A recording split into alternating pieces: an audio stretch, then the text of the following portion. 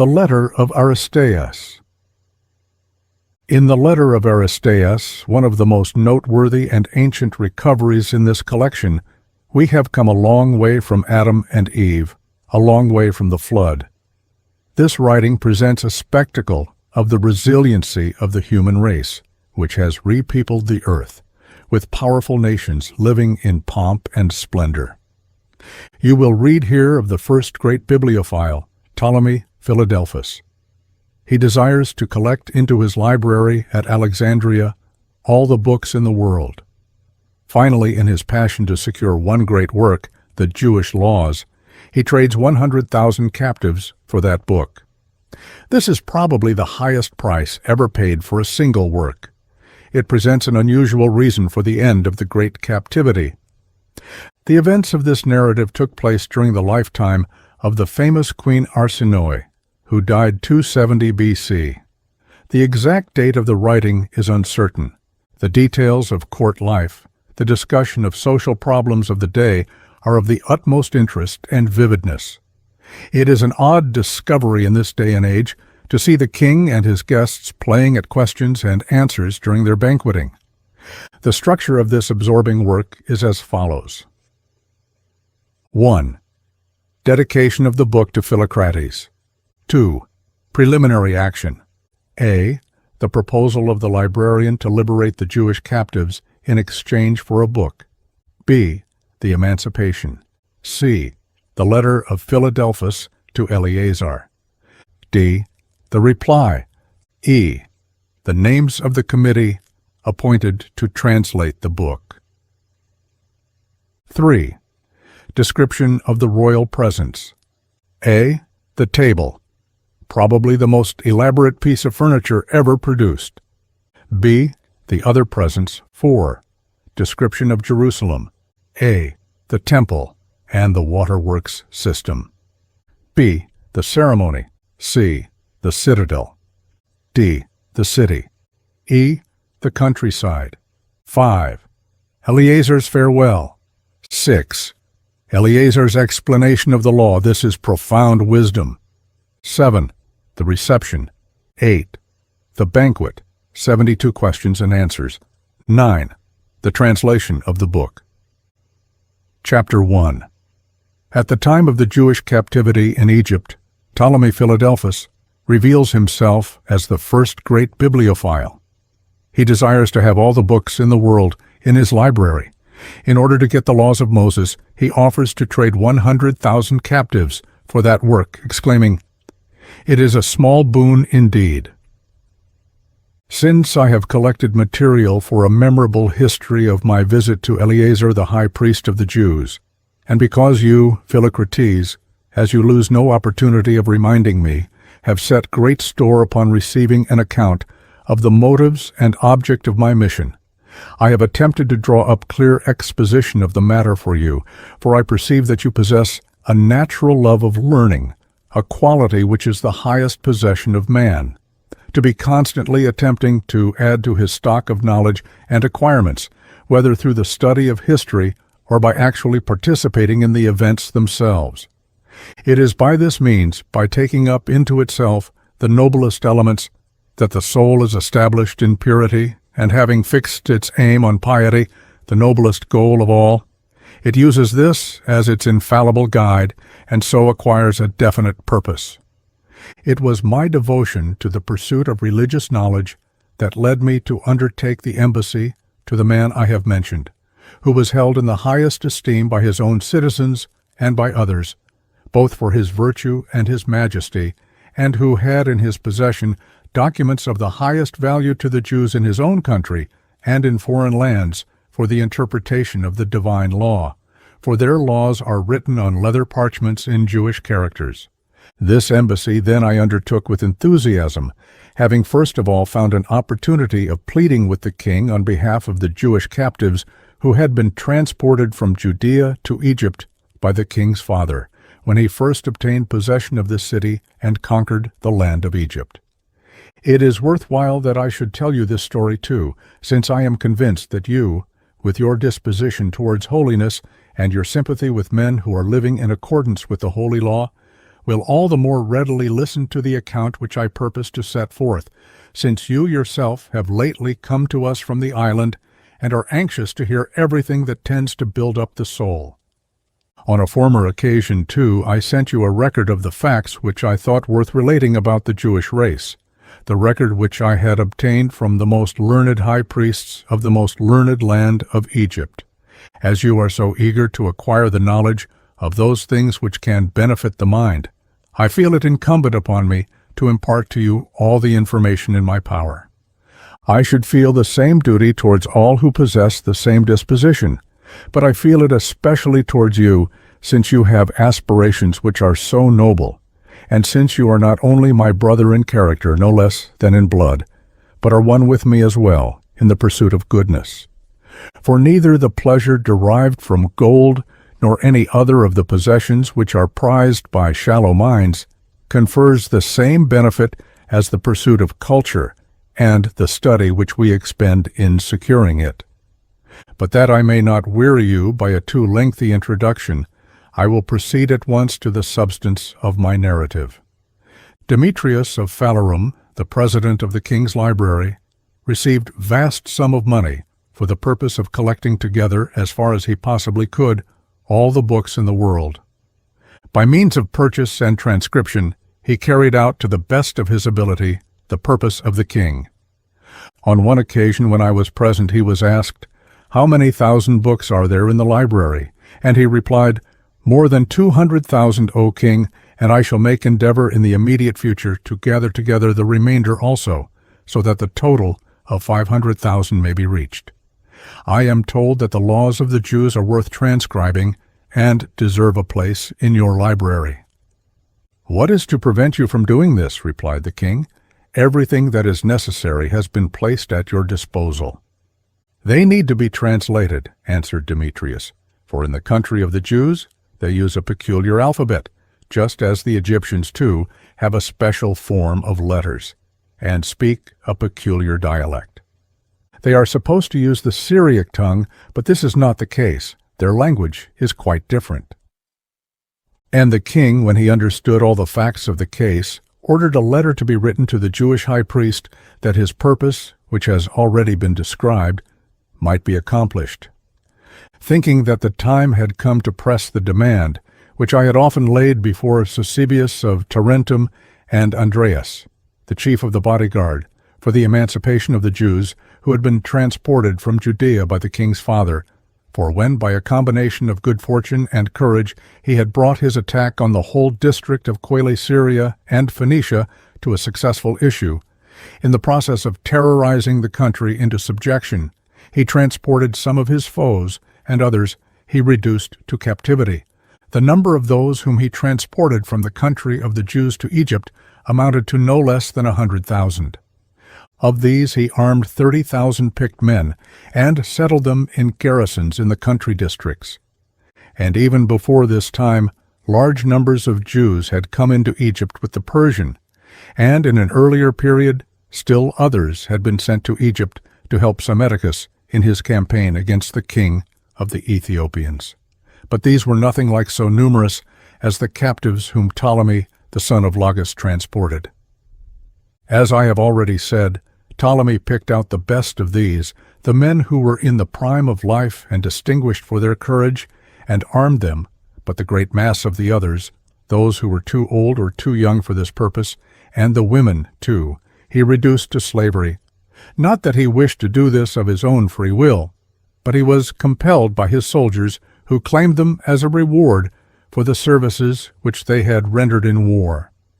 Having, as has already been stated, obtained an opportunity for securing their emancipation, I addressed the king with the following arguments.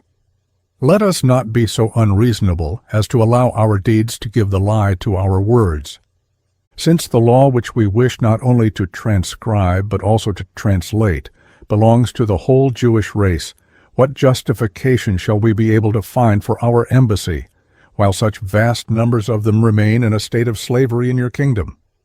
In the perfection and wealth of your clemency, release those who are held in such miserable bondage, since, as I have been at pains to discover, the God who gave them their law is the God who maintains your kingdom. They worship the same God, the Lord and Creator of the universe, as all other men, as we ourselves, O King, though we call him by different names, such as Zeus I or Dis. This name was very appropriately bestowed upon him by our first ancestors, in order to signify that he, through whom all things are endowed with life and come into being, is necessarily the writer and Lord of the universe. Set all mankind an example of magnanimity by releasing those who are held in bondage. After a brief interval, while I was offering up an earnest prayer to God that he would so dispose the mind of the king that all the captives might be set at liberty, for the human race, being the creation of God, is swayed and influenced by him. Therefore, with many divers prayers, I called upon him who ruleth the heart, that the king might be constrained to grant my request. For I had great hopes with regard to the salvation of the men, since I was assured that God would grant a fulfillment of my prayer. For when men from pure motives plan some action in the interest of righteousness and the performance of noble deeds, Almighty God brings their efforts and purposes to a successful issue. The king raised his head, and looking up at me with a cheerful countenance asked, "How many thousands do you think they will number?" Andreas, who was standing near, replied, "A little more than 100,000. "It is a small boon indeed," said the king, "that Aristeas asks of us." Then Sosibius and some others who were present said, "Yes, but it will be a fit tribute to your magnanimity for you to offer the enfranchisement of these men as an act of devotion to the supreme God. You have been greatly honored by Almighty God, and exalted above all your forefathers in glory, and it is only fitting that you should render to him the greatest thank-offering in your power." Extremely pleased with these arguments, he gave orders that an addition should be made to the wages of the soldiers by the amount of the redemption money, that 20 drachmas should be paid to the owners for every slave, that a public order should be issued, and that registers of the captives should be attached to it. He showed the greatest enthusiasm in the business, for it was God who had brought our purpose to fulfillment in its entirety, and constrained him to redeem not only those who had come into Egypt with the army of his father, but any who had come before that time, or had been subsequently brought into the kingdom. It was pointed out to him that the ransom money would exceed 400 talents. I think it will be useful to insert a copy of the decree, for in this way the magnanimity of the king, who was empowered by God to save such vast multitudes, will be made clearer and more manifest. The decree of the king ran as follows: All who served in the army of our father in the campaign against Syria and Phoenicia, and in the attack upon the country of the Jews, and became possessed of Jewish captives, and brought them back to the city of Alexandria and the land of Egypt, or sold them to others, and in the same way any captives who were in our land before that time or were brought hither afterwards, all who possess such captives are required to set them at liberty at once, receiving 20 drachma per head as ransom money. The soldiers will receive this money as a gift added to their wages, the others from the king's treasury. We think that it was against our father's will and against all propriety that they should have been made captives, and that the devastation of their land and the transportation of the Jews to Egypt was an act of military wantonness. The spoil which fell to the soldiers on the field of battle was all the booty which they should have claimed. To reduce the people to slavery in addition was an act of absolute injustice. Wherefore, since it is acknowledged that we are accustomed to render justice to all men, and especially to those who are unfairly in a condition of servitude, and since we strive to deal fairly with all men according to the demands of justice and piety, we have decreed, in reference to the persons of the Jews who are in any condition of bondage in any part of our dominion, that those who possess them shall receive the stipulated sum of money and set them at liberty, and that no man shall show any tardiness in discharging his obligations. Within 3 days after the publication of this decree, they must make lists of slaves for the officers appointed to carry out our will, and immediately produce the persons of the captives. For we consider that it will be advantageous to us and to our affairs that the matter should be brought to a conclusion. Anyone who likes may give information about any who disobey the decree, on condition that if the man is proved guilty, he will become his slave. His property, however, will be handed over to the royal treasury. When the decree was brought to be read over to the king for his approval, it contained all the other provisions except the phrase, "Any captives who were in the land before that time or were brought hither afterwards." And in his magnanimity and the largeness of his heart, the king inserted this clause and gave orders that the grant of money required for the redemption should be deposited in full with the paymasters of the forces and the royal bankers. And so the matter was decided and the decree ratified within 7 days.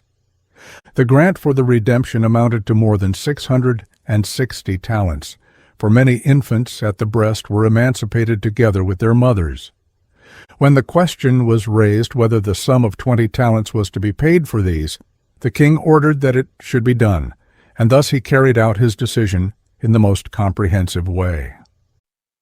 Chapter 2. Showing how the most careful records were kept of affairs of state. Government red tape. A committee of 6 is appointed to go to the high priest in Jerusalem and arrange for the exchange.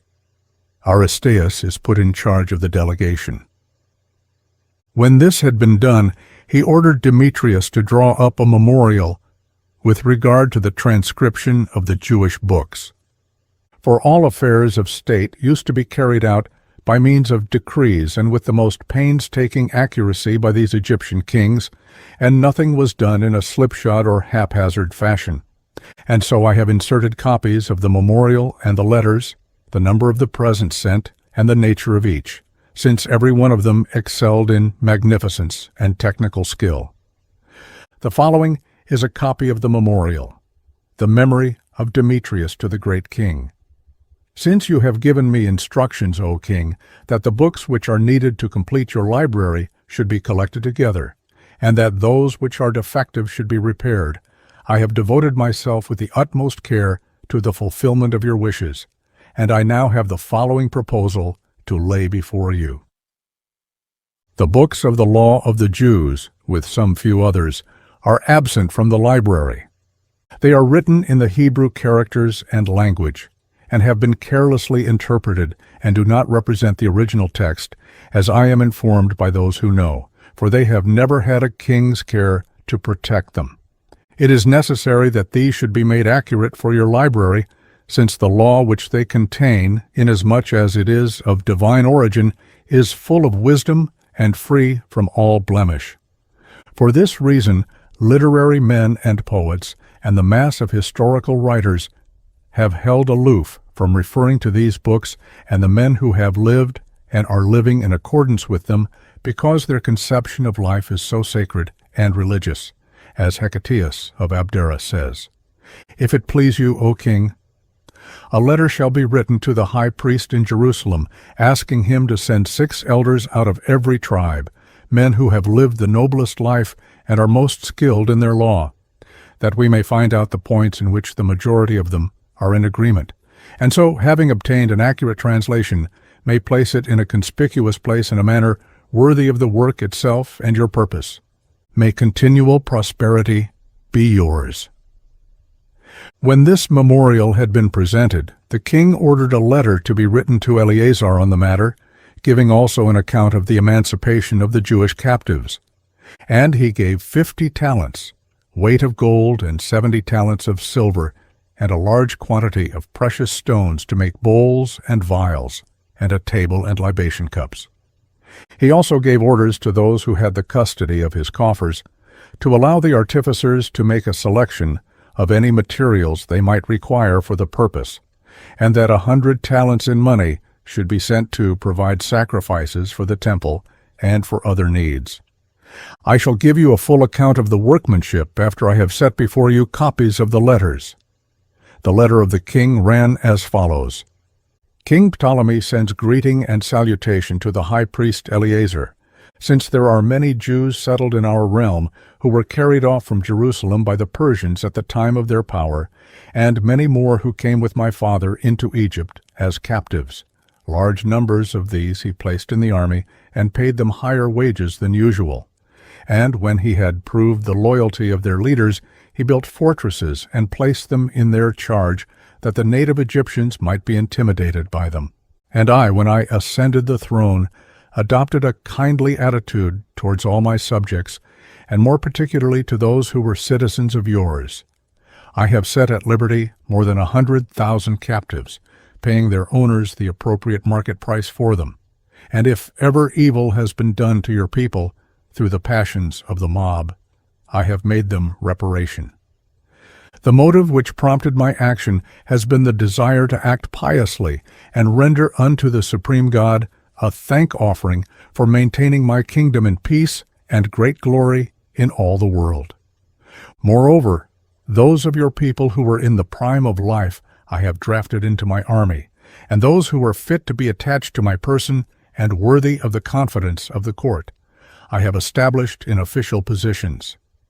Now, since I am anxious to show my gratitude to these men, and to the Jews throughout the world and to the generations yet to come, I have determined that your law shall be translated from the Hebrew tongue, which is in use amongst you, into the Greek language, that these books may be added to the other royal books in my library. It will be a kindness on your part, and a reward for my zeal, if you will select 6 elders from each of your tribes, men of noble life and skilled in your law, and able to interpret it, that in questions of dispute we may be able to discover the verdict in which the majority agree, for the investigation is of the highest possible importance. I hope to win great renown by the accomplishment of this work. I have sent Andreas, the chief of my bodyguard, and Aristeas, men whom I hold in high esteem, to lay the matter before you, and present you with 100 talents of silver, the first fruits of my offering for the temple, and the sacrifices and other religious rites. If you will write to me concerning your wishes in these matters, you will confer a great favor upon me, and afford me a new pledge of friendship, for all your wishes shall be carried out as speedily as possible. Farewell. To this letter, Eleazar replied appropriately as follows. Eleazar the high priest sends greetings to King Ptolemy, his true friend. My highest wishes are for your welfare and the welfare of Queen Arsinoe, your sister, and your children. I also am well. I have received your letter and am greatly rejoiced by your purpose and your noble counsel. I summoned together the whole people and read it to them, that they might know of your devotion to our God. I showed them, too, the cups which you sent, 20 of gold and 30 of silver, the 5 bowls and the table of dedication, and the 100 talents of silver for the offering of the sacrifices, and providing the things of which the temple stands in need.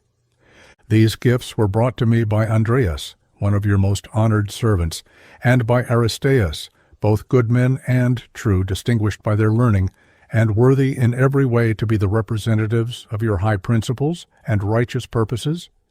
These men imparted to me your message, and received from me an answer in agreement with your letter. I will consent to everything which is advantageous to you, even though your request is very unusual. For you have bestowed upon our citizens great and never to be forgotten benefits in many ways.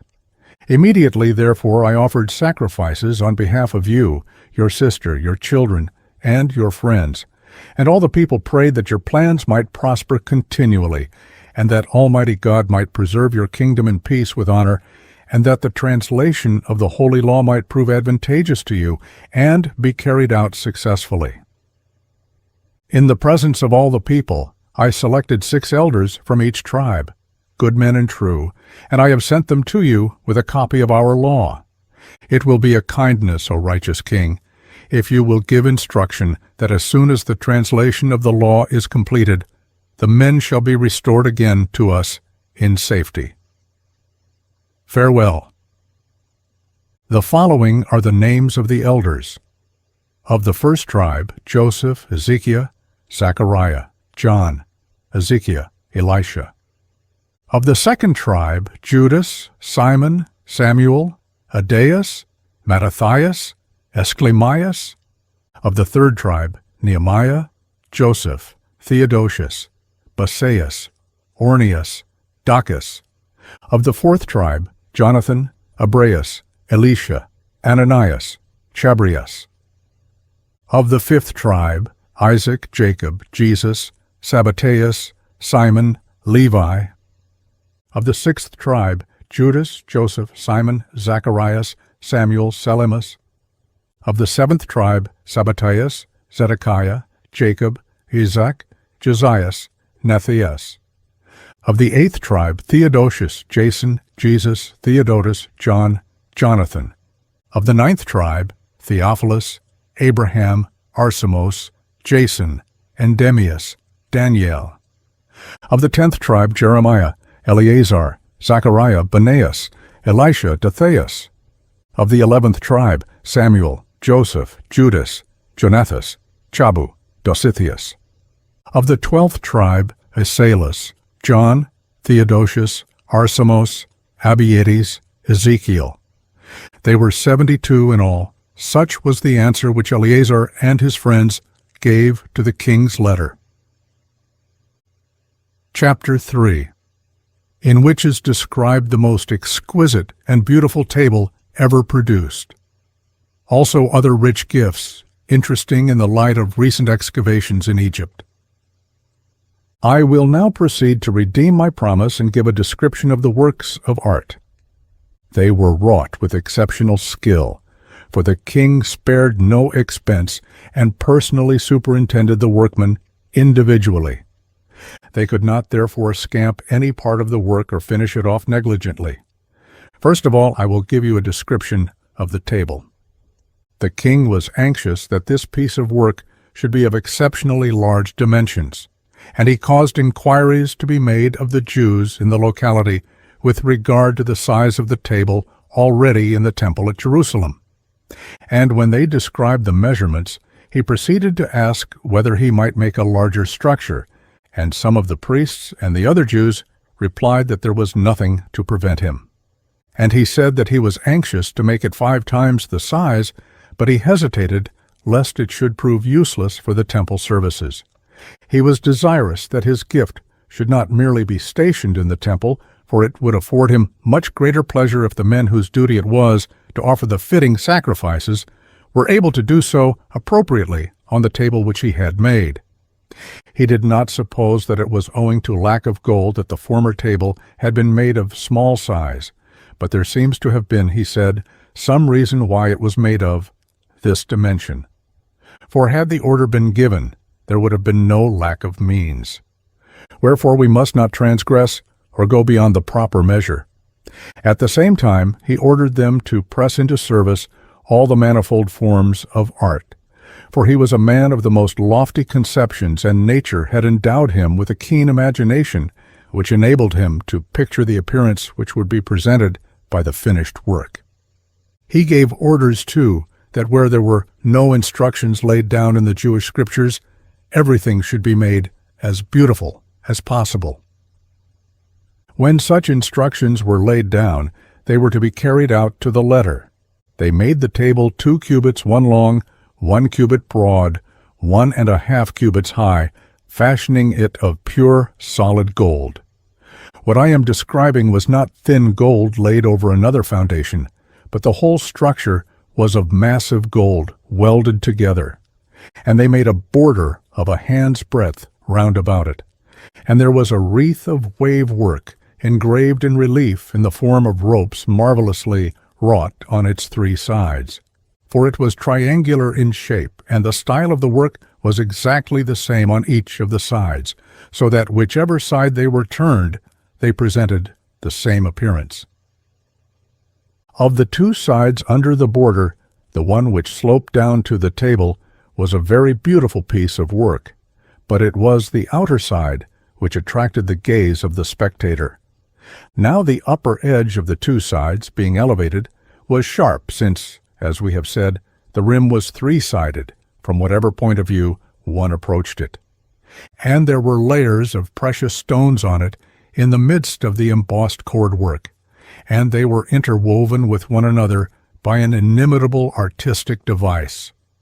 For the sake of security, they were all fixed by golden needles, which were inserted in perforations in the stones. At the sides, they were clamped together by fastenings to hold them firm. On the part of the border round the table which slanted upwards and met the eyes, there was wrought a pattern of eggs in precious stones, elaborately engraved by a continuous piece of fluted relief work closely connected together round the whole table.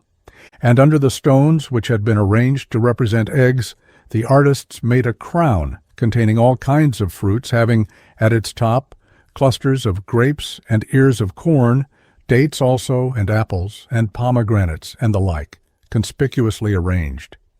These fruits were wrought out of precious stones, of the same color as the fruits themselves, and they fastened them edgeways round all the sides of the table with a band of gold. And after the crown of fruit had been put on, underneath there was inserted another pattern of eggs in precious stones, and other fluting and embossed work, that both sides of the table might be used according to the wishes of the owners, and for this reason the wavework and the border were extended down to the feet of the table. They made and fastened under the whole width of the table a massive plate 4 fingers thick, that the feet might be inserted into it, and clamped fast with linchpins which fitted into sockets under the border, so that whichever side of the table people preferred might be used. Thus it became manifestly clear that the work was intended to be used either way. On the table itself they engraved a meander, having precious stones standing out in the middle of it, rubies and emeralds, and an onyx too, and many other kinds of stones, which excel in beauty. And next to the meander there was placed a wonderful piece of network, which made the center of the table appear like a rhomboid in shape. And on it a crystal and amber, as it is called, had been wrought, which produced an incomparable impression on the beholders. They made the feet of the table with heads like lilies, so that they seemed to be like lilies bending down beneath the table, and the parts which were visible represented leaves which stood upright. The basis of the foot on the ground consisted of a ruby, and measured a hand's breadth high all round. It had the appearance of a shoe, and was 8 fingers broad. Upon it the whole expanse of the foot rested, and they made the foot appear like ivy growing out of the stone, interwoven with acanthus, and surrounded with a vine which encircled it with clusters of grapes, which were worked in stones up to the top of the foot, and all the 4 feet were made in the same style, and everything was wrought and fitted so skillfully, and such remarkable skill and knowledge were expended upon making it true to nature, that when the air was stirred by a breath of wind, movement was imparted to the leaves, and everything was fashioned to correspond with the actual reality which it represented. And they made the top of the table in 3 parts like a triptychon, and they were so fitted and dovetailed together with spigots along the whole breadth of the work, that the meeting of the joints could not be seen or even discovered. The thickness of the table was not less than half a cubit, so that the whole work must have cost many talents. For since the king did not wish to add to its size, he expended on the details the same sum of money which would have been required if the table could have been of larger dimensions. And everything was completed in accordance with his plan, in a most wonderful and remarkable way, with inimitable art and incomparable beauty. Of the mixing bowls, 2 were wrought in gold, and from the base to the middle were engraved with relief work in the pattern of scales, and between the scales precious stones were inserted with great artistic skill. Then there was a meander, a cubit in height, with its surface, wrought out of precious stones of many colors, displaying great artistic effort and beauty. Upon this there was a mosaic, worked in the form of a rhombus, having a net-like appearance and reaching right up to the brim. In the middle, small shields, which were made of different precious stones, placed alternately and varying in kind, not less than 4 fingers broad, enhanced the beauty of their appearance. On the top of the brim there was an ornament of lilies in bloom, and intertwining clusters of grapes were engraven all round. Such, then, was the construction of the golden bowls, and they held more than 2 firkins each. The silver bowls had a smooth surface, and were wonderfully made, as if they were intended for looking-glasses, so that everything which was brought near to them was reflected even more clearly than in mirrors. But it is impossible to describe the real impression which these works of art produced upon the mind when they were finished.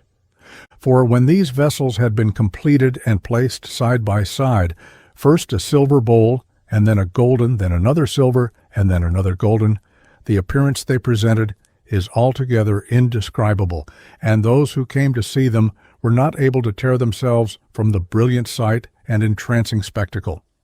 The impressions produced by the spectacle were various in kind. When men looked at the golden vessels, and their minds made a complete survey of each detail of workmanship, their souls were thrilled with wonder. Again, when a man wished to direct his gaze to the silver vessels, as they stood before him, everything seemed to flash with light round about the place where he was standing, and afforded a still greater delight to the onlookers, so that it is really impossible to describe the artistic beauty of the works. The golden vials they engraved in the center with vine wreaths, and about the rims they wove a wreath of ivy and myrtle and olive in relief work, and inserted precious stones in it. The other parts of the relief work they wrought in different patterns, since they made it a point of honor to complete everything in a way worthy of the majesty of the king. In a word, it may be said that neither in the king's treasury nor in any other were there any works which equaled these in costliness or in artistic skill. For the king spent no little thought upon them, for he loved to gain glory for the excellence of his designs. For oftentimes he would neglect his official business and spend his time with the artists in his anxiety that they should complete everything in a manner worthy of the place to which the gifts were to be sent. So everything was carried out on a grand scale, in a manner worthy of the king who sent the gifts and of the high priest who was the ruler of the land. There was no stint of precious stones, for not less than 5,000 were used, and they were all of large size. The most exceptional artistic skill was employed, so that the cost of the stones and the workmanship was 5 times as much as that of the gold. Chapter 4. Vivid details of the sacrifice, the unerring accuracy of the priests is notable, a savage orgy, a description of the temple and its waterworks. I have given you this description of the presents because I thought it was necessary. The next point in the narrative is an account of our journey to Eleazar, but I will first of all give you a description of the whole country. When we arrived in the land of the Jews, we saw the city situated in the middle of the whole of Judea on the top of a mountain of considerable altitude. On the summit, the temple had been built in all its splendor. It was surrounded by 3 walls more than 70 cubits high, and in length and breadth, corresponding to the structure of the edifice. All the buildings were characterized by a magnificence and costliness quite unprecedented. It was obvious that no expense had been spared on the door and the fastenings, which connected it with the doorposts, and the stability of the lintel. The style of the curtain, too, was thoroughly in proportion to that of the entrance. Its fabric, owing to the draught of wind, was in perpetual motion, and as this motion was communicated from the bottom, and the curtain bulged out to its highest extent, it afforded a pleasant spectacle from which a man could scarcely tear himself away. The construction of the altar was in keeping with the place itself and with the burnt offerings which were consumed by fire upon it, and the approach to it was on a similar scale. There was a gradual slope up to it, conveniently arranged for the purpose of decency, and the ministering priests were robed in linen garments down to their ankles. The temple faces the east, and its back is toward the west. The whole of the floor is paved with stones and slopes down to the appointed places, that water may be conveyed to wash away the blood from the sacrifices, for many thousand beasts are sacrificed there on the feast days, and there is an inexhaustible supply of water, because an abundant natural spring gushes up from within the temple area. There are moreover wonderful and indescribable cisterns underground, as they pointed out to me, at a distance of 5 furlongs all round the site of the temple, and each of them has countless pipes, so that the different streams converge together, and all these were fastened with lead at the bottom and at the side walls, and over them a great quantity of plaster had been spread, and every part of the work had been most carefully carried out. There are many openings for water at the base of the altar which are invisible to all except to those who are engaged in the ministration, so that all the blood of the sacrifices, which is collected in great quantities, is washed away in the twinkling of an eye. Such is my opinion with regard to the character of the reservoirs, and I will now show you how it was confirmed. They led me more than 4 furlongs outside the city, and bade me peer down towards a certain spot, and listen to the noise that was made by the meeting of the waters, so that the great size of the reservoirs became manifest to me, as has already been pointed out. The ministration of the priests is in every way unsurpassed, both for its physical endurance and for its orderly and silent service. For they all work spontaneously, though it entails much painful exertion, and each one has a special task allotted to him. The service is carried on without interruption. Some provide the wood, others the oil, others the fine wheat flour, others the spices, others again bring the pieces of flesh for the burnt offering, exhibiting a wonderful degree of strength. For they take up with both hands the limbs of a calf, each of them weighing more than 2 talents, and throw them with each hand in a wonderful way onto the high place of the altar, and never misplacing them on the proper spot. In the same way, the pieces of the sheep and also of the goats are wonderful both for their weight and their fatness. For those whose business it is, always select the beasts which are without blemish, and specially fat, and thus the sacrifice which I have described is carried out. There is a special place set apart for them to rest in, where those who are relieved from duty sit. When this takes place, those who have already rested and are ready to resume their duties rise up spontaneously, since there is no one to give orders with regard to the arrangement of the sacrifices. The most complete silence reigned, so that one might imagine that there was not a single person present, though there are actually 700 men engaged in the work, besides the vast number of those who are occupied in bringing up the sacrifices. Everything is carried out with reverence and in a way worthy of the great God. We were greatly astonished when we saw Eleazar engaged in the ministration, at the mode of his dress and the majesty of his appearance, which was revealed in the robe which he wore and the precious stones upon his person. There were golden bells upon the garment which reached down to his feet, giving forth a peculiar kind of melody, and on both sides of them there were pomegranates with variegated flowers of a wonderful hue. He was girded with a girdle of conspicuous beauty, woven in the most beautiful colors. On his breast he wore the oracle of God, as it is called, on which 12 stones of different kinds were inset, fastened together with gold, containing the names of the leaders of the tribes according to their original order, each one flashing forth in an indescribable way its own particular color. On his head he wore a tiara, as it is called, and upon this in the middle of his forehead an inimitable turban, the royal diadem full of glory, with the name of God inscribed in sacred letters on a plate of gold. Having been judged worthy to wear these emblems in the ministrations, their appearance created such awe and confusion of mind as to make one feel that one had come into the presence of a man who belonged to a different world. I am convinced that anyone who takes part in the spectacle which I have described will be filled with astonishment and indescribable wonder, and be profoundly affected in his mind at the thought of the sanctity which is attached to each detail of the service. But in order that we might gain complete information, we ascended to the summit of the neighboring citadel and looked around us. It is situated in a very lofty spot, and is fortified with many towers, which have been built up to the very top of immense stones, with the object, as we were informed, of guarding the temple precincts, so that if there were an attack, or an insurrection, or an onslaught of the enemy, no one would be able to force an entrance within the walls that surround the temple.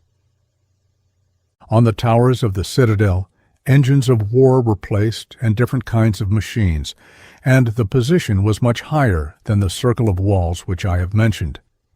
The towers were guarded, too, by most trusty men who had given the utmost proof of their loyalty to their country. These men were never allowed to leave the citadel except on feast days and then only in detachments, nor did they permit any stranger to enter it.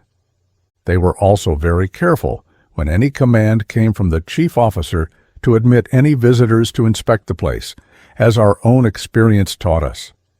They were very reluctant to admit us, though we were but 2 unarmed men, to view the offering of the sacrifices.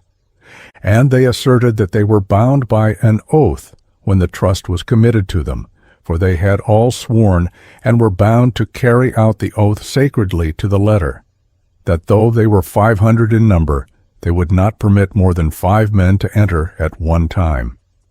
The citadel was the special protection of the temple, and its founder had fortified it so strongly that it might efficiently protect it. Chapter 5. A description of the city and the countryside. Compare verse 11 with conditions of today. Verses 89, 41 reveal how the ancients estimate a scholar and a gentleman. The size of the city is of moderate dimensions. It is about 40 furlongs one in circumference, as far as one could conjecture. It has its towers arranged in the shape of a theater, with thoroughfares leading between them. Now the crossroads of the lower towers are visible, but those of the upper towers are more frequented. For the ground ascends, since the city is built upon a mountain. There are steps, too, which lead up to the crossroads, and some people are always going up and others down, and they keep as far apart from each other as possible on the road because of those who are bound by the rules of purity, lest they should touch anything which is unlawful. It was not without reason that the original founders of the city built it in due proportions, for they possessed clear insight with regard to what was required. For the country is extensive and beautiful.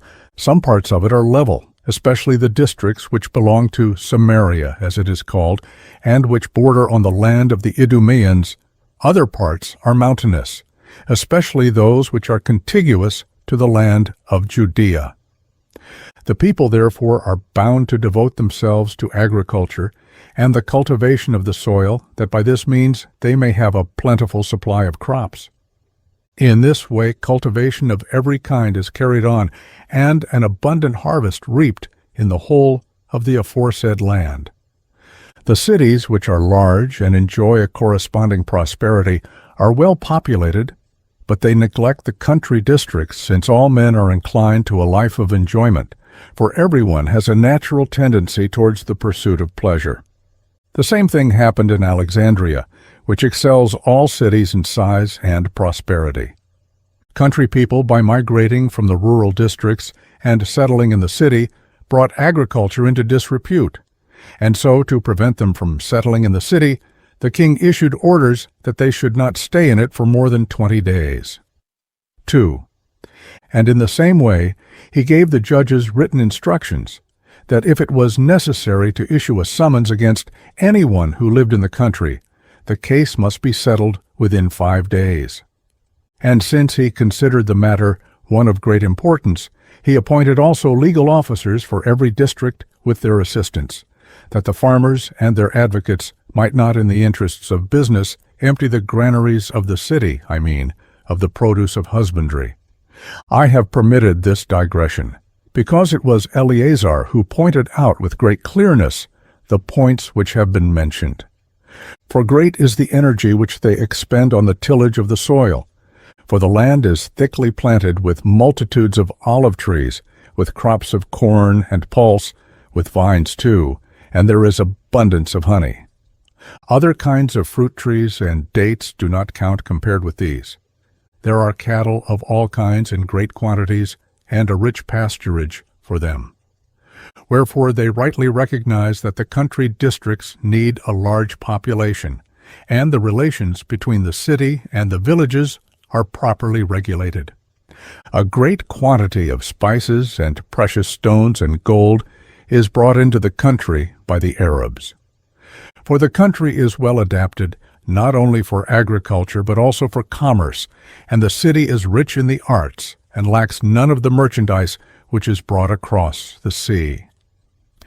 It possesses 2 suitable and commodious harbors at Ascalon, Joppa, and Gaza, as well at Ptolemais, which was founded by the king and holds a central position compared with the other places named, being not far distant from any of them.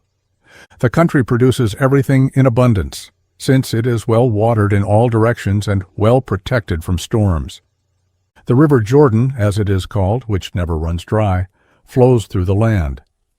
Originally, the country contained not less than 60 million acres, though afterwards the neighboring peoples made incursions against it, and 600,000 men were settled upon it in farms of 100 acres each.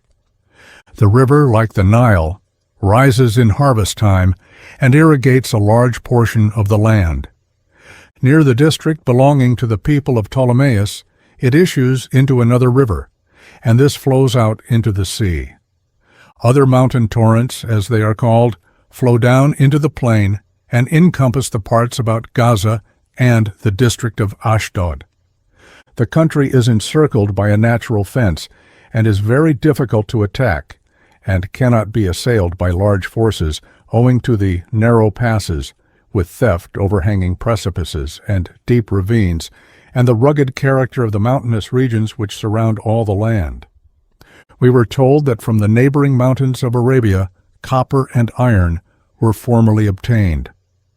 This was stopped, however, at the time of the Persian rule, since the authorities of the time spread abroad a false report that the working of the mines was useless and expensive in order to prevent their country from being destroyed by the mining in these districts, and possibly taken away from them owing to the Persian rule, since by the assistance of this false report they found an excuse for entering the district.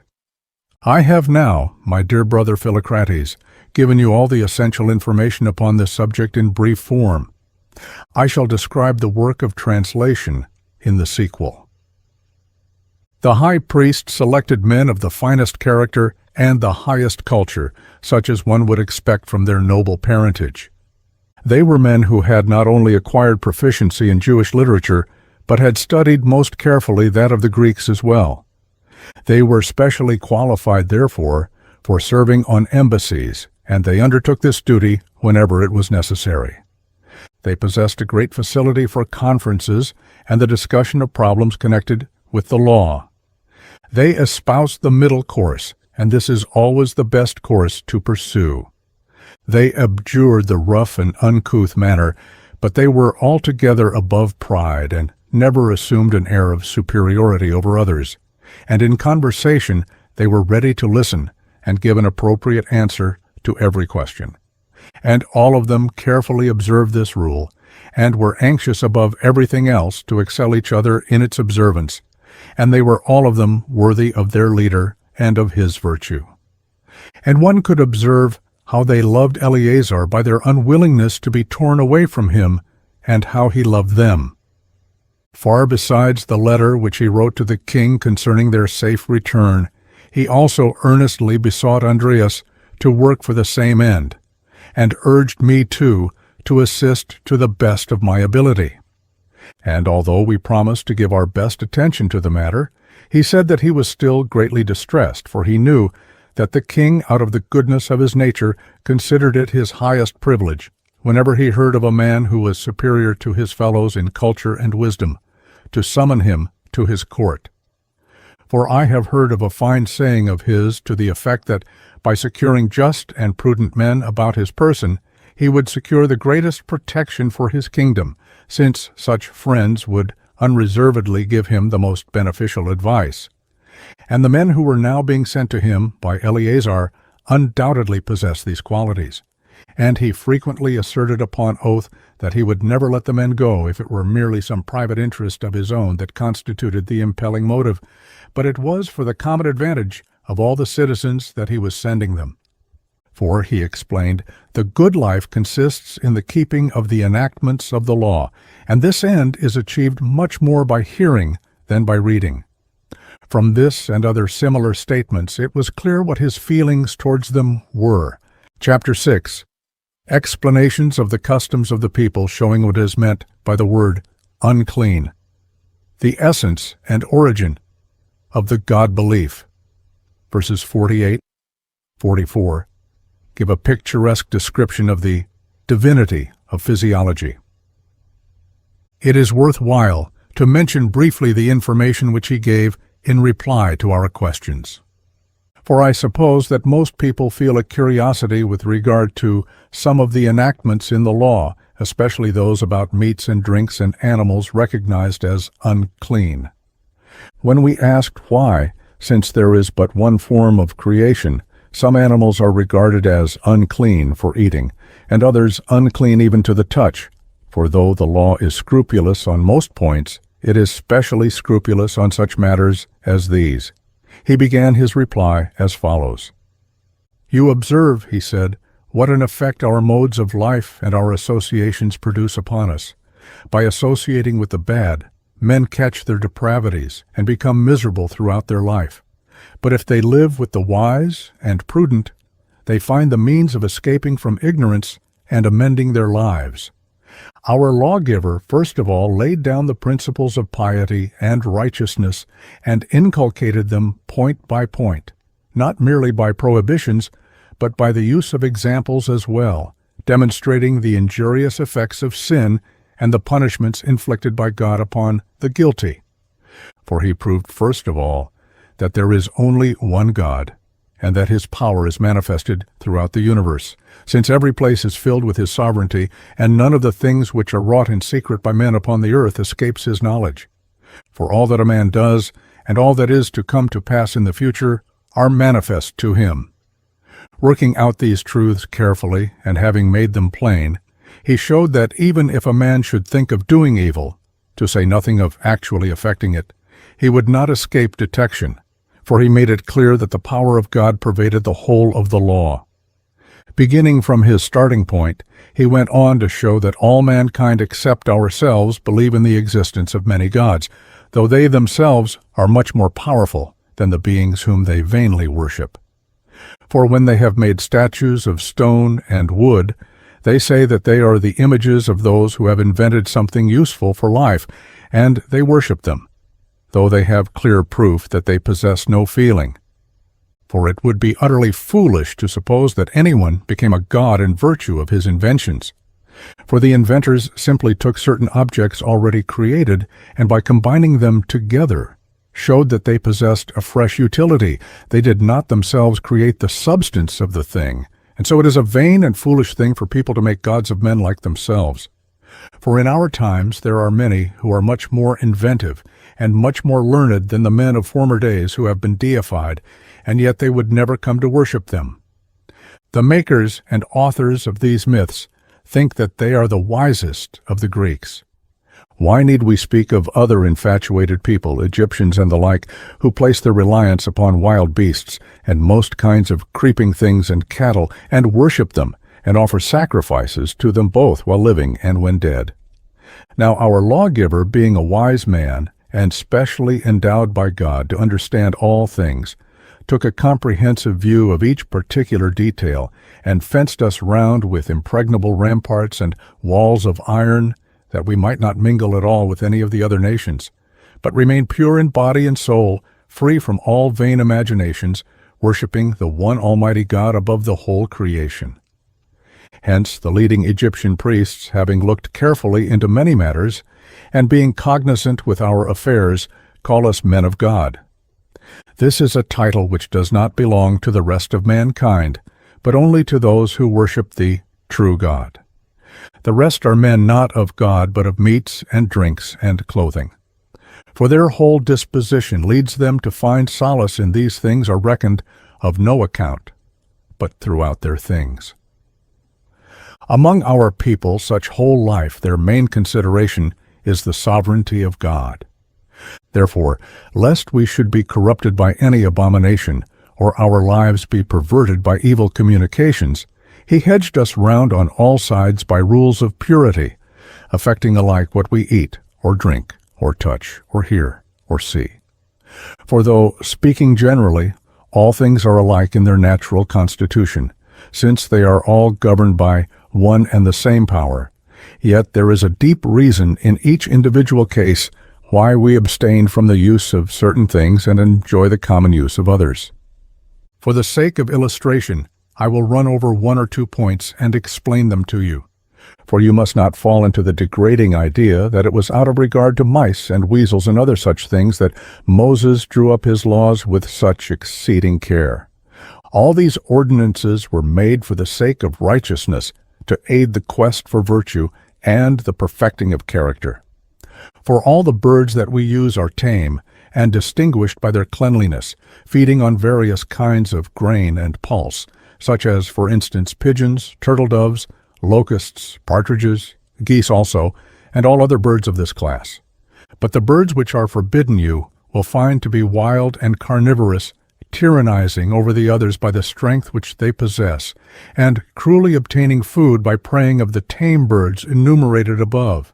And not only so, but they seize lambs and kids, and injure human beings too, whether dead or alive. And so by naming them unclean, he gave a sign by means of them that those, for whom the legislation was ordained, must practice righteousness in their hearts, and not tyrannize over anyone in reliance upon their own strength, nor rob them of anything, but steer their course of life in accordance with justice, just as the tame birds already mentioned consume the different kinds of pulse that grow upon the earth, and do not tyrannize to the destruction of their own kindred. Our legislator taught us, therefore, that it is by such methods as these that indications are given to the wise, that they must be just and affect nothing by violence, and refrain from tyrannizing over others in reliance upon their own sources. Strength. For since it is considered unseemly even to touch such unclean animals, as have been mentioned, on account of their particular habits, ought we not to take every precaution, lest our own characters should be destroyed to the same extent? Wherefore all the rules which he has laid down with regard to what is permitted in the case of these birds and other animals, he has enacted with the object of teaching us a moral lesson. For the division of the hoof and the separation of the claws are intended to teach us that we must discriminate between our individual actions with a view to the practice of virtue. For the strength of our whole body and its activity depend upon our shoulders and limbs. Therefore, he compels us to recognize that we must perform all our actions with discrimination, according to the standard of righteousness, more especially because we have been distinctly separated from the rest of mankind. For most other men defile themselves by promiscuous intercourse, thereby working great iniquity, and whole countries and cities pride themselves upon such vices. For they not only have intercourse with men, but they defile their own mothers and even their daughters. But we have been kept separate from such sins, and the people who have been separated in the aforementioned way are also characterized by the lawgiver as possessing the gift of memory. For all animals which are cloven-footed and chew the cud represent to the initiated the symbol of memory. For the act of chewing the cud is nothing else than the reminiscence of life and existence. For life is wont to be sustained by means of food, wherefore he exhorts us in the Scripture also in these words, "Thou shalt surely remember the Lord that wrought in thee those great and wonderful things." For when they are properly conceived, they are manifestly great and glorious. First, the construction of the body, and the disposition of the food, and the separation of each individual limb, and, for more, the organization of the senses, the operation and invisible movement of the mind, the rapidity of its particular actions, and its discovery of the arts, display an infinite resourcefulness. Wherefore he exhorts us to remember that the aforesaid parts are kept together by the divine power with consummate skill. For he has marked out every time and place that we may continually remember the God who rules and preserves us. For in the matter of meats and drinks, he bids us first of all offer part as a sacrifice, and then forthwith enjoy our meal. Moreover, upon our garments he has given us a symbol of remembrance, and in like manner he has ordered us to put the divine oracles upon our gates and doors as a remembrance of God. And upon our hands, too, he expressly orders the symbol to be fastened, clearly showing that we ought to perform every act in righteousness, remembering our own creation, and above all, the fear of God. He bids men also, when lying down to sleep and rising tip again, to meditate upon the works of God, not only in word, but by observing distinctly the change and impression produced upon them, when they are going to sleep and also their waking, how divine and incomprehensible the change from one of these states to the other is. The excellency of the analogy in regard to discrimination and memory has now been pointed out to you according to our interpretation of the cloven hoof and the chewing of the cud. For our laws have not been drawn up at random or in accordance with the first casual thought that occurred to the mind, but with a view to truth and the indication of right reason. For by means of the directions which he gives with regard to meats and drinks and particular cases of touching, he bids us neither to do nor listen to anything thoughtlessly, nor to resort to injustice by the abuse of the power of reason. In the case of the wild animals, too, the same principle may be discovered. For the character of the weasel and of mice and such animals as these, which are expressly mentioned, is destructive. Mice defile and damage everything, not only for their own food, but even to the extent of rendering absolutely useless to man whatever it falls in their way to damage. The weasel class, too, is peculiar, for besides what has been said, it has a characteristic which is defiling. It conceives through the ears and brings forth through the mouth. And it is for this reason that a like practice is declared unclean in men. For by embodying in speech all that they receive through the ears, they involve others in evils, and work no ordinary impurity, being themselves altogether defiled by the pollution of impiety. And your king, as we are informed, does quite right in destroying such men. Then I said, I suppose you mean the informers, for he constantly exposes them to tortures and to painful forms of death. Yes, he replied, these are the men I mean, for to watch for men's destruction is an unholy thing, and our law forbids us to injure anyone either by word or deed. My brief account of these matters ought to have convinced you that all our regulations have been drawn up with a view to righteousness, and that nothing has been enacted in the Scripture thoughtlessly or without due reason, but its purpose is to enable us throughout our whole life and in all our actions to practice righteousness before all men, being mindful of Almighty God. And so concerning meats and things unclean, creeping things and wild beasts, the whole system aims at righteousness and righteous relationships between man and man.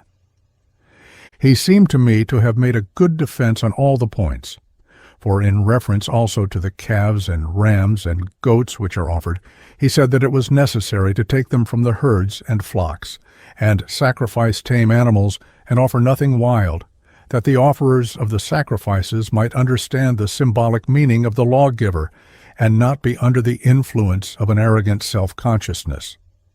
For he who offers a sacrifice makes an offering also of his own soul in all its moods. I think that these particulars with regard to our discussion are worth narrating, and on account of the sanctity and natural meaning of the law, I have been induced to explain them to you clearly, Philocrates, because of your own devotion to learning. Chapter 7. The arrival of the envoys with the manuscript of the precious book and gifts. Preparations for a royal banquet. The host, immediately upon being seated at table, entertains his guests with questions and answers, some sage comments on sociology.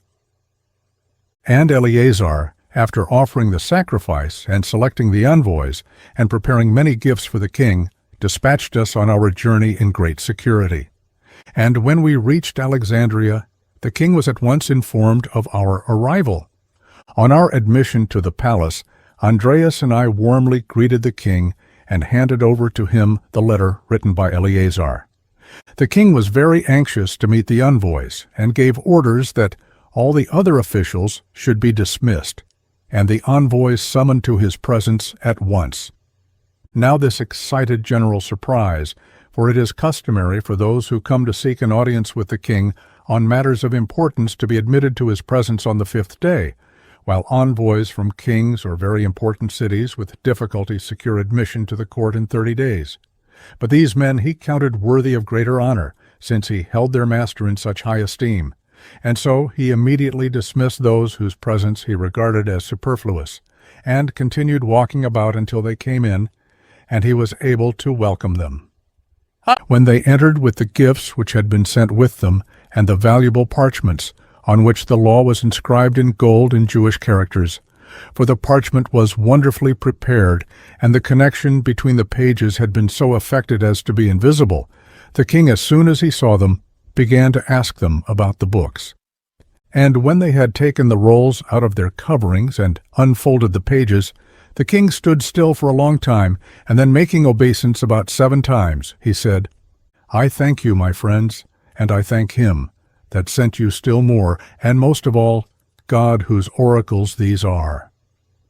And when all the envoys and the others who were present as well shouted out at one time and with one voice, "God save the king," he burst into tears of joy. For his exaltation of soul and the sense of the overwhelming honor which had been paid him compelled him to weep over his good fortune. He commanded them to put the rolls back in their places, and then, after saluting the men, said, "It was right, men of God, that I should first of all pay my reverence to the books, for the sake of which I summoned you here, and then when I had done that, to extend the right hand of friendship to you. It was for this reason that I did this first. I have enacted that this day on which you arrived shall be kept as a great day, and it will be celebrated annually throughout my lifetime. It happens also that it is the anniversary of my naval victory over Antigonus. Therefore, I shall be glad to feast with you today. Everything that you may have occasion to use," he said, "shall be prepared for you in a befitting manner, and for me also with you." After they had expressed their delight, he gave orders that the best quarters near the citadel should be assigned to them, and that preparations should be made for the banquet. And Nicanor summoned the Lord High Steward Dorotheus, who was the special officer appointed to look after the Jews, and commanded him to make the necessary preparation for each one. For this arrangement had been made by the king, and it is an arrangement which you see maintained today. For as many cities as have special customs in the matter of drinking, eating, and reclining have special officers appointed to look after their requirements. And whenever they come to visit the kings, preparations are made in accordance with their own customs, in order that there may be no discomfort to disturb the enjoyment of their visit. The same precaution was taken in the case of the Jewish envoys. Now Dorotheus, who was the patron appointed to look after Jewish guests, was a very conscientious man. All the stores which were under his control and set apart for the reception of such guests he brought out for the feast. He arranged the seats in 2 rows in accordance with the king's instructions, for he had ordered him to make half the men sit at his right hand and the rest behind him, in order that he might not withhold from them the highest possible honor. When they had taken their seats, he instructed Dorotheus to carry out everything in accordance with the customs which were in use amongst his Jewish guests. Therefore, he dispensed with the services of the sacred heralds and the sacrificing priests and the others who were accustomed to offer the prayers, and called upon one of our number, Eleazar, the oldest of the Jewish priests, to offer prayer instead. And he rose up and made a remarkable prayer. "May Almighty God enrich you, O King, with all the good things which he has made, and may he grant you and your wife and your children and your comrades the continual possession of them as long as you live." At these words a loud and joyous applause broke out, which lasted for a considerable time, and then they turned to the enjoyment of the banquet which had been prepared. All the arrangements for service at table were carried out in accordance with the injunction of Dorotheus. Among the attendants were the royal pages and others who held places of honor at the king's court. Taking an opportunity afforded by a pause in the banquet, the king asked the envoy who sat in the seat of honor, for they were arranged according to seniority, how he could keep his kingdom unimpaired to the end. After pondering for a moment, he replied, "You could best establish its security if you were to imitate the unceasing benignity of God. For if you exhibit clemency and inflict mild punishments upon those who deserve them in accordance with their deserts, you will turn them from evil and lead them to repentance." 1. The king praised the answer and then asked the next man how he could do everything for the best in all his actions. And he replied, "If a man maintains a just bearing towards all, he will always act rightly on every occasion, remembering that every thought is known to God. If you take the fear of God as your starting point, you will never miss the goal." The king complimented this man too upon his answer and asked another how he could have friends like-minded with himself. He replied, "If they see you studying the interests of the multitudes over whom you rule, you will do well to observe how God bestows his benefits on the human race, providing for them health and food and all other things in due season." After expressing his agreement with the reply, the king asked the next guest how in giving audiences and passing judgments he could gain the praise even of those who failed to win their suit. And he said, "If you are fair in speech to all alike, and never act insolently nor tyrannically in your treatment of offenders, and you will do this if you watch the method by which God acts. The petitions of the worthy are always fulfilled, while those who fail to obtain an answer to their prayers are informed by means of dreams or events of what was harmful in their requests, and that God does not smite them according to their sins or the greatness of his strength, but acts with forbearance towards them." The king praised the man warmly for his answer and asked the next in order how he could be invincible in military affairs. And he replied, if he did not trust entirely to his multitudes or his warlike forces, but called upon God continually to bring his enterprises to a successful issue, while he himself discharged all his duties in the spirit of justice. Welcoming this answer, he asked another how he might become an object of dread to his enemies. And he replied, if while maintaining a vast supply of arms and forces, he remembered that these things were powerless to achieve a permanent and conclusive result. For even God instills fear into the minds of men by granting reprieves and making merely a display of the greatness of his power. This man the king praised, and then said to the next, what is the highest good in life? And he answered, to know that God is Lord of the universe, and that in our finest achievements it is not we who attain success, but God who by his power brings all things to fulfillment and leads us to the goal.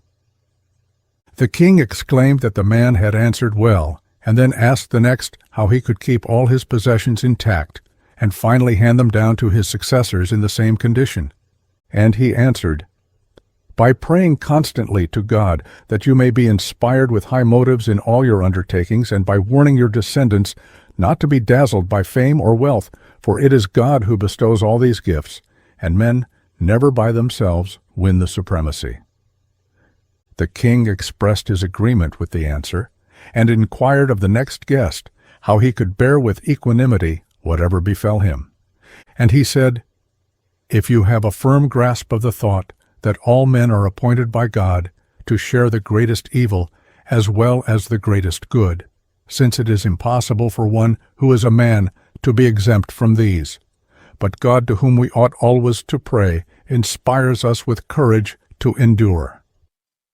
Delighted with the man's reply, the king said that all their answers had been good. I will put a question to one other, he added, and then I will stop for the present, that we may turn our attention to the enjoyment of the feast and spend a pleasant time. Thereupon he asked the man, what is the true aim of courage? And he answered, if a right plan is carried out in the hour of danger in accordance with the original intention. For all things are accomplished by God to your advantage, O king, since your purpose is good." When all had signified by their applause their agreement with the answer, the king said to the philosophers, for not a few of them were present, "It is my opinion that these men excel in virtue and possess extraordinary knowledge, since on the spur of the moment they have given fitting answers to these questions which I have put to them, and have all made God the starting point of their words." And Menedemus, the philosopher of Eritrea, said, "True, O king, for since the universe is managed by providence, and since we rightly perceive that man is the creation of God, it follows that all power and beauty of speech proceed from God." When the king had nodded his assent to this sentiment, the speaking ceased, and they proceeded to enjoy themselves. When evening came on, the banquet ended. Chapter 8. More questions and answers. Note verse 20 with its reference to flying through the air, written in 150 BC. On the following day they sat down to table again and continued the banquet, according to the same arrangements. When the king thought that a fitting opportunity had arrived to put inquiries to his guests, he proceeded to ask further questions of the men who sat next in order to those who had given answers on the previous day. He began to open the conversation with the 11th man, for there were 10 who had been asked questions on the former occasion. When silence was established, he asked how he could continue to be rich. After a brief reflection, the man who had been asked the question replied, if he did nothing unworthy of his position, never acted licentiously, never lavished expense on empty and vain pursuits, but by acts of benevolence made all his subjects well disposed towards himself. For it is God who is the author of all good things, and him man must needs obey. The king bestowed praise upon him, and then asked another how he could maintain the truth. In reply to the question he said, by recognizing that a lie brings great disgrace upon all men, and more especially upon kings. For since they have the power to do whatever they wish, why should they resort to lies? In addition to this, you must always remember, O king, that God is a lover of the truth. The king received the answer with great delight, and looking at another said, What is the teaching of wisdom? And the other replied, As you wish that no evil should befall you, but to be a partaker of all good things. So you should act on the same principle towards your subjects and offenders, and you should mildly admonish the noble and good. For God draws all men to himself by his benignity. The king praised him, and asked the next in order how he could be the friend of men. And he replied, By observing that the human race increases and is born with much trouble and great suffering. Wherefore, you must not lightly punish or inflict torments upon them, since you know that the life of men is made up of pains and penalties. For if you understood everything, you would be filled with pity, for God also is pitiful. The king received the answer with approbation, and inquired of the next, What is the most essential qualification for ruling? To keep oneself, he answered, free from bribery, and to practice sobriety during the greater part of one's life, to honor righteousness above all things, and to make friends of men of this type. For God, too, is a lover of justice. Having signified his approval, the king said to another, What is the true mark of piety? And he replied, To perceive that God constantly works in the universe and knows all things, and no man who acts unjustly and works wickedness can escape his notice. As God is the benefactor of the whole world, so you too must imitate him and be void of offense. The king signified his agreement and said to another, What is the essence of kingship? And he replied, To rule oneself well, and not to be led astray by wealth or fame to immoderate or unseemly desires. This is the true way of ruling if you reason the matter well out. For all that you really need is yours, and God is free from need and benignant with all. Let your thoughts be such as become a man, and desire not many things, but only such as are necessary for ruling.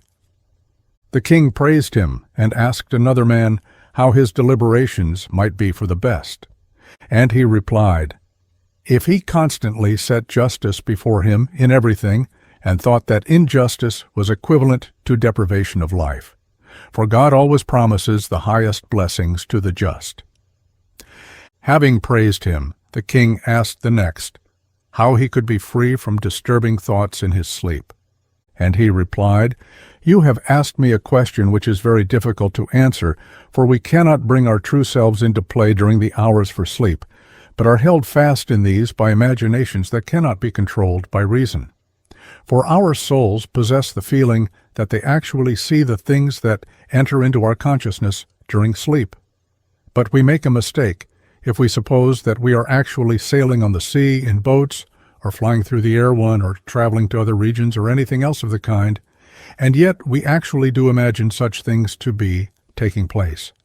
So far as it is possible for me to decide, I have reached the following conclusion. You must in every possible way, O king, govern your words and actions by the rule of piety, that you may have the consciousness that you are maintaining virtue, and that you never choose to gratify yourself at the expense of reason, and never by abusing your power do despite to righteousness. For the mind mostly busies itself in sleep with the same things with which it occupies itself when awake. And he who has all his thoughts and actions set towards the noblest ends establishes himself in righteousness, both when he is awake and when he is asleep. Wherefore, you must be steadfast in the constant discipline of self." The king bestowed praise on the man and said to another, "Since you are the 10th to answer when you have spoken, we will devote ourselves to the banquet." And then he put the question, "How can I avoid doing anything unworthy of myself?" And he replied, "Look always to your own fame and your own supreme position, that you may speak and think only such things as are consistent therewith, knowing that all your subjects think and talk about you. For you must not appear to be worse than the actors, who study carefully the role which it is necessary for them to play and shape all their actions in accordance with it.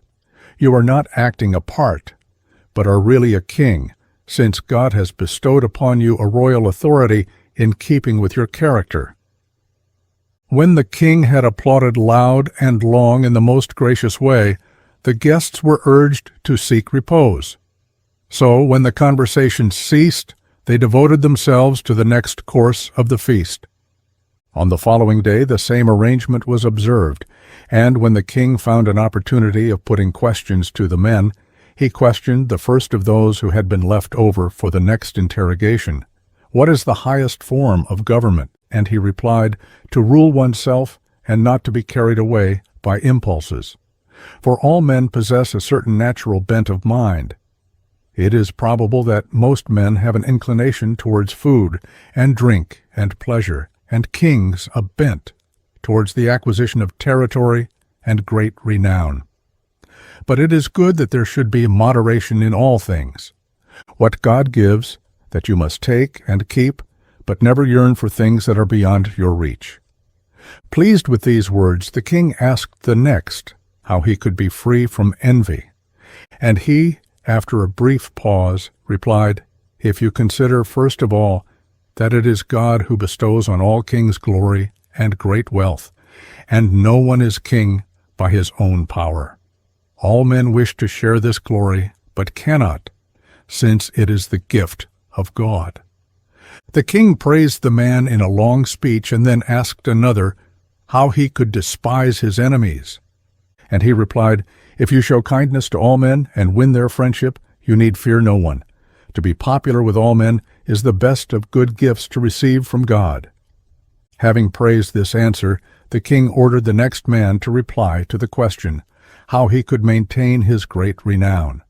And he replied that if you are generous and large-hearted in bestowing kindness and acts of grace upon others, you will never lose your renown. But if you wish the aforesaid graces to continue yours, you must call upon God continually. The king expressed his approval and asked the next, "To whom ought a man to show liberality?" And he replied, "All men acknowledge that we ought to show liberality to those who are well disposed towards us. But I think that we ought to show the same keen spirit of generosity to those who are opposed to us, that by this means we may win them over to the right, and to what is advantageous to ourselves. But we must pray to God that this may be accomplished, for he rules the minds of all men." Having expressed his agreement with the answer, the king asked the sixth to reply to the question, "To whom ought we to exhibit gratitude?" And he replied, "To our parents continually, for God has given us a most important commandment with regard to the honor due to parents." In the next place, he reckons the attitude of friend towards friend, for he speaks of a friend which is as thine own soul. You do well in trying to bring all men into friendship with yourself. The king spoke kindly to him, and then asked the next, "What is it that resembles beauty in value?" And he said, "Piety, for it is the preeminent form of beauty, and its power lies in love, which is the gift of God. This you have already acquired, and with it all the blessings of life." The king, in the most gracious way, applauded the answer, and asked another how, if he were to fail, he could regain his reputation again in the same degree. And he said, "It is not possible for you to fail, for you have sown in all men the seeds of gratitude which produce a harvest of goodwill, and this is mightier than the strongest weapons and guarantees the greatest security. But if any man does fail, he must never again do those things which caused his failure, but he must form friendships and act justly. For it is the gift of God to be able to do good actions, and not the contrary." Delighted with these words, the king asked another how he could be free from grief, and he replied, "If he never injured anyone, but did good to everybody, and followed the pathway of righteousness, for its fruits bring freedom from grief. But we must pray to God that unexpected evils such as death or disease or pain or anything of this kind may not come upon us and injure us. But since you are devoted to piety, no such misfortune will ever come upon you." The king bestowed great praise upon him and asked the tenth, "What is the highest form of glory?" And he said, "To honor God, and this is done not with gifts and sacrifices, but with purity of soul and holy conviction, since all things are fashioned and governed by God in accordance with His will. Of this purpose you are in constant possession, as all men can see from your achievements in the past and in the present." With loud voice the king greeted them all and spoke kindly to them, and all those who were present expressed their approval, especially the philosophers. For they were far superior to them, i.e. the philosophers, both in conduct and in argument, since they always made God their starting point. After this, the king, to show his good feeling, proceeded to drink the health of his guests. Chapter 9, verse 8, epitomizes the value of knowledge. Verse 28, parental affection. Note especially the question in verse 26 and the answer. Also note the question in verse 47 and the answer. This is sage advice for businessmen. On the following day, the same arrangements were for the banquet, and the king, as soon as an opportunity occurred, began to put questions to the men who sat next to those who had already responded, and he said to the first, "Is wisdom capable of being taught?" And he said, "The soul is so constituted that it is able by the divine power to receive all the good and reject the contrary."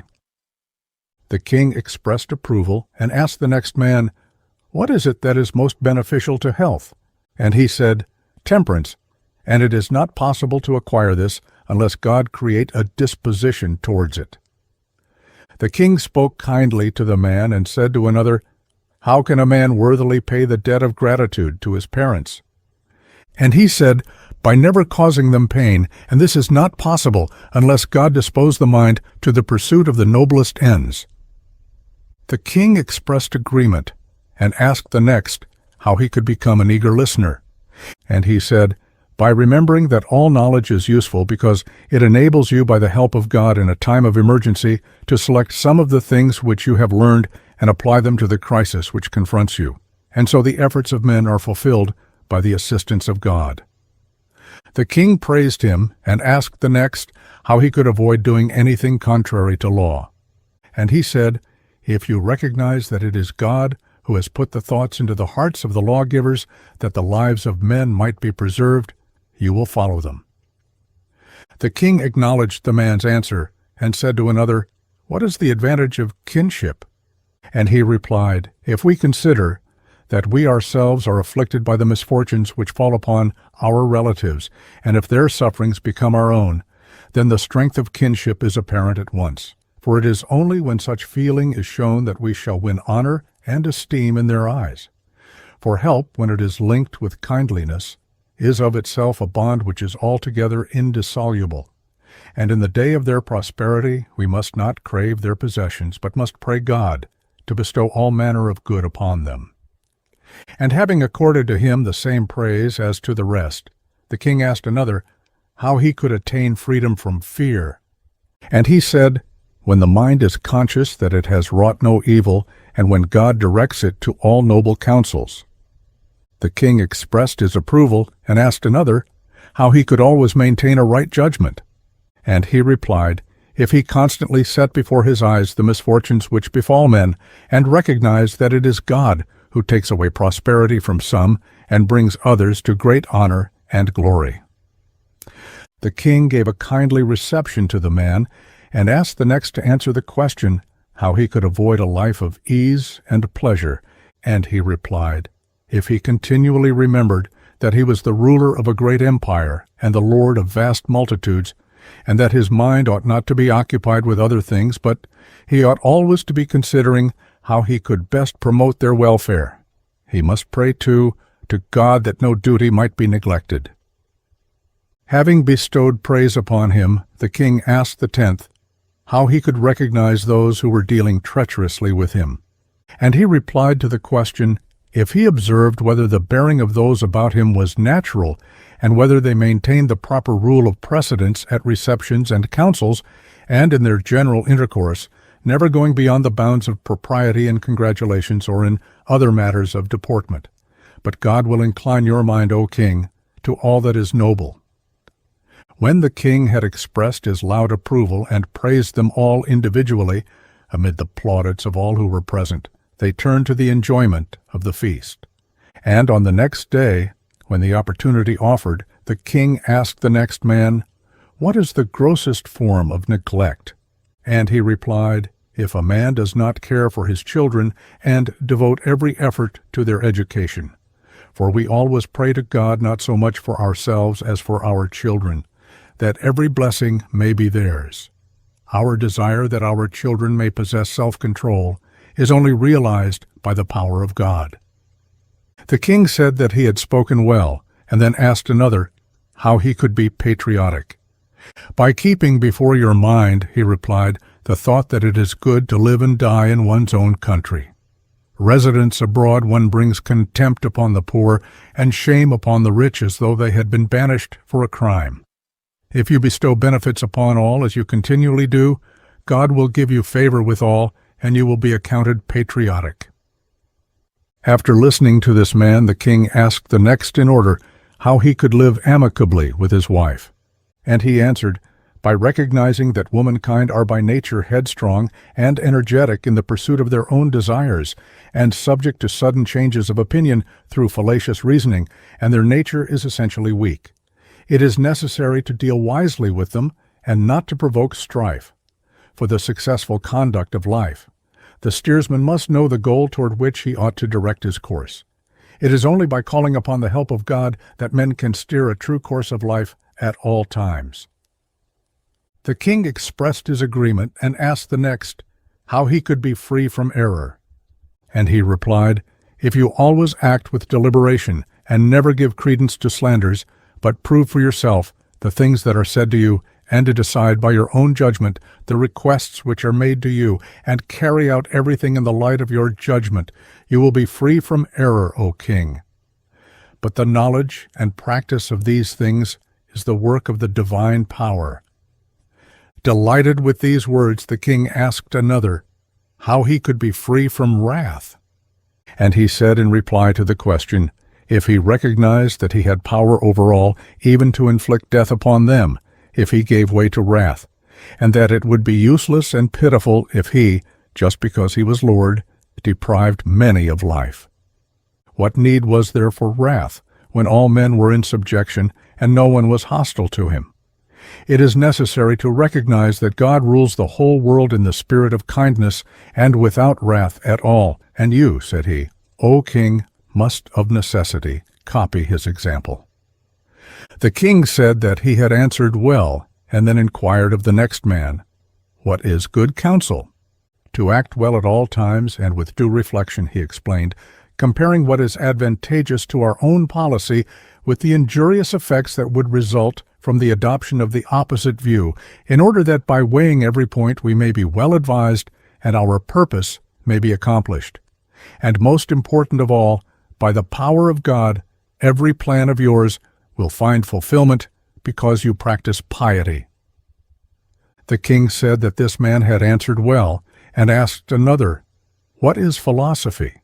And he explained, to deliberate well in reference to any question that emerges, and never to be carried away by impulses, but to ponder over the injuries that result from the passions, and to act rightly as the circumstances demand, practicing moderation.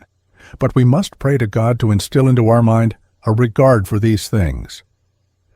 The king signified his consent, and asked another how he could meet with recognition when traveling abroad. By being fair to all men, he replied, and by appearing to be inferior rather than superior to those amongst whom he was traveling. For it is a recognized principle that God by his very nature accepts the humble, and the human race loves those who are willing to be in subjection to them. Having expressed his approval at this reply, the king asked another how he could build in such a way that his structures would endure after him. And he replied to the question, if his creations were on a great and noble scale, so that the beholders would spare them for their beauty, and if he never dismissed any of those who wrought such works, and never compelled others to minister to his needs without wages. For observing how God provides for the human race, granting them health and mental capacity, and all other gifts, he himself should follow his example by rendering to men a recompense for their arduous toil. 1. For it is the deeds that are wrought in righteousness that abide continually.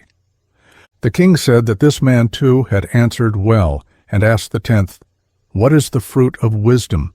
And he replied, that a man should be conscious in himself that he has wrought no evil, and that he should live his life in the truth. Since it is from these, O mighty king, that the greatest joy and steadfastness of soul and strong faith in God accrue to you, if you rule your realm in piety. And when they heard the answer, they all shouted with loud acclaim, and afterwards the king, in the fullness of his joy, began to drink their healths. And on the next day the banquet followed the same course as on previous occasions, and when the opportunity presented itself, the king proceeded to put questions to the remaining guests, and he said to the first, how can a man keep himself from pride? And he replied, if he maintains equality and remembers on all occasions that he is a man ruling over men. And God brings the proud to naught and exalts the meek and humble. The king spoke kindly to him and asked the next, whom ought a man to select as his counselors? And he replied, those who have been tested in many affairs and maintain unmingled goodwill towards him and partake of his own disposition. And God manifests himself to those who are worthy, that these ends may be attained. The king praised him and asked another, what is the most necessary possession for a king? The friendship and love of his subjects, he replied, for it is through this that the bond of goodwill is rendered indissoluble, and it is God who ensures that this may come to pass in accordance with your wish. The king praised him and inquired of another, what is goal of the speech? And he replied, to convince your opponent by showing him his mistakes in a well-ordered army of arguments. For in this way you will win your hearer not by opposing him, but by bestowing praise upon him with a view to persuading him. And it is by the power of God that persuasion is accomplished. The king said that he had given a good answer, and asked another, how he could live amicably with the many different races who formed the population of his kingdom. By acting the proper part towards each, he replied, and taking righteousness as your guide, as you are now doing with the help of the insight which God bestows upon you. The king was delighted by this reply, and asked another, under what circumstances ought a man to suffer grief?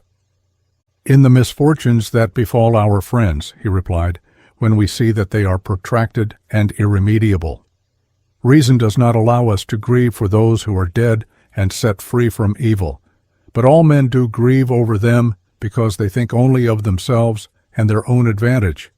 It is by the power of God alone that we can escape all evil." The king said that he had given a fitting answer and asked another, "How is reputation lost?" And he replied, "When pride and unbounded self-confidence hold sway, dishonor and loss of reputation are engendered. For God is the Lord of all reputation and bestows it where he will." The king gave his confirmation to the answer and asked the next man, "To whom ought men to entrust themselves?" "To those," he replied, "who serve you from goodwill, and not from fear or self-interest, thinking only of their own gain. For the one is the sign of love, the other the mark of ill will and time-serving. For the man who is always watching for his own gain is a traitor at heart, but you possess the affection of all your subjects by the help of the good counsel which God bestows upon you." The king said that he had answered wisely, and asked another, "What is it that keeps a kingdom safe?" And he replied to the question, "Care and forethought that no evil may be wrought by those who are placed in a position of authority over the people, and this you always do by the help of God, who inspires you with grave judgment." The king spoke words of encouragement to him, and asked another, "What is it that maintains gratitude and honor?" And he replied, "Virtue, for it is the creator of good deeds, and by it evil is destroyed, even as you exhibit nobility of character towards all by the gift which God bestows upon you." The king graciously acknowledged the answer and asked the 11th, since there were two more than 70, how he could in time of war maintain tranquility of soul. And he replied, "By remembering that he had done no evil to any of his subjects, and that all would fight for him in return for the benefits which they had received, knowing that even if they lose their lives, you will care for those dependent on them. For you never fail to make reparation to any. Such is the kind-heartedness with which God has inspired you." The king loudly applauded them all, and spoke very kindly to them, and then drank a long draught to the health of each, giving himself up to enjoyment, and lavishing the most generous and joyous friendship upon his guests. Chapter 10. The questions and answers continue, showing how the army officers ought to be selected, what man is worthy of admiration, and other problems of daily life as true today as 2,000 years ago. Verses 15, 17 are notable for recommending the theater. Verses 21, 22 describe the wisdom of electing a president or having a king. On the seventh day, much more extensive preparations were made, and many others were present from the different cities, among them a large number of ambassadors. When an opportunity occurred, the king asked the first of those who had not yet been questioned how he could avoid being deceived by fallacious reasoning.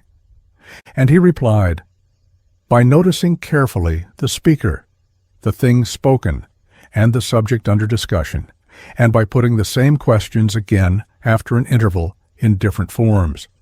But to possess an alert mind and to be able to form a sound judgment in every case is one of the good gifts of God, and you possess it, O king."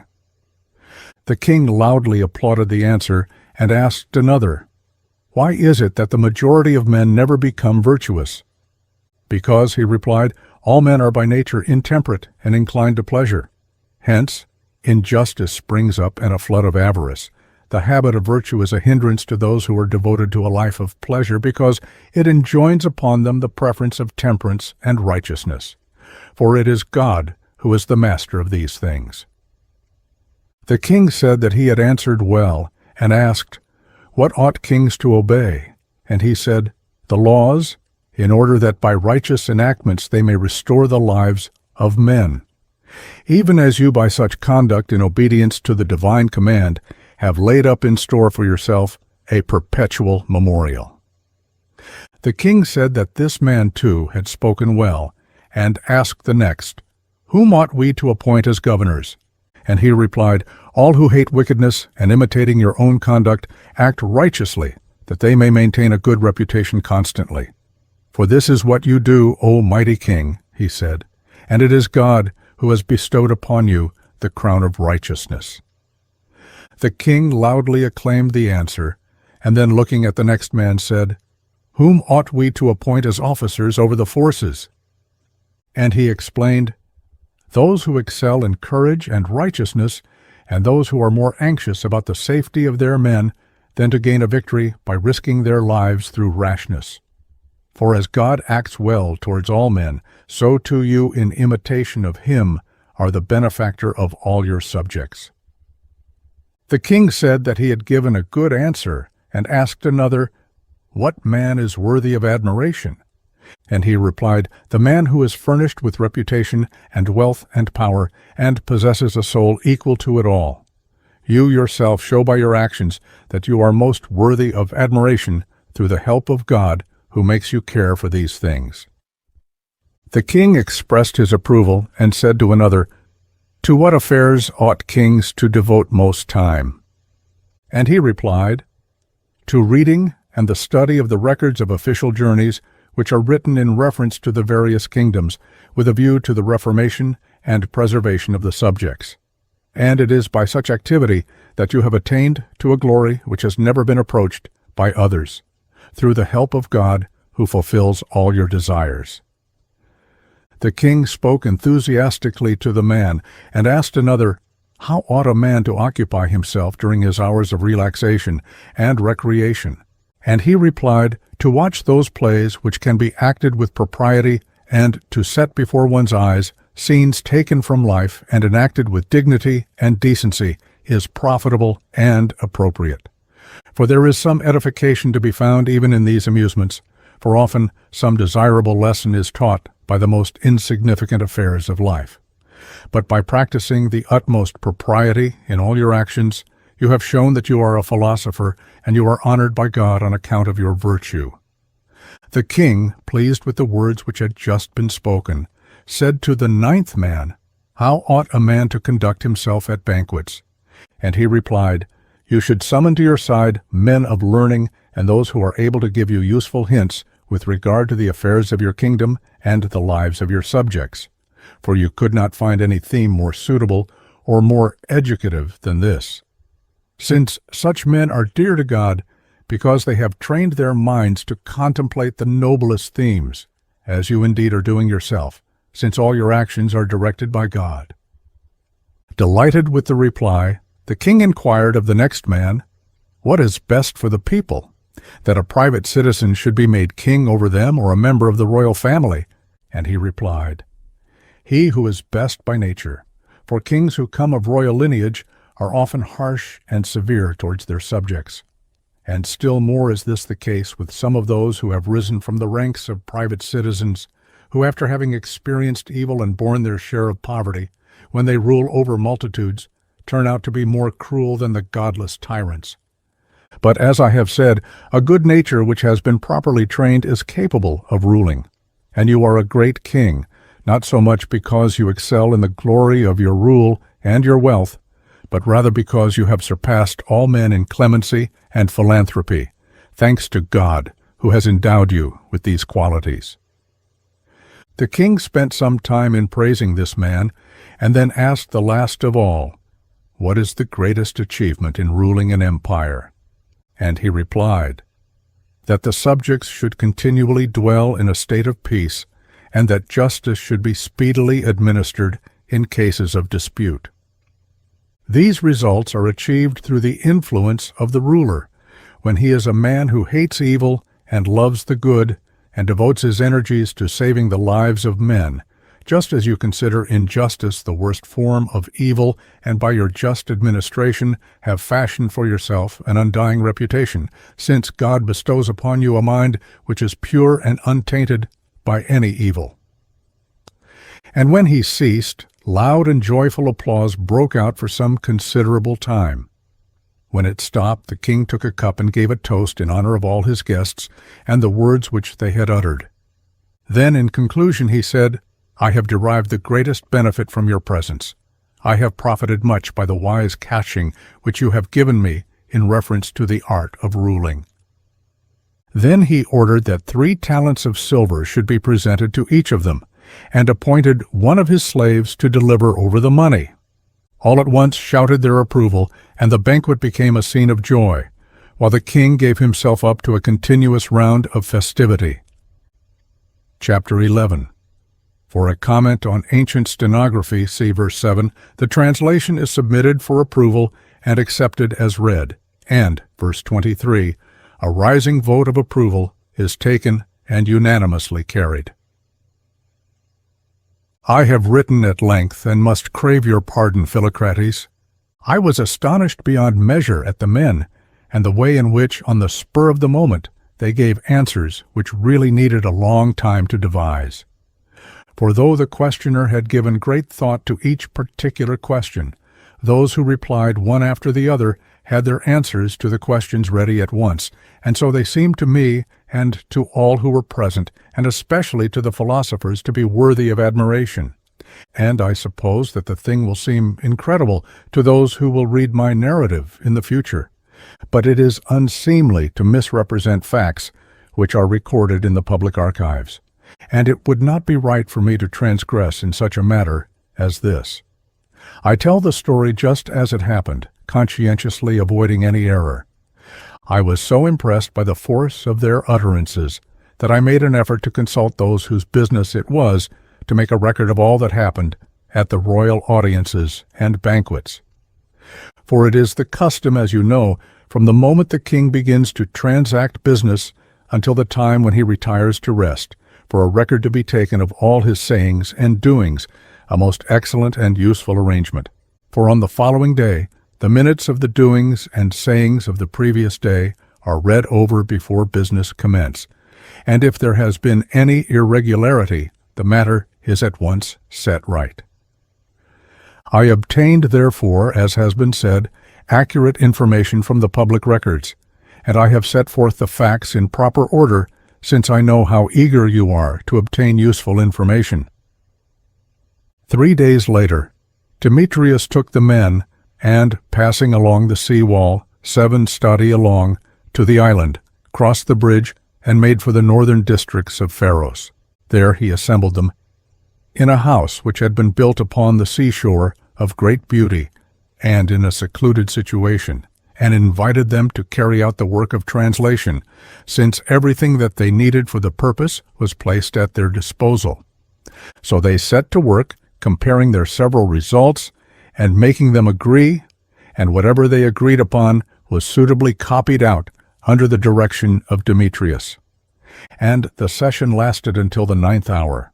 After this they were set free to minister to their physical needs. Everything they wanted was furnished for them on a lavish scale. In addition to this, Dorotheus made the same preparations for them daily as were made for the king himself, for thus he had been commanded by the king. In the early morning they appeared daily at the court, and after saluting the king went back to their own place.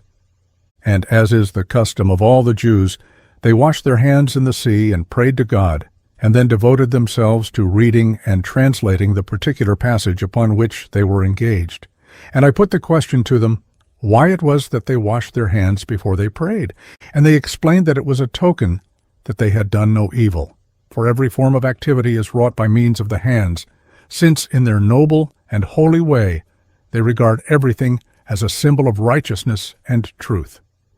As I have already said, they met together daily in the place which was delightful for its quiet and its brightness, and applied themselves to their task.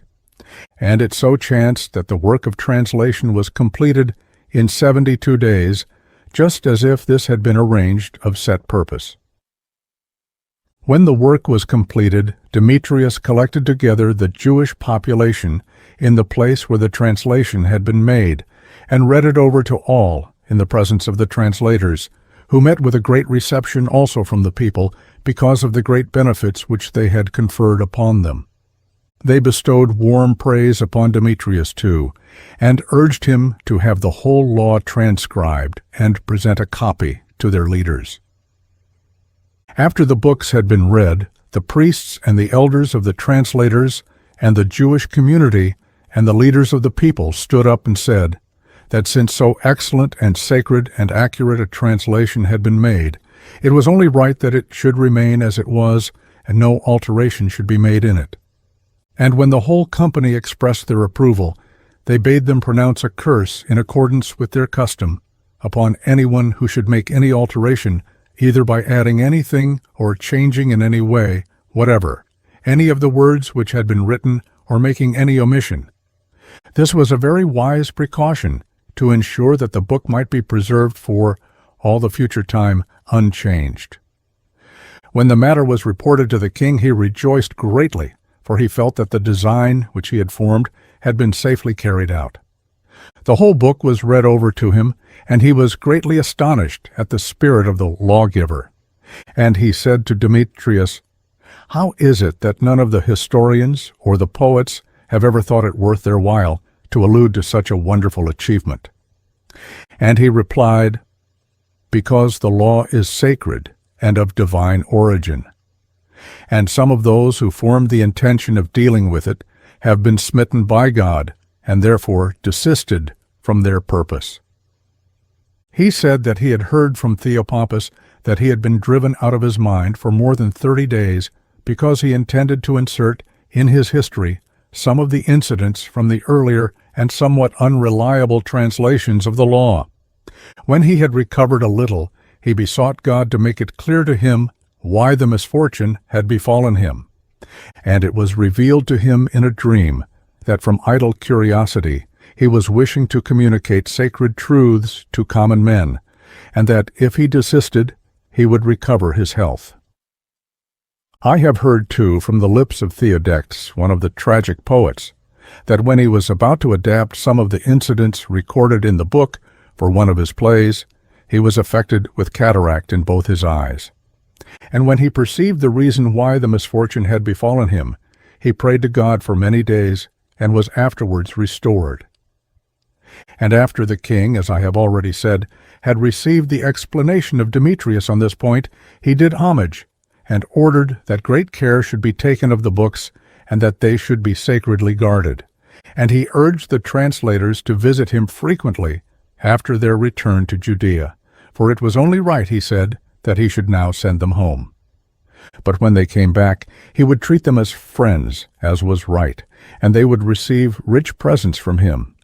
He ordered preparations to be made for them to return home, and treated them most munificently. He presented each one of them with 3 robes of the finest sort, 2 talents of gold, a sideboard weighing 1 talent, all the furniture for 3 couches. And with the escort, he sent Eleazar 10 couches with silver legs and all the necessary equipment, a sideboard worth 30 talents, 10 robes, purple, and a magnificent crown, and 100 pieces of the finest woven linen, also bowls and dishes, and 2 golden beakers to be dedicated to God. He urged him also in a letter that if any of the men preferred to come back to him, not to hinder them.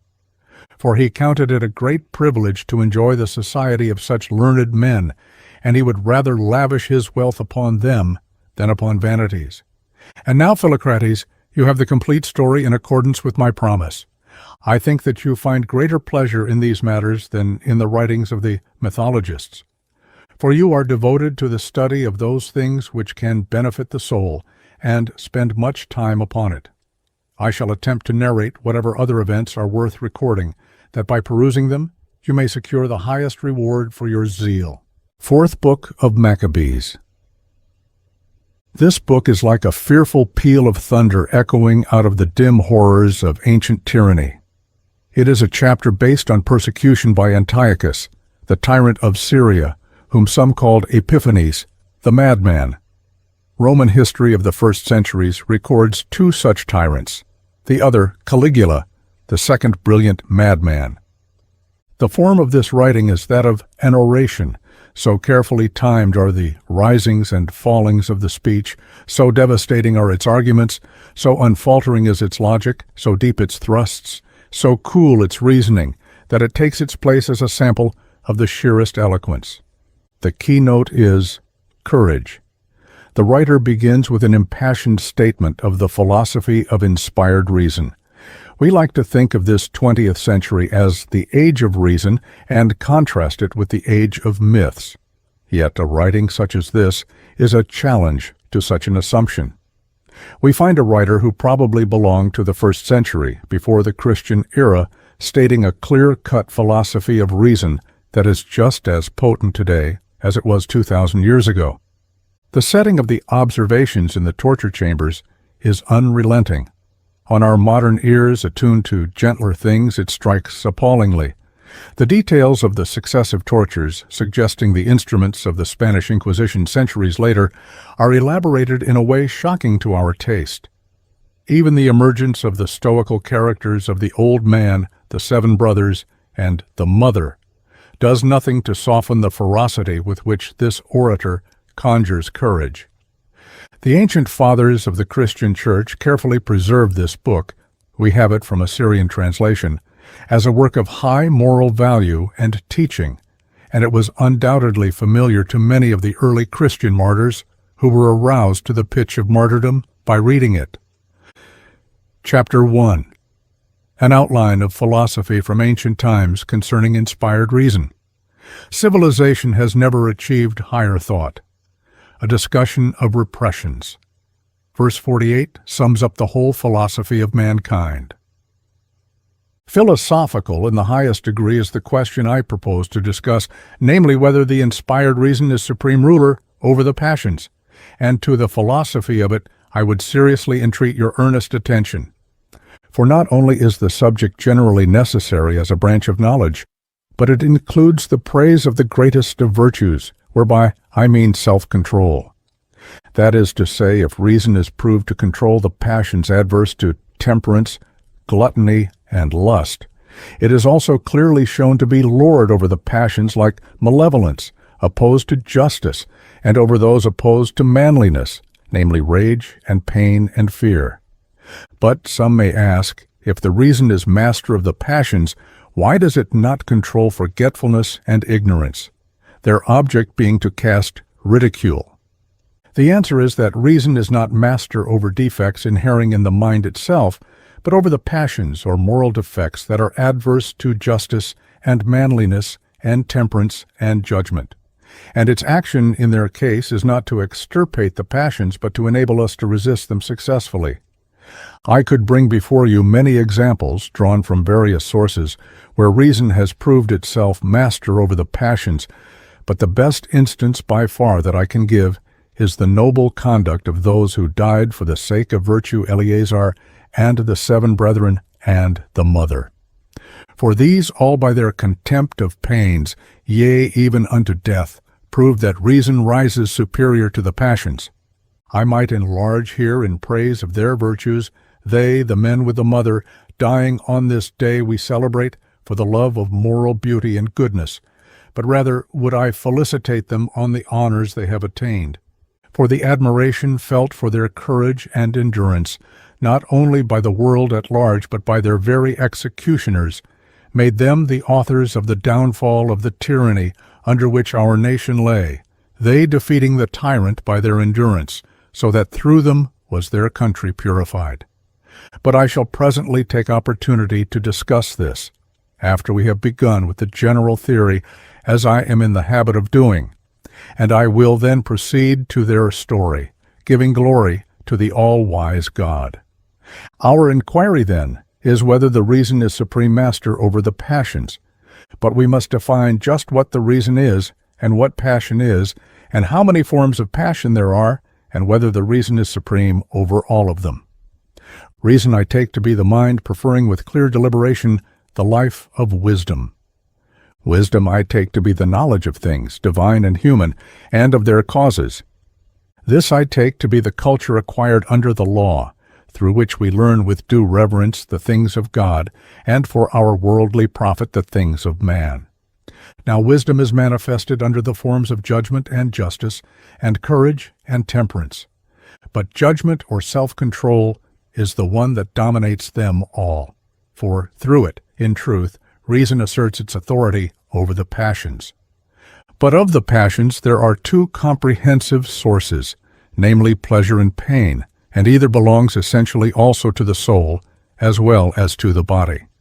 And with respect both to pleasure and pain, there are many cases where the passions have certain sequences.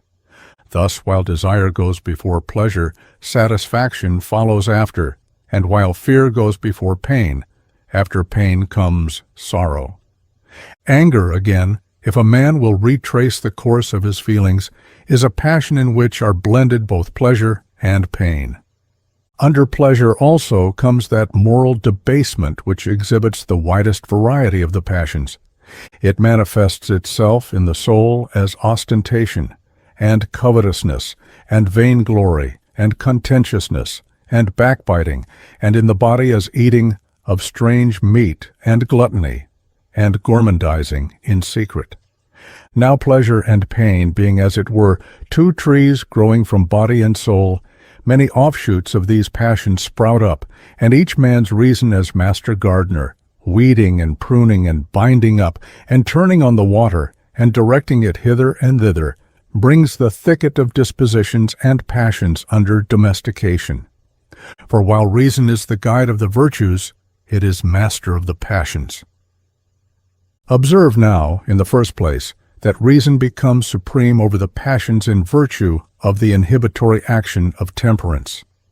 Temperance, I take it, is the repression of the desires, but of the desires some are mental and some physical, and both kinds are clearly controlled by reason. When we are tempted towards forbidden meats, how do we come to relinquish the pleasures to be derived from them? Is it not that reason has power to repress the appetites? In my opinion, it is so. Accordingly, when we feel a desire to eat water animals and birds and beasts and meats of every description forbidden to us under the law, we abstain through the predominance of reason, for the propensions of our appetites are checked and inhibited by the temperate mind, and all the movements of the body obey the bridle of reason. And what is there to be surprised at if the natural desire of the soul to enjoy the fruition of beauty is quenched? This certainly is why we praise the virtuous Joseph, because by his reason, with a mental effort, he checked the carnal impulse. 1. For he, a young man, at the age when physical desire is strong, by his reason quenched the impulse of his passions. And reason is proved to subdue the impulse not only of sexual desire, but of all sorts of covetings. For the law says, "Thou shalt not covet thy neighbor's wife, nor anything that is thy neighbor's." Verily, when the law orders us not to covet, it should, I think, confirm strongly the argument that the reason is capable of controlling covetous desires, even as it does the passions that militate against justice. How else can a man, naturally gormandizing and greedy and drunken, be taught to change his nature, if the reason be not manifestly the master of the passions? Certainly, as soon as a man orders his life according to the law, if he is miserly, he acts contrary to his nature, and lends money to the needy without interest, and at the 7th-year periods cancels the debt. And if he is parsimonious, he is overruled by the law through the action of reason, and refrains from gleaning his stubbles or picking the last grapes from his vineyards. And with regard to all the rest, we can recognize that reason is in the position of master over the passions or affections. For the law ranks above affection for parents, so that a man may not for their sakes surrender his virtue, and it overrides love for a wife, so that if she transgress, a man should rebuke her. And it governs love for children, so that if they are naughty, a man should punish them, and it controls the claims of friendship, so that a man should reprove his friends if they do evil. And do not think it a paradoxical thing when reason through the law is able to overcome even hatred, so that a man refrains from cutting down the enemy's orchards, and protects the property of the enemy from the spoilers, and gathers up their goods that have been scattered. And the rule of reason is likewise proved to extend through the more aggressive passions or vices, ambition, vanity, ostentation, pride, and backbiting. For the temperate mind repels all these debased passions, even as it does anger, for it conquers even this. Yea, Moses, when he was angered against Dathan and Abiram, did not give free course to his wrath, but governed his anger by his reason. For the temperate mind is able, as I said, to win the victory over the passions, modifying some while crushing others absolutely. Why else did our wise father Jacob blame the houses of Simeon and Levi for their unreasoning slaughter of the tribe of the Shechemites, saying, "Accursed be their anger"? For had not reason possessed the power to restrain their anger, he would not have spoken thus. For in the day when God created man, he implanted in him his passions and inclinations, and also at the very same time set the mind on a throne amidst the senses to be his sacred guide in all things. And to the mind he gave the law, by the which if a man order himself, he shall reign over a kingdom that is temperate and just and virtuous and brave. Chapter 2. The Ruling of Desire and Anger. The Story of David's Thirst. Stirring chapters of ancient history. Savage attempts to make the Jews eat swine. Interesting references to an ancient bank, verse 21. Well then, someone may ask, if reason is master of the passions, why is it not master of forgetfulness and ignorance? But the argument is supremely ridiculous. For reason is not shown to be master over passions or defects in itself, but over those of the body. For example, none of you is able to extirpate our natural desire, but the reason can enable him to escape being made a slave by desire. None of you is able to extirpate anger from the soul, but it is possible for the reason to come to his aid against anger. None of you can extirpate a malevolent disposition, but reason can be his powerful ally against being swayed by malevolence. Reason is not the extirpate of the passions, but their antagonist. The case of the thirst of King David may serve at least to make this clearer. For when David had fought the livelong day against the Philistines, and by the help of our country's warriors had slain many of them, he came at eventide, all fordone with sweat and toil, to the royal tent, around which was encamped the whole army of our ancestors. So all the host fell to their evening meal, but the king, being consumed with an intense thirst, though he had abundance of water, was unable to slake it. Instead, an irrational desire for the water that was in the possession of the enemy, with growing intensity, burned him up and unmanned, and consumed him. Then, when his bodyguard murmured against the craving of the king, 2 youths, mighty warriors, ashamed that their king should lack his desire, put on all their armor, and took a water vessel, and scaled the enemy's ramparts. And stealing undetected past the guards at the gate, they searched through all the enemy's camp. And they bravely found the spring, and drew from it a draught for the king. But David, though still burning with the thirst, considered that such a draught, reckoned as equivalent to blood, was a grievous danger to his soul. Therefore, opposing his reason to his desire, he poured out the water as an offering to God.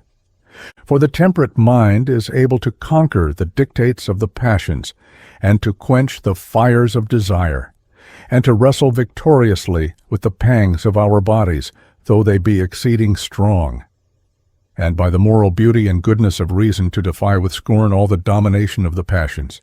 And now the occasion calls us to set forth the story of the self-controlled reason. At a time when our fathers enjoyed great peace through the due observance of the law, and were in happy case, so that Seleucus Nicanor, the king of Asia, sanctioned the tax for the temple service, and recognized our polity, precisely then, certain men, acting factiously against the general concord, involved us in many and various calamities. Onias, a man of the highest character, being then high priest, and having the office for his life, a certain Simon raised a faction against him. But since despite every kind of slander he failed to injure him, on account of the people, he fled abroad with intent to betray his country. So he came to Apollonius, the governor of Syria and Phoenicia and Cilicia, and said, "Being loyal to the king, I am here to inform you that in the treasuries of Jerusalem are stored many thousands of private deposits, not belonging to the temple account, and rightfully the property of King Seleucus. Apollonius, having made inquiry into the details of the matter, praised Simon for his loyal service to the king, and, hastening to the court of Seleucus, disclosed to him the valuable treasure. Then, after receiving authority to deal with the matter, he promptly marched into our country, accompanied by the accursed Simon and a very powerful army, and announced that he was there, by the king's command, to take possession of the private deposits in the treasury. Our people were deeply angered by this announcement, and protested strongly, considering it an outrageous thing for those who had entrusted their deposits to the temple treasury to be robbed of them, and they threw all possible obstacles in his way. Apollonius, however, with threats, made his way into the temple. Then the priests in the temple, and the women and children, besought God to come to the rescue of his holy place that was being violated. And when Apollonius, with his armed host, marched in to seize the monies, there appeared from heaven angels, riding upon horses, with lightning flashing from their arms, and cast great fear and trembling hang upon them. And Apollonius fell down half dead in the court of the Gentiles, and stretched out his hands to heaven, and with tears he entreated the Hebrews that they would make intercession for him, and stay the wrath of the heavenly host.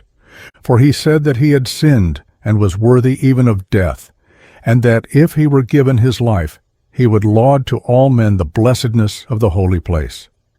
Moved by these words, Onias, the high priest, although most scrupulous in other cases, made intercession for him, lest King Seleucus should possibly think that Apollonius had been overthrown by a human device, and not by divine justice. Apollonius, accordingly, after his astonishing deliverance, departed to report to the king the things that had befallen him. But Seleucus dying, his successor on the throne was his son Antiochus Epiphanes, an overweening, terrible man, who dismissed Onias from his sacred office, and made his brother Jason high priest instead, the condition being that, in return for the appointment, Jason should pay him 3,660 talents yearly. So he appointed Jason high priest, and made him chief ruler over the people. And he, Jason, introduced to our people a new way of life, and a new constitution in utter defiance of the law, so that not only did he lay out a gymnasium on the Mount of our fathers, but he actually abolished the service of the temple. Wherefore the divine justice was kindled to anger, and brought Antiochus himself as an enemy against us. For when B was carrying on war with Ptolemy in Egypt, and heard that the people of Jerusalem had rejoiced exceedingly over a report of his death, he immediately marched back against them. And when he had plundered the city, he made a decree denouncing the penalty of death upon any who should be seen to live after the law of our fathers. But he found all his decrees of no avail to break down the constancy of our people to the law, and he beheld all his threats and penalties utterly despised, so that even women, for circumcising their sons, though they knew beforehand what would be their fate, were flung together with their offspring, headlong from the rocks. When therefore his decrees continued to be contemned by the mass of the people, he personally tried to force by tortures each man separately to eat unclean meats, and thus abjure the Jewish religion. Accordingly, the tyrant Antiochus, accompanied by his counselors, sat in judgment on a certain high place with his troops drawn up around him in full armor, and he ordered his guards to drag there every single man of the Hebrews, and compel them to eat swine's flesh and things offered to idols. But if any should refuse to defile themselves with the unclean things, they were to be tortured and put to death. And when many had been taken by force, one man first from among the company was brought before Antiochus, a Hebrew whose name was Eleazar, a priest by birth, trained in knowledge of the law, a man advanced in years, and well known to many of the tyrant's court for his philosophy. And Antiochus, looking on him, said, "Before I allow the tortures to begin for you, O venerable man, I would give you this counsel, that you should eat of the flesh of the swine and save your life. For I respect your age and your gray hairs. Although to have worn them so long a time, and still to cling to the Jewish religion, makes me think you no philosopher. For most excellent is the meat of this animal which nature has graciously bestowed upon us. And why should you abominate it? Truly it is folly not to enjoy innocent pleasures, and it is wrong to reject nature's favors. But it will be still greater folly, I think, on your part, if with idle vaporing about truth you shall proceed to defy even me to your own punishment. Will you not awake from your preposterous philosophy? Will you not fling aside the nonsense of your calculations and, adopting another frame of mind befitting your mature years, learn the true philosophy of expediency and how to my charitable counsel, and have pity on your own venerable age? For consider this too, that even if there be some power whose eye is upon this religion of yours, he will always pardon you for a transgression done under compulsion. Thus, urged by the tyrant to the unlawful eating of unclean meat, Eleazar asked permission to speak, and receiving it, he began his speech before the court as follows. We, O Antiochus, having accepted the divine law as the law of our country, do not believe any stronger necessity is laid upon us than that of our obedience to the law. Therefore we do surely deem it right not, in any way whatsoever, to transgress the law. And yet were our law, as you suggest, not truly divine, while we vainly believed it to be divine, not even so would it be right for us to destroy our reputation for piety. Think it not, then, a small sin for us to eat the unclean thing, for the transgression of the law, be it in small things or in great, is equally heinous, for in either case, equally, the law is despised. And you scoff at our philosophy, as if under it we were living in a manner contrary to reason. Not so, for the law teaches us self-control, so that we are masters of all our pleasures and desires, and are thoroughly trained in manliness, so as to endure all pain with readiness. And it teaches justice, so that with all our various dispositions we act fairly, and it teaches righteousness, so that with due reverence we worship only the God who is. Therefore do we eat no unclean meat, for believing our law to be given by God, we know also that the Creator of the world as a lawgiver feels for us according to our nature. He has commanded us to eat the things that will be convenient for our souls, and he has forbidden us to eat meats that would be the contrary. But it is the act of a tyrant that you should compel us not only to transgress the law, but should also make us eat in such manner that you may mock at this defilement, so utterly abominable to us. But you shall not mock at me thus, neither will I break the sacred oaths of my ancestors to keep the law, not even though you tear out mine eyes and bum out mine entrails. I am not so unmanned by old age, but that when righteousness is at stake, the strength of youth returns to my reason. So twist hard your racks and blow your furnace hotter. I do not so pity mine old age as to break the law of my fathers in mine own person. I will not belie thee, O law, that wast my teacher. I will not desert thee, O beloved self-control. I will not put thee to shame, O wisdom-loving reason. Nor will I deny ye, O venerated priesthood and knowledge of the law. Neither shalt thou sully the pure mouth of mine old age and my lifelong constancy to the law. Clean shall my fathers receive me, unafraid of thy torments even to the death. For thou indeed mayest be tyrant over unrighteous men, but thou shalt not lord it over my resolution in the matter of righteousness, either by thy words or through thy deeds. Chapter 3.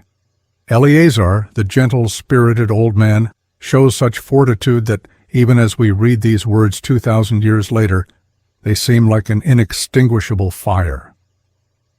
But when Eleazar replied thus eloquently to the exhortations of the tyrants, the guards around him dragged him roughly to the torturing place.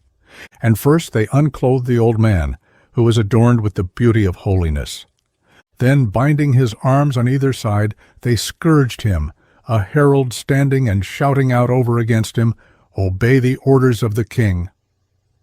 But the great-souled and noble man, and Eleazar in very truth, was no more moved in his mind than if he were being tormented in a dream. Yea, the old man, keeping his eyes steadfastly raised to heaven, suffered his flesh to be tom by the scourges till he was bathed in blood, and his sides became a mass of wounds. And even when he fell to the ground because his body could no longer support the pain, he still kept his reason erect and inflexible. With his foot, then one of the cruet guards, as he fell, kicked him savagely in the side to make him get up.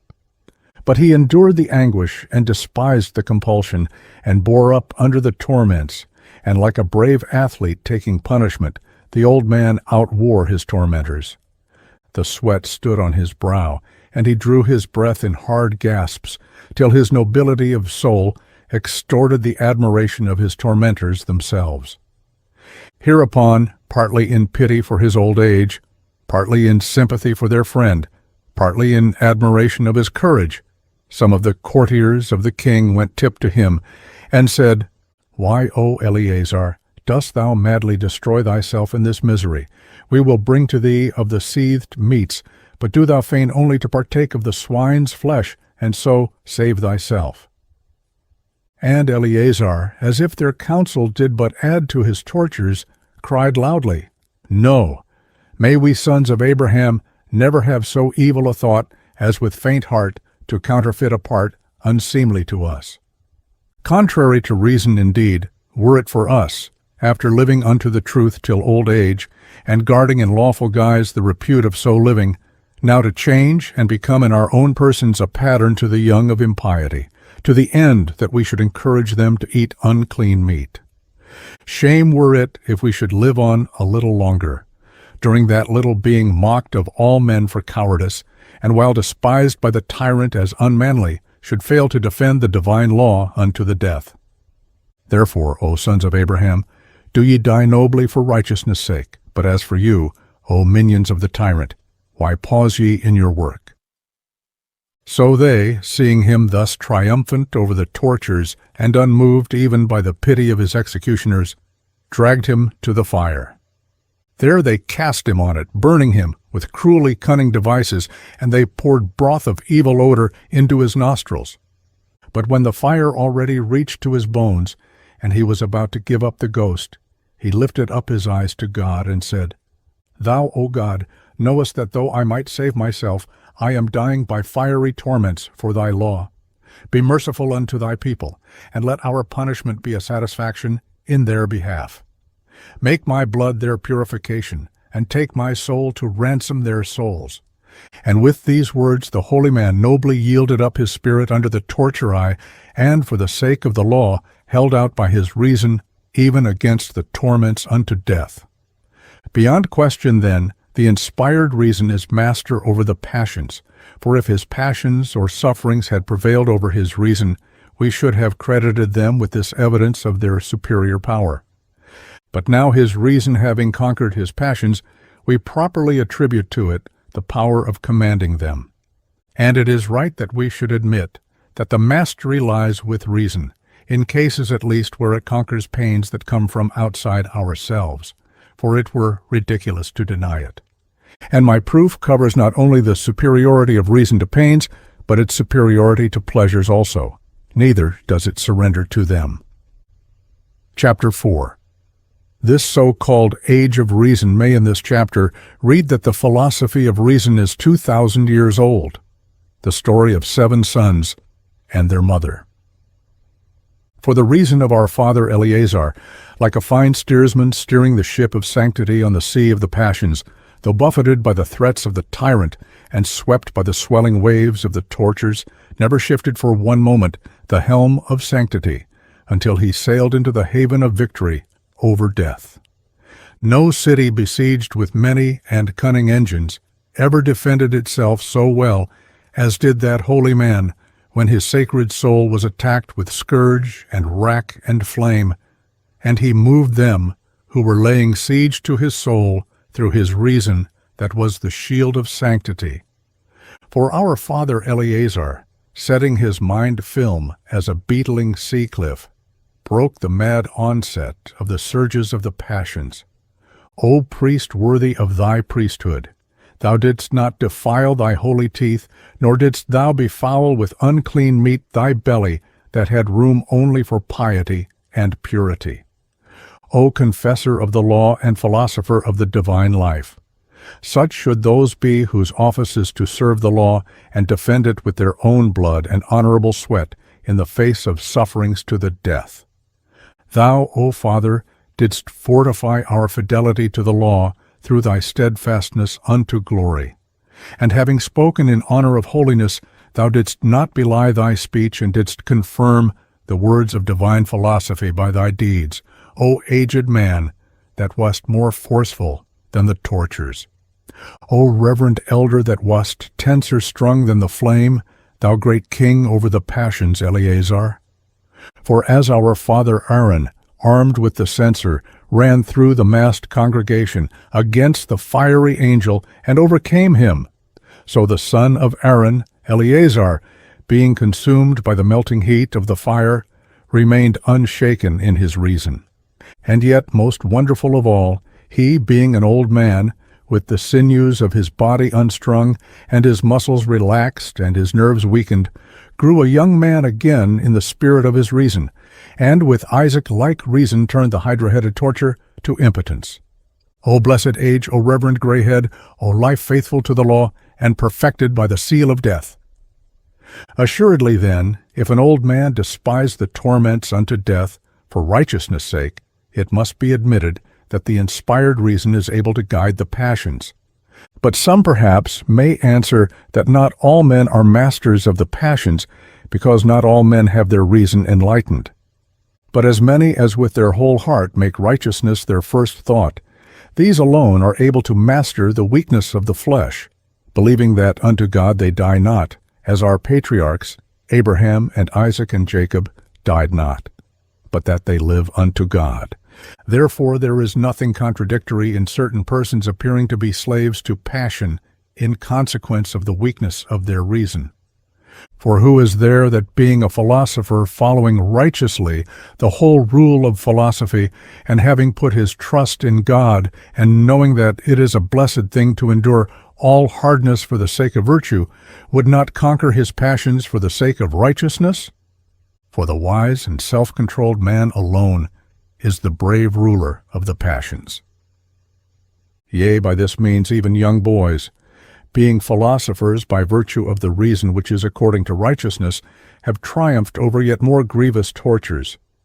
For when the tyrant found himself notably defeated in his first attempt, and impotent to compel an old man to eat unclean meat, then truly in violent rage he ordered the guards to bring others of the young men of the Hebrews, and if they would eat unclean meat, to release them after eating it, but if they refused, to torture them yet more savagely. And under these orders of the tyrant, 7 brethren, together with their aged mother, were brought prisoners before him, all handsome and modest and well-born, and generally attractive. And when the tyrant saw them there, standing as if they were a festal choir with their mother in the midst, he took notice of them, and struck by their noble and distinguished bearing, he smiled at them, and calling them nearer, said, O young men, I wish well to each one of you, and admire your beauty, and honor highly so large a band of brothers. So not only do I advise you not to persist in the madness of that old man who has already suffered, but I even entreat of you to yield to me and become partakers in my friendship. For as I am able to punish those who disobey my orders, so am I able to advance those who do obey me. Be assured, then, that you shall be given positions of importance and authority in my service if you will reject the ancestral law of your polity. Share in the Hellenic life and walk in a new way, and take some pleasure in your youth. For if you drive me to anger with your disobedience, you will compel me to resort to terrible penalties and put every single one of you to death by torture. Have pity then on yourselves, whom even I, your opponent, pity for your youth and your beauty. Will you not consider with yourselves this thing, that if you disobey me, there is nothing before you but death in torments? With these words he ordered the instruments of torture to be brought forward, in order to persuade them by fear to eat unclean meat. But when the guards had produced wheels, and joint dislocators, and racks, and bone crushers, and catapults, and cauldrons, and braziers, and thumbscrews, and iron claws, and wedges, and branding irons, the tyrant spoke again, and said, "You had better feel fear, my lads, and the justice you worship will pardon your unwilling transgression." But they, hearing his persuasions, and seeing his dreadful engines, not only showed no fear, but actually arrayed their philosophy in opposition to the tyrant, and by their right reason did abase his tyranny. And yet consider, supposing some amongst them to have been faint-hearted and cowardly, what sort of language would they have used? Would it not have been to this effect, "Alas, miserable creatures that we are, and foolish above measure"? When the king invites us and appeals to us on terms of kind treatment, shall we not obey him? Why do we encourage ourselves with vain desires and dare a disobedience that is to cost us our lives? Shall we not, O men, my brothers, fear the dread instruments and weigh well his threats of the tortures, and abandon these empty vaunts and this fatal bragging? Let us take pity on our own youth and have compassion on our mother's age, and let us lay to heart that if we disobey, we shall die. And even the divine justice will have mercy on us, if, compelled by necessity, we yield to the king in fear. Why should we cast away from us this dear life and rob ourselves of this sweet world? Let us not strive against necessity, nor with vain confidence invite our torture. Even the law itself does not willingly condemn us to death, we being in terror of the instruments of torture. Why does such contentiousness inflame us, and a fatal obstinacy find favor with us, when we might have a peaceful life by obeying the king? But no such words escaped these young men at the prospect of the torture, nor did such thoughts enter into their minds, for they were despisers of the passions and masters over pain. Chapter 5. A chapter of horror and torture revealing ancient tyranny at its utmost savagery. Verse 26 is profound truth. And thus no sooner did the tyrant conclude his urging of them to eat unclean meat, than all with one voice together, and as with one soul said to him, "Why dost thou delay, O tyrant? We are ready to die rather than transgress the commandments of our fathers. For we should be putting our ancestors also to shame, if we did not walk in obedience to the law, and take Moses as our counselor. O tyrant that counselest us to transgress the law, do not hating us, pity us beyond ourselves. For we esteem thy mercy-giving, us our life in return for a breach of the law, a thing harder to bear than death itself. Thou wouldst terrify us with thy threats of death under torture, as if a little while ago thou hadst learned nothing from Eleazar.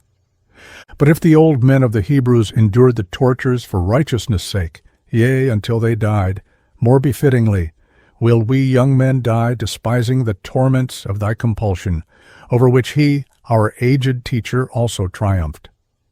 Make trial, therefore, O tyrant. And if thou takest our lives for the sake of righteousness, think not that thou hurtest us with thy tortures. For we through this our evil entreatment and our endurance of it shall win the prize of virtue, but thou for our cruel murder shalt suffer at the hands of divine justice sufficient torment by fire forever." These words of the youths redoubled the wrath of the tyrant, not at their disobedience only, but at what he considered their ingratitude. So by his orders the scourgers brought forward the eldest of them, and stripped him of his garment, and bound his hands and arms on either side with thongs. But when they had scourged him till they were weary, and gained nothing thereby, they cast him upon the wheel. And on it the noble youth was racked till his bones were out of joint. And as joint after joint gave way, he denounced the tyrant in these words, "O thou most abominable tyrant, thou enemy of the justice of heaven, and bloody-minded, thou dost torment me in this fashion, not for manslaying, nor for impiety, but for defending the law of God." And when the guard said to him, "Consent to eat, that so you may be released from your tortures," he said to them, "Your method, O miserable minions, is not strong enough to lead captive my reason. Cut off my limbs, and burn my flesh, and twist my joints. Through all the torments I will show you that in behalf of virtue the sons of the Hebrews alone are unconquerable."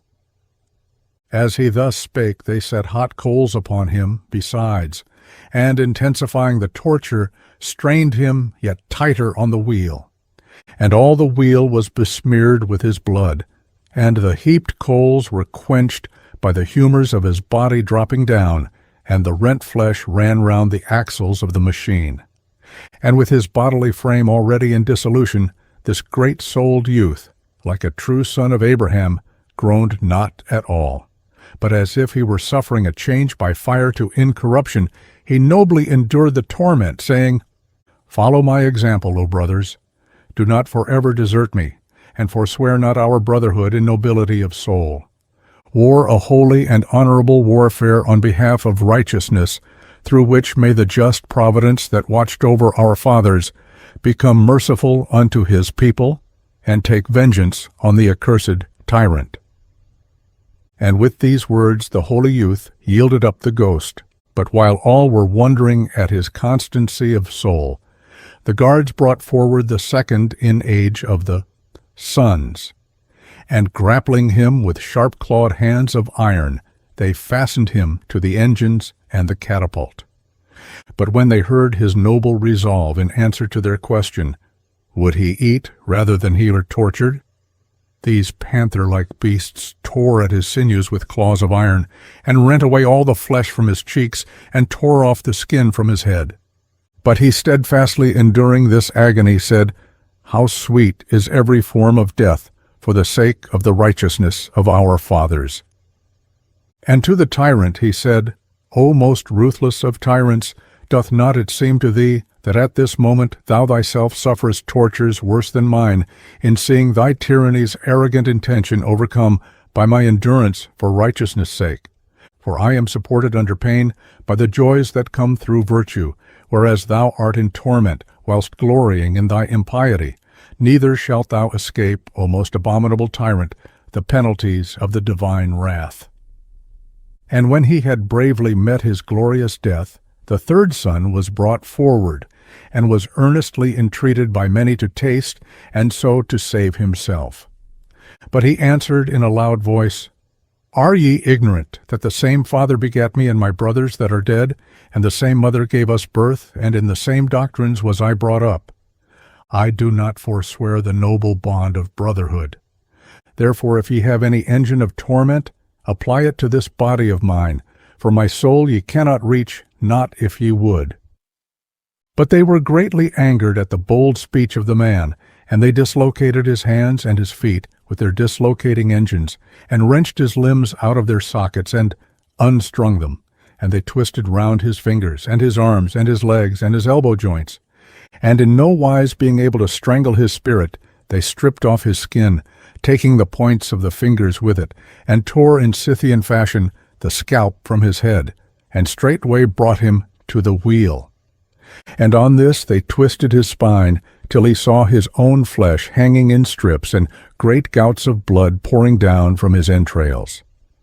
And at the point of death he said, "We, O most abominable tyrant, suffer thus for our upbringing and our virtue that are of God. But thou for thy impiety and thy cruelty shall endure torments without end."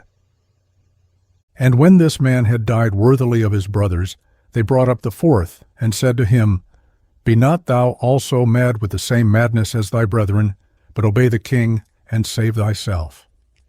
But he said unto them, "For me, ye have no fire so exceeding hot as to make me a coward. By the blessed death of my brethren, by the eternal doom of the tyrant, and by the glorious life of the righteous, I will not deny my noble brotherhood. Invent tortures, O tyrant, in order that thou mayest learn thereby that I am brother of those who have been already tortured."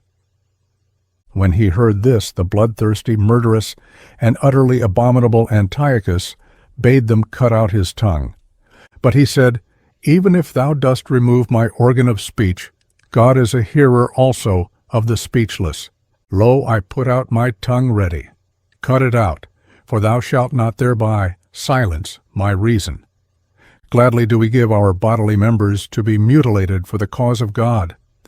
But God will speedily pursue after thee, for thou cuttest out the tongue that sang songs of praise unto him.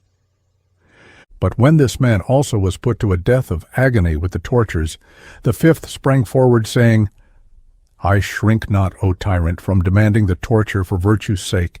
Yea, of myself I come forward, in order that, slaying me also, thou mayest by yet more misdeeds increase the penalty thou owest to the justice of heaven. O enemy of virtue and enemy of man, for what crime dost thou destroy us in this way? Doth it seem evil to thee that we worship the Creator of all, and live according to his virtuous law?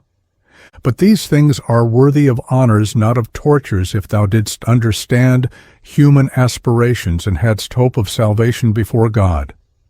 Lo now, thou art God's enemy, and makest war on those that worship God. As he spake thus, the guards bound him, and brought him before the catapult. And they tied him thereto on his knees, and fastening them there with iron clamps, they wrenched his loins over the rolling wedge, so that he was completely curled back like a scorpion, and every joint was disjointed. And thus, in grievous strait, for breath and anguish of body, he exclaimed, Glorious, O tyrant, glorious against thy will, are the boons that thou bestowest on me, enabling me to show my fidelity to the law through yet more honorable tortures. And when this man also was dead, the sixth was brought, a mere boy, who, in answer to the tyrant's inquiry whether he was willing to eat and be released, said, I am not so old in years as my brethren, but I am as old in mind. For we were born and reared for the same purpose, and are equally bound also to die for the same cause. So if thou choosest to torture us for not eating unclean meat, torture. As he spake these words, they brought him to the wheel, and with care they stretched him out, and dislocated the bones of his back, and set fire under him. And they made sharp skewers red hot, and ran them into his back, and piercing through his sides, they burned away his entrails also. But he, in the midst of his tortures, exclaimed, O contest worthy of saints, wherein so many of us brethren, in the cause of righteousness, have been entered for a competition in torments, and have not been conquered. For the righteous understanding, O tyrant, is unconquerable.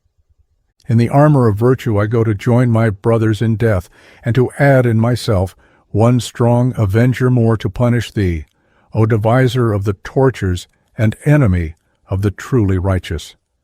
We 6 youths have overthrown thy tyranny. For is not thine impotence to alter our reason, or force us to eat unclean meat and overthrow for thee? Thy fire is cool for us, thy engines of torture torment not, and thy violence is impotent. For the guards have been officers for us, not of a tyrant, but of the divine law, and therefore have we our reason yet unconquered. Chapter 6. Brotherly Bonds and a Mother's Love. And when this one also died a blessed death, being cast into the cauldron, the 7th son, the youngest of them all, came forward. But the tyrant, although fiercely exasperated by his brethren, felt pity for the boy, and seeing him there already bound, he had him brought near, and sought to persuade him, saying, Thou seest the end of the folly of thy brethren, for through their disobedience they have been racked to death. Thou too, if thou dost not obey, wilt thyself also be miserably tortured and put to death before thy time. But if thou dost obey, thou shalt be my friend, and thou shalt be advanced to high office in the business of the kingdom. And while thus appealing to him, he sent for the boy's mother, in order that, in her sorrow for the loss of so many sons, she might urge the survivor to obey and be saved.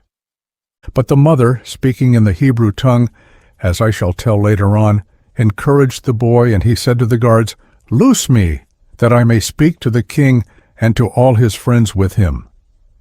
And they, rejoicing at the boy's request, made haste to loose him.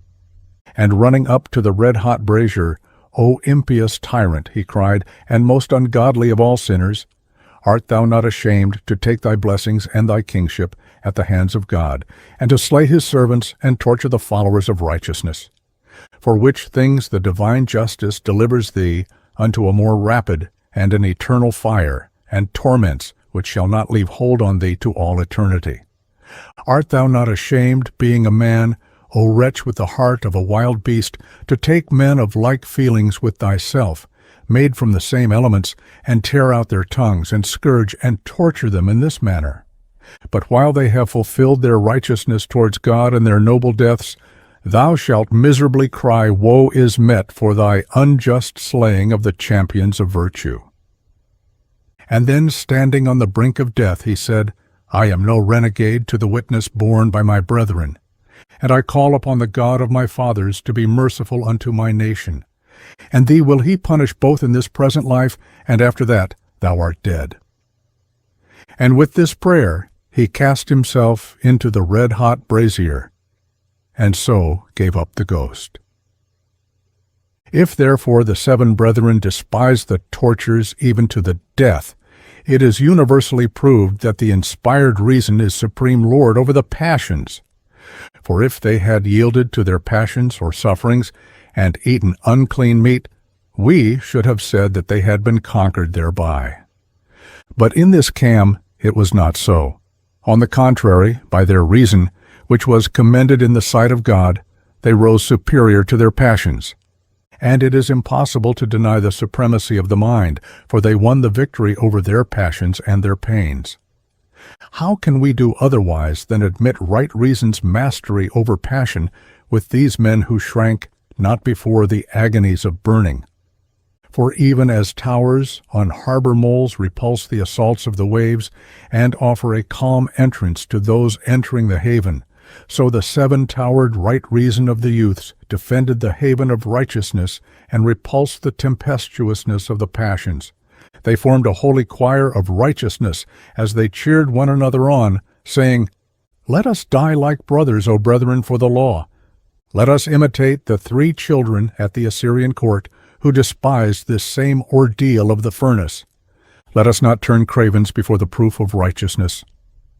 And one said, Brother, be of good cheer, and another, Bear it out nobly, and another recalling the past. Remember of what stock ye are, and at whose fatherly hand Isaac for righteousness' sake yielded himself to be a sacrifice. And each and all of them together, looking at each other brightly and very boldly, said, With a whole heart will we consecrate ourselves unto God, who gave us our souls, and let us lend our bodies to the keeping of the law. Let us not fear him who thinketh he kills, for a great struggle and peril of the soul awaits in eternal torment those who transgress the ordinance of God. Let us then arm ourselves with divine reason's mastery of the passions. After this our passion, Abraham, Isaac, and Jacob shall receive us, and all our forefathers shall praise us. And to each separate one of the brothers, as they were dragged off, those whose turn was yet to come said, Do not disgrace us, brother, nor be false to our brethren already dead. You are not ignorant of the love of brethren, whereof the divine and all-wise providence has given an inheritance to those who are begotten through their fathers, implanting it in them even through the mother's womb, wherein brethren do dwell the like period, and take their form during the same time, and are nourished from the same blood, and are quickened with the same soul, and are brought into the world after the same space, and they draw milk from the same founts, whereby their fraternal souls are nursed together in arms at the breast, and they are knit yet closer through a common nurture and daily companionship and other education, and through our discipline under the law of God. The feeling of brotherly love being thus naturally strong, the 7 brethren had their mutual concord made yet stronger, for trained in the same law, and disciplined in the same virtues, and brought up together in the upright life, they loved one another the more abundantly. Their common zeal for moral beauty and goodness heightened their mutual concord, for in conjunction with their piety, it rendered their brotherly love more fervent. But though nature, companionship, and their virtuous disposition increased the ardor of their brotherly love, Nevertheless, the surviving sons through their religion supported the sight of their brethren who were on the rack, being tortured to death. Nay more, they even encouraged them to face the agony, so as not only to despise their own tortures, but also to conquer their passion of brotherly affection for their brethren. O reasoning minds more kingly than kings, than freemen more free, of the harmony of the seven brethren, holy and well attuned to the keynote of piety. None of the 7 youths turned coward, none shrunk in the face of death, but all hastened to the death by torture, as if running the road to immortality. For as hands and feet move in harmony with the promptings of the soul, so those holy youths, as if prompted by the immortal soul of religion, went in harmony to death for its sake. O all-holy sevenfold companionship of brethren in harmony! For as the 7 days of the creation of the world do enring religion, so did the youths choir-like enring their sevenfold companionship, and made the terror of the tortures of no account. We now shudder when we hear of the suffering of those youths, but they, not only seeing it with their eyes, nor merely hearing the spoken imminent threat, but actually feeling the pang, endured it through, and that in the torture by fire, than which what greater agony can be found? For sharp and stringent is the power of fire, and swiftly did it bring their bodies to dissolution. And think it not wonderful, if with those men reason triumphed over the tortures, when even a woman's soul despised a yet greater diversity of pains. For the mother of the 7 youths endured the torments inflicted on each several one of her children. But consider how manifold are the yearnings of a mother's heart, so that her feeling for her offspring become the center of her whole world. And indeed here, even the irrational animals have for their young an affection and love similar to men's. For example, among the birds, the tame ones sheltering under our roofs defend their nestlings, and those that nest upon the mountain tops, and in the rock clefts, and in the holes of trees, and in the branches, and hatch their young there, do also drive away the intruder. And then, if they be unable to drive him away, they flutter around the nestlings in a passion of love, calling to them in their own speech, and they give succor to their young ones in whatever fashion they can.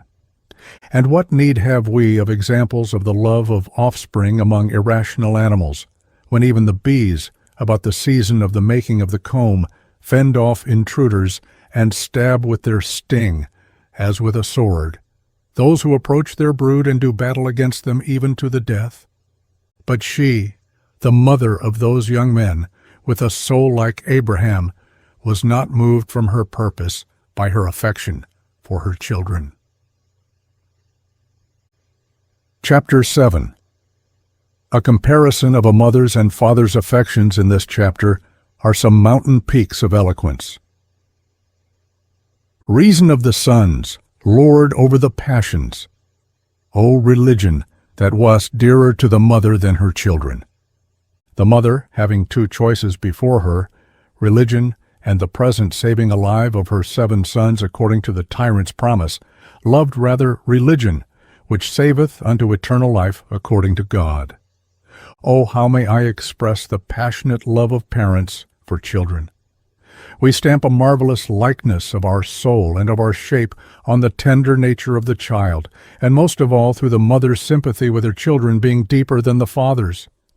For women are softer of soul than men, and the more children they bear, the more do they abound in love for them.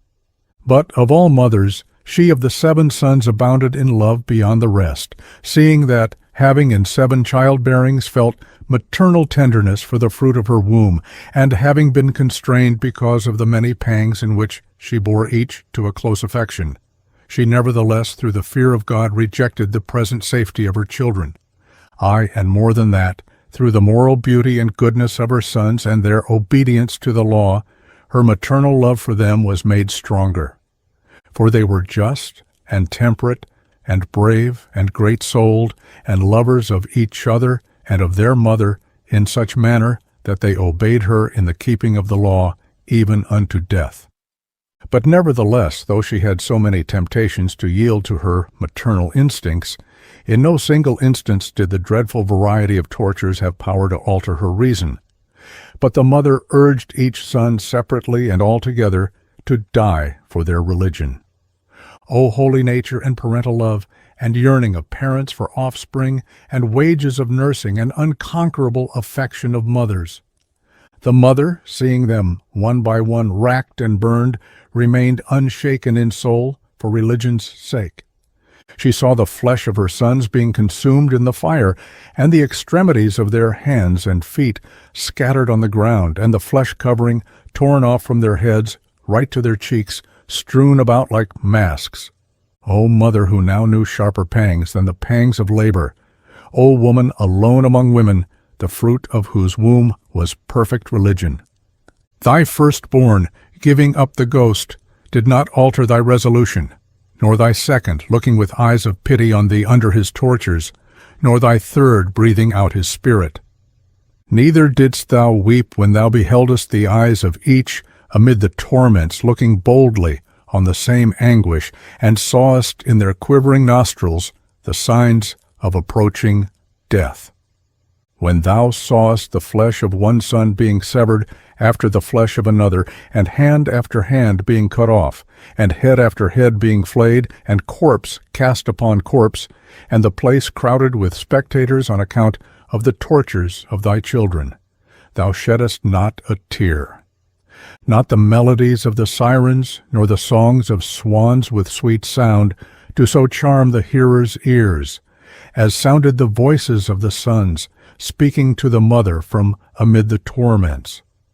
How many and how great were the tortures with which the mother was tormented, while her sons were being tortured with torments of rack and fire. But inspired reason lent her heart a man's strength under her passion of suffering, and exalted her to make no account of the present yearnings of mother love. And although she saw the destruction of her 7 children, and the many and varied forms of their torments, the noble mother willingly surrendered them through faith in God.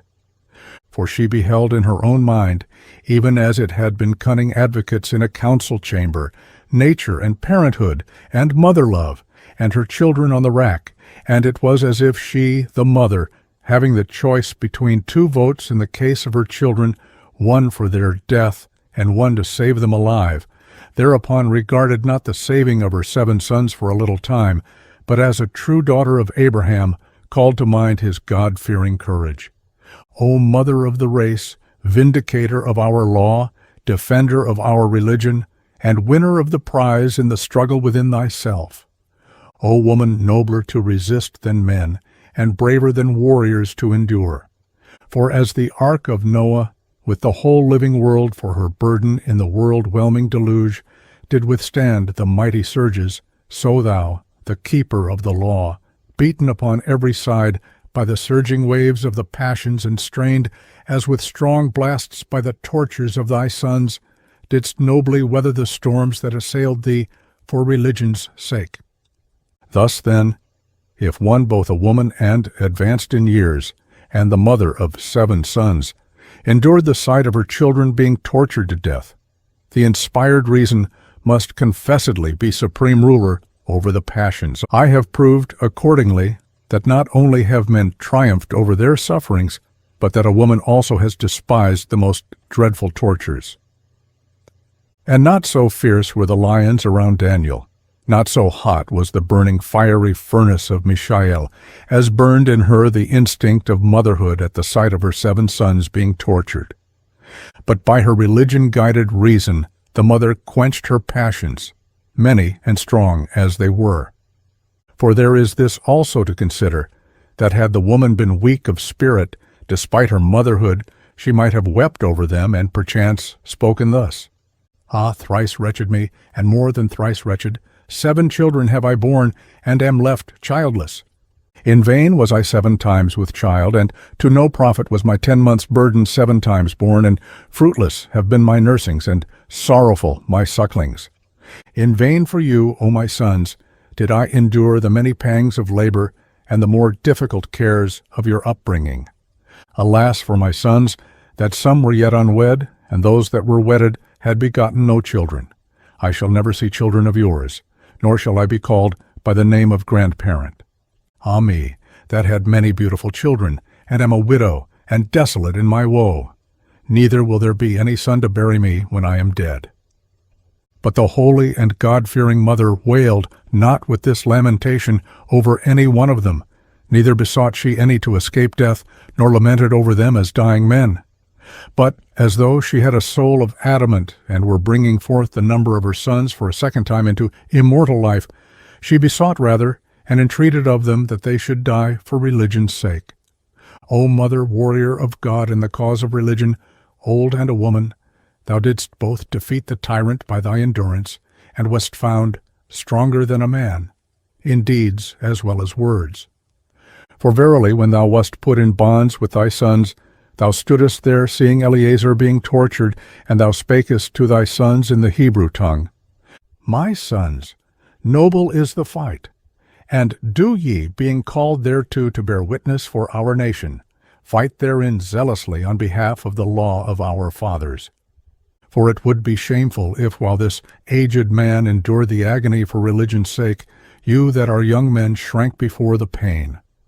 Remember that for the sake of God ye have come into the world and have enjoyed life, and that therefore ye owe it to God to endure all pain for his sake, for whom also our father Abraham made haste to sacrifice his son Isaac, the ancestor of our nation. And Isaac, seeing his father's hand lifting the knife against him, did not shrink.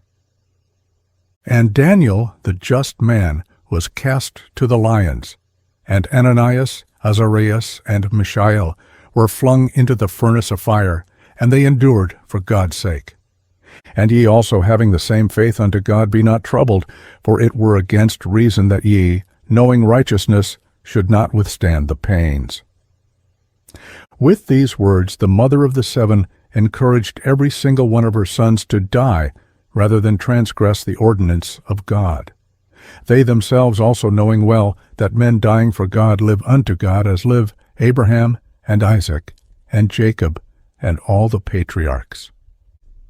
Chapter 8. The Famous Athletes of Righteousness. Here ends the story of courage called the fourth book of Maccabees. Some of the guards declared that when she also was about to be seized and put to death, she cast herself on the pyre in order that no man might touch her body. O Mother, that together with thy 7 sons didst break the tyrant's force, and bring to naught his evil devices, and gavest an example of the nobleness of faith. Thou wert nobly set as a roof upon thy sons, as pillars, and the earthquake of the torments shook thee not at all. Rejoice therefore, pure-souled Mother, having the hope of thy endurance certain at the hand of God. Not so majestic stands the moon amid the stars in heaven as thou, having lit the path of thy 7 star-like sons unto righteousness, standest in honor with God. And thou art set in heaven with them. For thy childbearing was from the son of Abraham.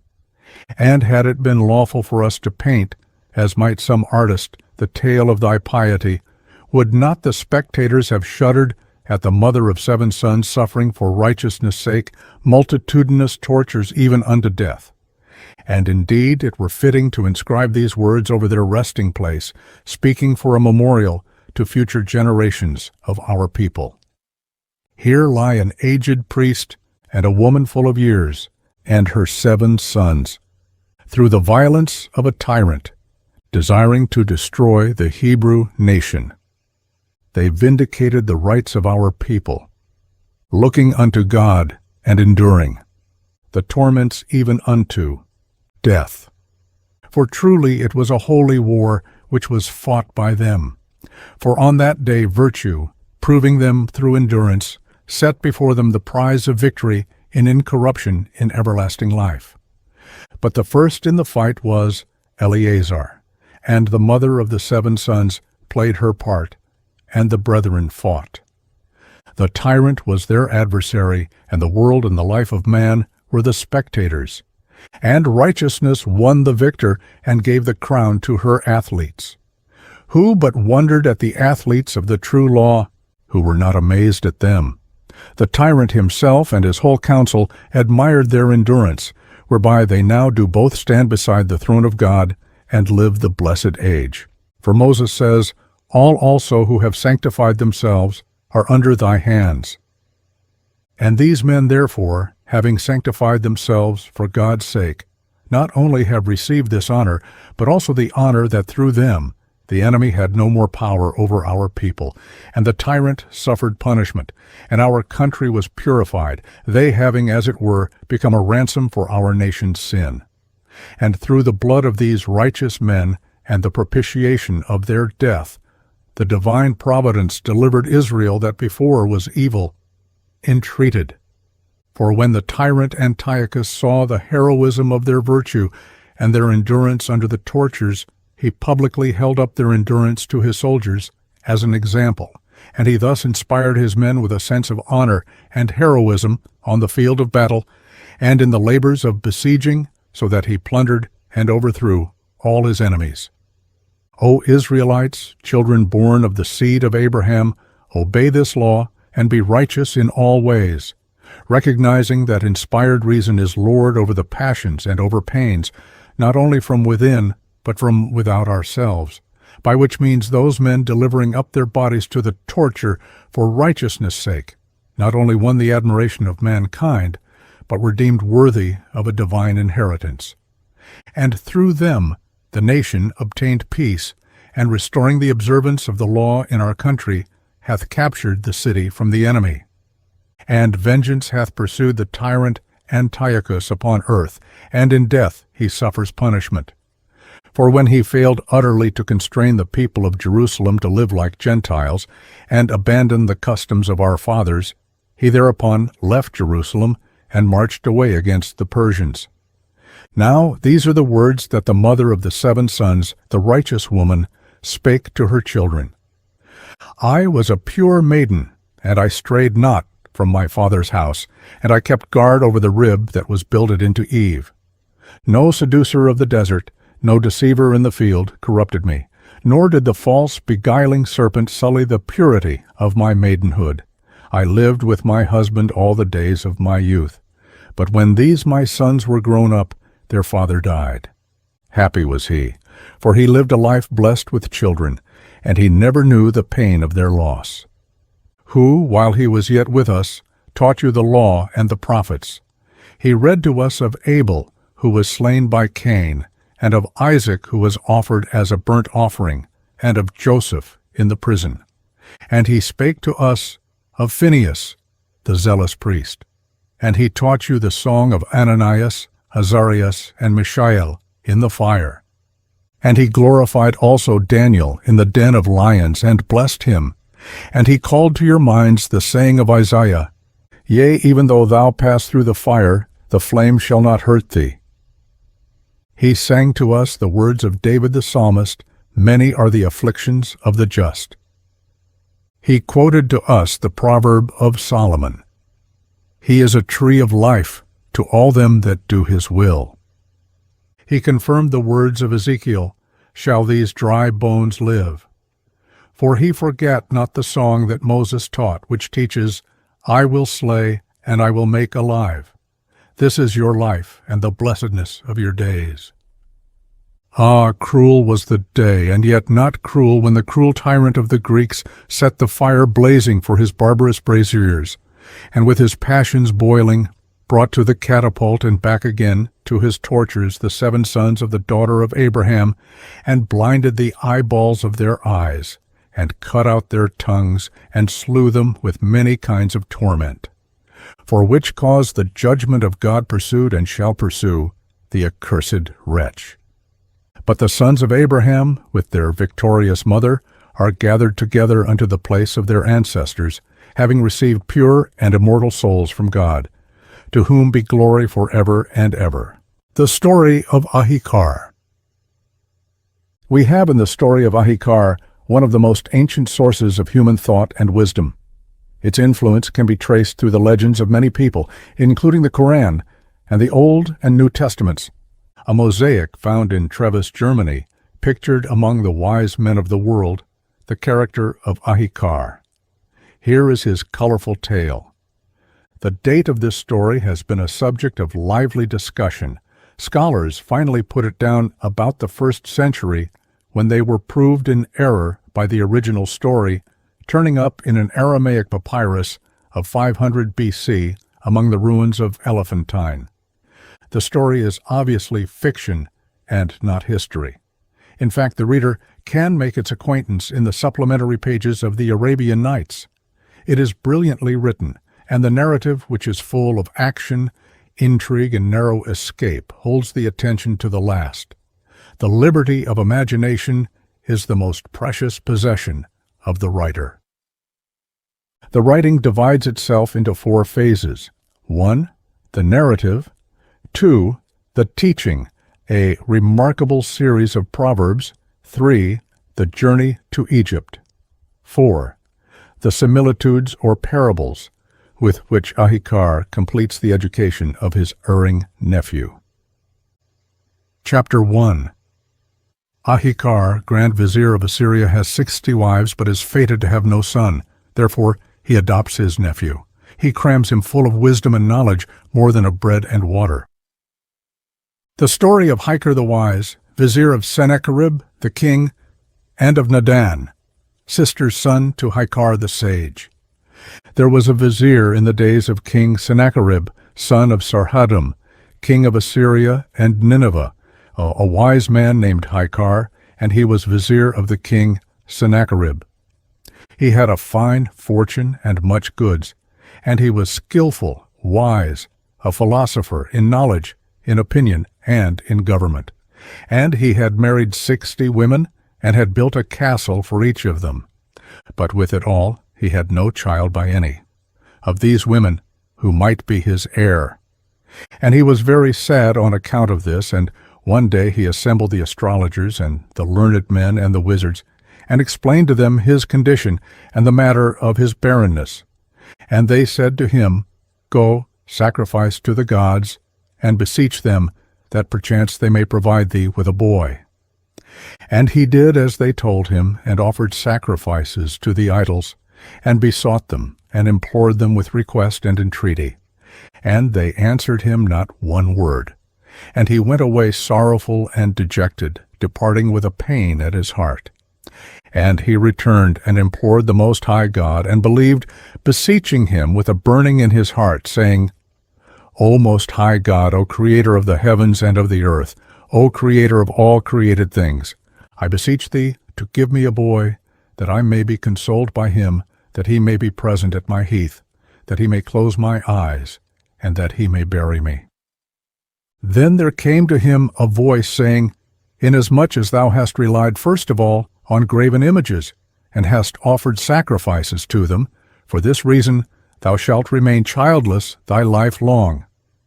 But take Nadan thy sister's son, and make him thy child, and teach him thy learning and thy good breeding, and at thy death he shall bury thee. Thereupon he took Nadan his sister's son, who was a little suckling, and he handed him over to 8 wet nurses, that they might suckle him and bring him up. And they brought him up with good food and gentle training and silken clothing and purple and crimson. And he was seated upon couches of silk. And when Nadan grew big and walked, shooting up like a tall cedar, he taught him good manners and writing and science and philosophy. And after many days King Sennacherib looked at Ahikar, and saw that he had grown very old. And moreover he said to him, O my honored friend, the skillful, the trusty, the wise, the governor, my secretary, my vizier, my chancellor and director, verily thou art grown very old and weighted with years, and thy departure from this world must be near. Tell me who shall have a place in my service after thee. And Ahikar said to him, O my lord, may thy head live forever. There is Nadan, my sister's son. I have made him my child. And I have brought him up, and taught him my wisdom and my knowledge. And the king said to him, O Ahikar, bring him to my presence, that I may see him. And if I find him suitable, put him in thy place. And thou shalt go thy way to take a rest, and to live the remainder of thy life in sweet repose. Then Ahikar went and presented Nadan his sister's son, and he did homage, and wished him power and honor. And he looked at him, and admired him, and rejoiced in him, and said to Ahikar, Is this thy son, O Ahikar? I pray that God may preserve him. And as thou hast served me, and my father Sarhaddim, so may this boy of thine serve me, and fulfill my undertakings, my needs, and my business, so that I may honor him, and make him powerful for thy sake. And Ahikar did obeisance to the king, and said to him, May thy head live, O my lord the king, forever. I seek from thee that thou mayest be patient with my boy Nadan, and forgive his mistakes, that he may serve thee as it is fitting.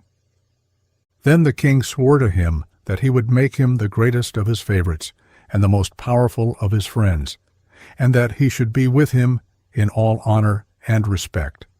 And he kissed his hands, and bade him farewell.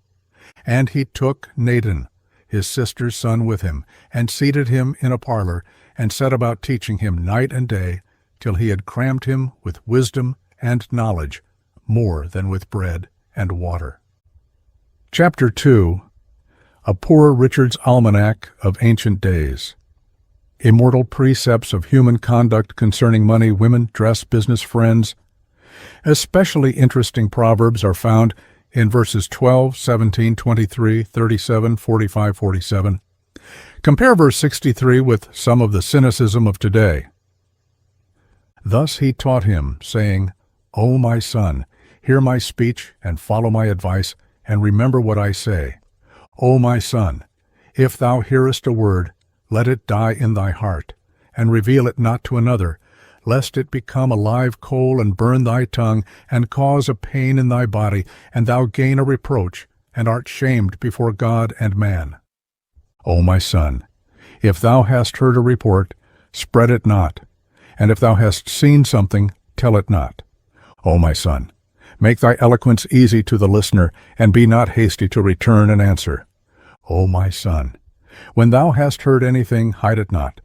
O my son, loose not a sealed knot, nor untie it, and seal not a loosened knot. O my son, covet not outward beauty, for it wanes and passes away, but an honorable remembrance lasts for aye. O my son, let not a silly woman deceive thee with her speech, lest thou die the most miserable of deaths, and she entangle thee in the net, till thou art ensnared. O my son, desire not a woman bedizened with dress and with ointments, who is despicable and silly in her soul. Woe of thee if thou bestow on her anything that is thine, or commit to her what is in thine hand, and she entice thee into sin, and God be wroth with thee. O my son, be not like the almond tree, for it brings forth leaves before all the trees, and edible fruit after them all, but be like the mulberry tree, which brings forth edible fruit before all the trees, and leaves after them all. O my son, bend thy head low down, and soften thy voice, and be courteous, and walk in the straight path, and be not foolish. And raise not thy voice when thou laughest, for if it were by a loud voice that a house was built, the ass would build many houses every day. And if it were by dint of strength that the plough were driven, the plough would never be removed from under the shoulders of the camels. O son, the removing of stones with a wise man is better than the drinking of wine with a sorry man. O my son, pour out thy wine on the tombs of the just, and drink not with ignorant, contemptible people. O my son, cleave to wise men who fear God, and be like them, and go not near the ignorant, lest thou become like him, and learn his ways. O my son, when thou hast got thee a comrade or a friend, try him, and afterwards make him a comrade and a friend, and do not praise him without a trial, and do not spoil thy speech with a man who lacks wisdom. O my son, while a shoe stays on thy foot, walk with it on the thorns, and make a road for thy son, and for thy household and thy children, and make thy ship taut before she goes on the sea, and its waves and sinks, and cannot be saved.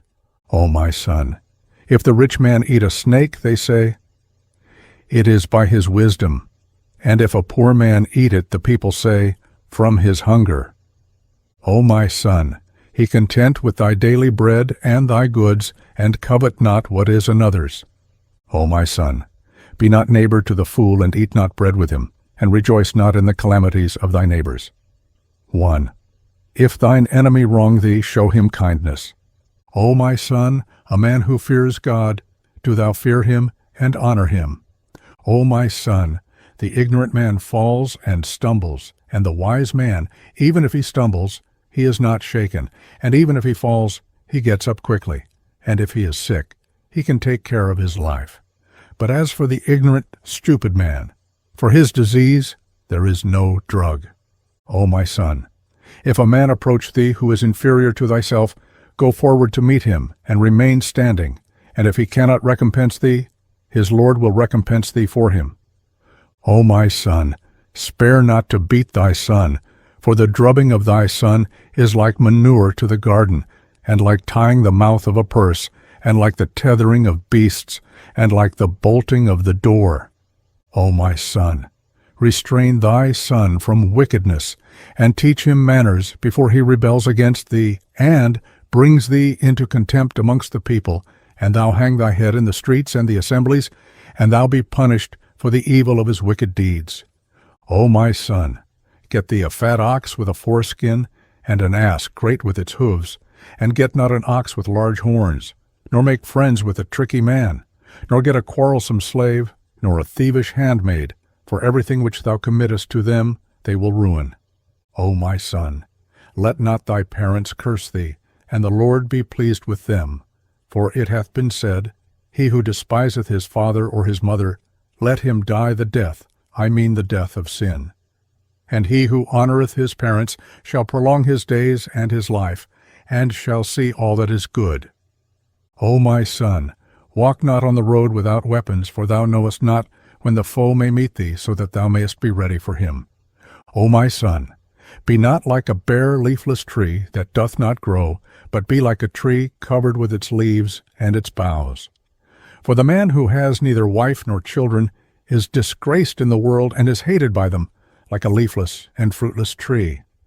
O my son, be like a fruitful tree on the roadside, whose fruit is eaten by all who pass by, and the beasts of the desert rest under its shade, and eat of its leaves.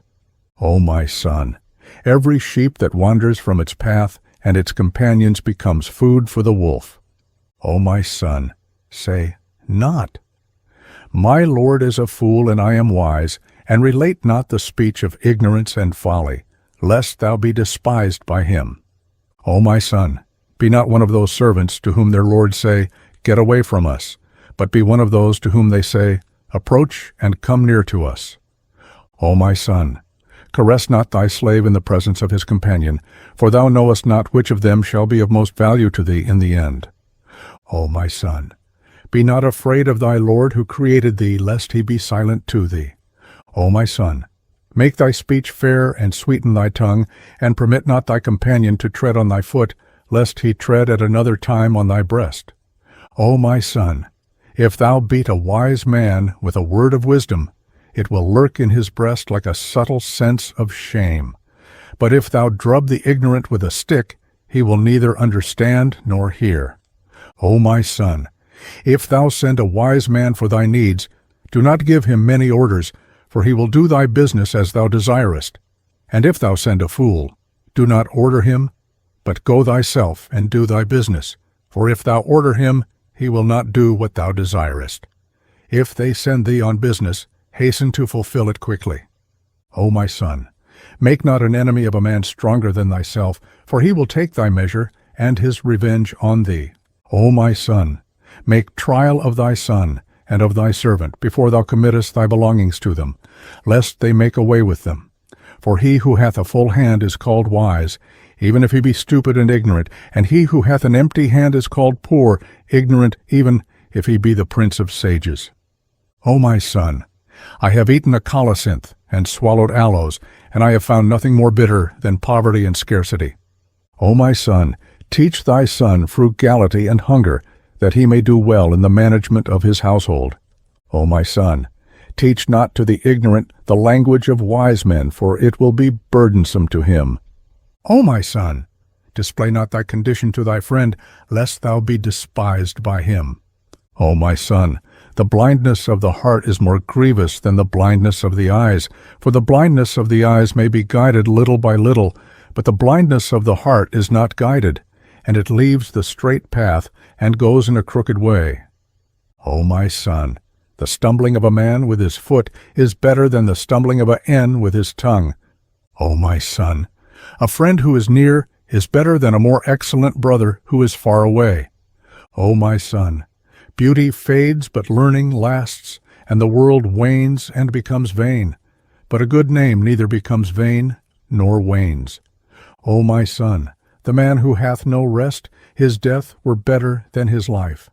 And the sound of weeping is better than the sound of singing, for sorrow and weeping, if the fear of God be in them, are better than the sound of singing and rejoicing. O my child, the thigh of a frog in thy hand is better than a goose in the pot of thy neighbor, and a sheep near thee is better than an ox far away. And a sparrow in thy hand is better than 1,000 sparrows flying. Want and poverty which gathers is better than the scattering of much provision. And a living fox is better than a dead lion. And a pound of wool is better than a pound of wealth, I mean of gold and silver. For the gold and the silver are hidden and covered up in the earth, and are not seen. But the wool stays in the markets, and it is seen, and it is a beauty to him who wears it. O my son, a small fortune is better than a scattered fortune. O my son, a living dog is better than a dead poor man. O my son, a poor man who does right is better than a rich man who is dead in sins. O my son, keep a word in thy heart, and it shall be much to thee, and beware lest thou reveal the secret of thy friend. O my son, let not a word issue from thy mouth till thou hast taken counsel with thy heart. And stand not betwixt persons quarreling, because from a bad word there comes a quarrel, and from a quarrel there comes war. And from war there comes fighting, and thou wilt be forced to bear witness. But run from thence, and rest thyself. O my son, withstand not a man stronger than thyself, but get thee a patient spirit, and endurance, and an upright conduct, for there is nothing more excellent than that. O my son, hate not thy first friend, for the second one may not last. O my son, visit the poor in his affliction, and speak of him in the Sultan's presence, and do thy diligence to save him from the mouth of the lion. 2. O my son, rejoice not in the death of thine enemy, for after a little while thou shalt be his neighbor, and him who mocks thee do thou respect and honor, and be beforehand with him in greeting. O my son, if water would stand still in heaven, and a black crow become white, and myrrh grow sweet as honey, then ignorant men and fools might understand, and become wise. O my son, if thou desire to be wise, restrain thy tongue from lying, and thy hand from stealing, and thine eyes from beholding evil. Then thou wilt be called wise. O my son, let the wise man beat thee with a rod, but let not the fool anoint thee with sweet salve. Be humble in thy youth, and thou shalt be honored in thine old age. O my son, withstand not a man in the days of his power, nor a river in the days of its flood. O my son, be not hasty in the wedding of a wife, for if it turns out well, she will say, My Lord, make provision for me. And if it turns out ill, she will rate at him who was the cause of it. O my son, whosoever is elegant in his dress, he is the same in his speech, and he who has a mean appearance in his dress, he also is the same in his speech. O my son, if thou hast committed a theft, make it known to the Sultan, and give him a share of it, that thou mayest be delivered from him, for otherwise thou wilt endure bitterness. O my son, make a friend of the man whose hand is satisfied and filled, and make no friend of the man whose hand is closed and hungry. There are 4 things in which neither the king nor his army can be secure: oppression by the vizier, and bad government, and perversion of the will, and tyranny over the subject. And 4 things which cannot be hidden: the prudent, and the foolish, and the rich, and the poor. Chapter 3. Ahikar retires from active participation in affairs of state. He turns over his possessions to his treacherous nephew. Here is the amazing story of how a thankless profligate turns forgerer. A clever plot to entangle Ahikar results in his being condemned to death. Apparently, the end of Ahikar. Thus spake Ahikar, and when he had finished these injunctions and proverbs to Nadan, his sister's son, he imagined that he would keep them all, and he knew not that instead of that he was displaying to him weariness and contempt and mockery. Thereafter Ahikar sat still in his house, and delivered over to Nadan all his goods, and the slaves, and the handmaidens, and the horses, and the cattle, and everything else that he had possessed and gained, and the power of bidding and of forbidding remained in the hand of Nadan. And Ahikar sat at rest in his house, and every now and then Ahikar went and paid his respects to the king, and returned home. Now when Nadan perceived that the power of bidding and of forbidding was in his own hand, he despised the position of Ahikar and scoffed at him, and set about blaming him whenever he appeared, saying, "My uncle Ahikar is in his dotage, and he knows nothing now." And he began to beat the slaves and the handmaidens, and to sell the horses and the camels, and be spendthrift with all that his uncle Ahikar had owned. And when Ahikar saw that he had no compassion on his servants, nor on his household, he arose and chased him from his house, and sent to inform the king that he had scattered his possessions and his provision. And the king arose and called Nadan, and said to him, "Whilst Ahikar remains in health, no one shall rule over his goods, nor over his household, nor over his possessions." And the hand of Nadan was lifted off from his uncle Ahikar, and from all his goods. And in the meantime he went neither in nor out, nor did he greet him.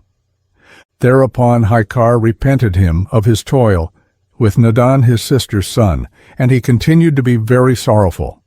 And Nadan had a younger brother named Benuzardan, so Ahikar took him to himself in place of Nadan, and brought up and honored him with the utmost honor. And he delivered over to him all that he possessed, and made him governor of his house. Now when Nadan perceived what had happened, he was seized with envy and jealousy, and he began to complain to everyone who questioned him, and to mock his uncle Ahikar, saying, "My uncle has chased me from his house, and has preferred my brother to me. But if the Most High God give me the power, I shall bring upon him the misfortune of being killed." And Nadan continued to meditate as to the stumbling block he might contrive for him. And after a while Nadan turned it over in his mind, and wrote a letter to Achish, son of Shah the Wise, king of Persia, saying thus, "Peace and health and might and honor from Sennacherib, king of Assyria and Nineveh, and from his vizier and his secretary, Ahikar, unto thee, O great king. Let there be pence between thee and me. And when this letter reaches thee, if thou wilt arise and go quickly to the plain of Nisreen, and to Assyria and Nineveh, I will deliver up the kingdom to thee without war and without battle array." And he wrote also another letter in the name of Ahikar to Pharaoh, king of Egypt. "Let there be peace between thee and me, O mighty king. If at the time of this letter reaching thee thou wilt arise and go to Assyria and Nineveh to the plain of Nisreen, I will deliver up to thee the kingdom without war and without fighting." And the writing of Nadan was like to the writing of his uncle Ahikar. Then he folded the two letters, and sealed them with the seal of his uncle Ahikar. They were nevertheless in the king's palace. Then he went and wrote a letter likewise from the king to his uncle Ahikar. "Peace and health to my vizier, my secretary, my chancellor, Ahikar. O Ahikar, when this letter reaches thee, assemble all the soldiers who are with thee, and let them be perfect in clothing and in numbers, and bring them to me on the 5th day in the plain of Nisreen. And when thou shalt see me there coming towards thee, haste and make the army move against me, as an enemy who would fight with me, For I have with me the ambassadors of Pharaoh king of Egypt, that they may see the strength of our army, and may fear us, for they are our enemies, and they hate us." Then he sealed the letter, and sent it to Ahikar by one of the king's servants. And he took the other letter which he had written, and spread it before the king, and read it to him, and showed him the seal. And when the king heard what was in the letter, he was perplexed with a great perplexity, and was wroth with a great and fierce wrath, and said, "Ah, I have shown my wisdom. What have I done to Ahikar, that he has written these letters to my enemies? Is this my recompense from him, for my benefits to him?" And Nadin said to him, "Be not grieved, O king, nor be wroth, but let us go to the plain of Nisreen, and see if the tale be true or not." Then Nadin arose on the 5th day, and took the king and the soldiers and the vizier, and they went to the desert to the plain of Nisreen. And the king looked, and lo, Ahikar and the army were set in array. And when Ahikar saw that the king was there, he approached and signaled to the army to move as in war, and to fight in array against the king, as it had been found in the letter, he not knowing what a pit Nadin had digged for him. And when the king saw the act of Ahikar, he was seized with anxiety and terror and perplexity, and was wroth with a great wrath. And Nadin said to him, "Hast thou seen, O my lord the king, what this wretch has done? But be not thou wroth, and be not grieved nor pained, but go to thy house, and sit on thy throne, and I will bring Ahikar to thee, bound and chained with chains, and I will chase away thine enemy from thee without toil." And the king returned to his throne, being provoked about Ahikar, and did nothing concerning him. And Nadin went to Ahikar, and said to him, "Wallah, O my uncle, the king verily rejoiceth in thee with great joy, and thanks thee for having done what he commanded thee. And now he hath sent me to thee, that thou mayest dismiss the soldiers to their duties, and come thyself to him with thy hands bound behind thee, and thy feet chained, that the ambassadors of Pharaoh may see this, and that the king may be feared by them and by their king." Then answered Ahikar, and said, "To hear is to obey." And he arose straightway, and bound his hands behind him, and chained his feet. And Nadin took him, and went with him to the king. And when Ahikar entered the king's presence, he did obeisance before him on the ground, and wished for power and perpetual life to the king. Then said the king, "O Ahikar, my secretary, the governor of my affairs, my chancellor, the ruler of my state, tell me what evil have I done to thee, that thou hast rewarded me by this ugly deed?" Then they showed him the letters in his writing, and with his seal.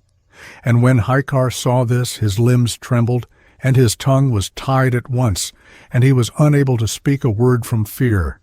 But he hung his head towards the earth, and was dumb. And when the king saw this, he felt certain that the thing was from him. And he straightway arose, and commanded them to kill Ahikar, and to strike his neck with the sword outside of the city. Then Nadin screamed, and said, "O Ahikar, O blackface, what avails thee thy meditation or thy power in the doing of this deed to the king?" Thus says the storyteller.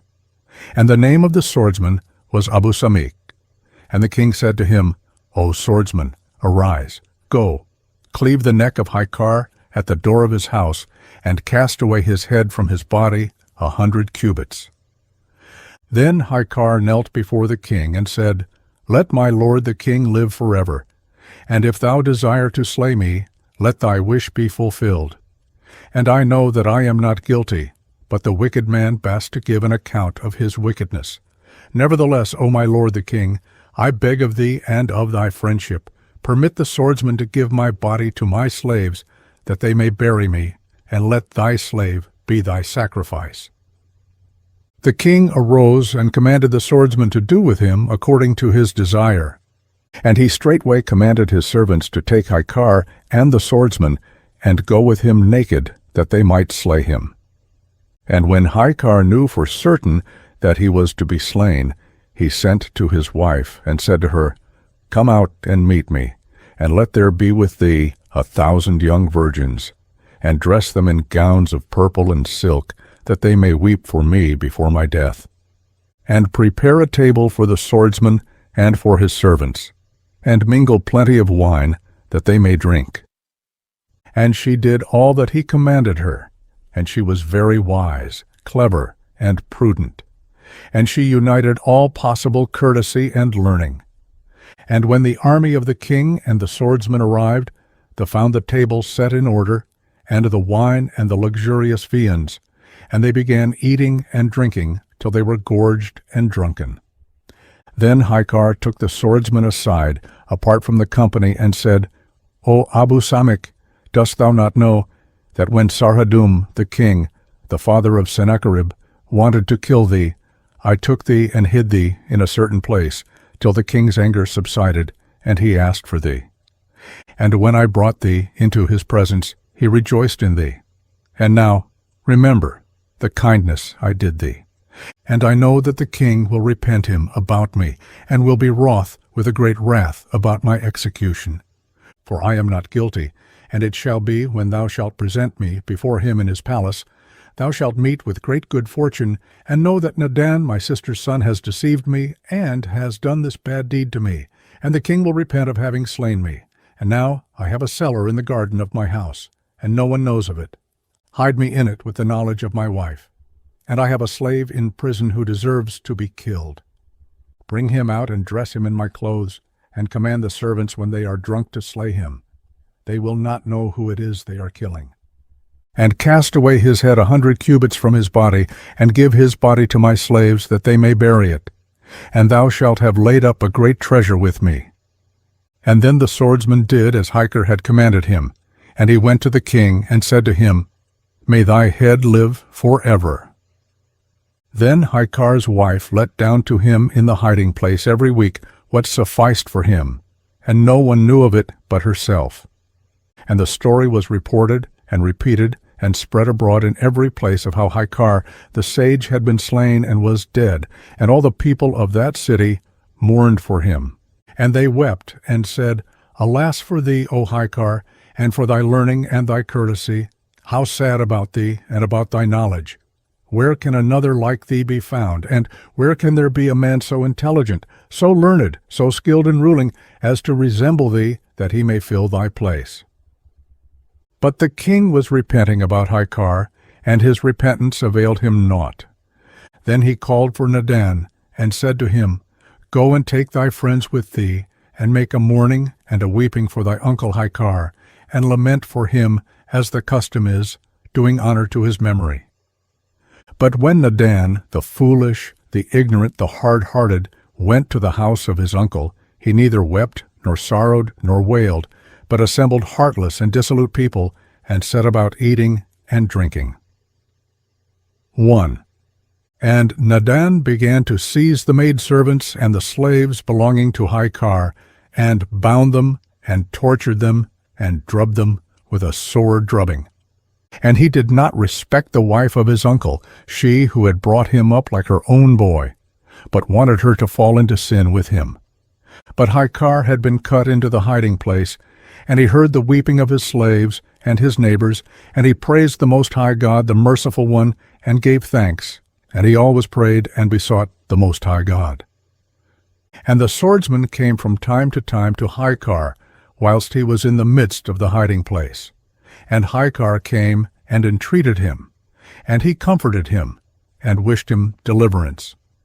And when the story was reported in other countries that Ahikar the sage had been slain, all the kings were grieved and despised King Sennacherib, and they lamented over Ahikar the solver of riddles. Chapter 4. The Riddles of the Sphinx. What really happened to Ahikar? His return. And when the king of Egypt had made sure that Ahikar was slain, he arose straightway, and wrote a letter to King Sennacherib, reminding him in it of the peace, and the health, and the might, and the honor, which we wish specially for thee, my beloved brother, King Sennacherib.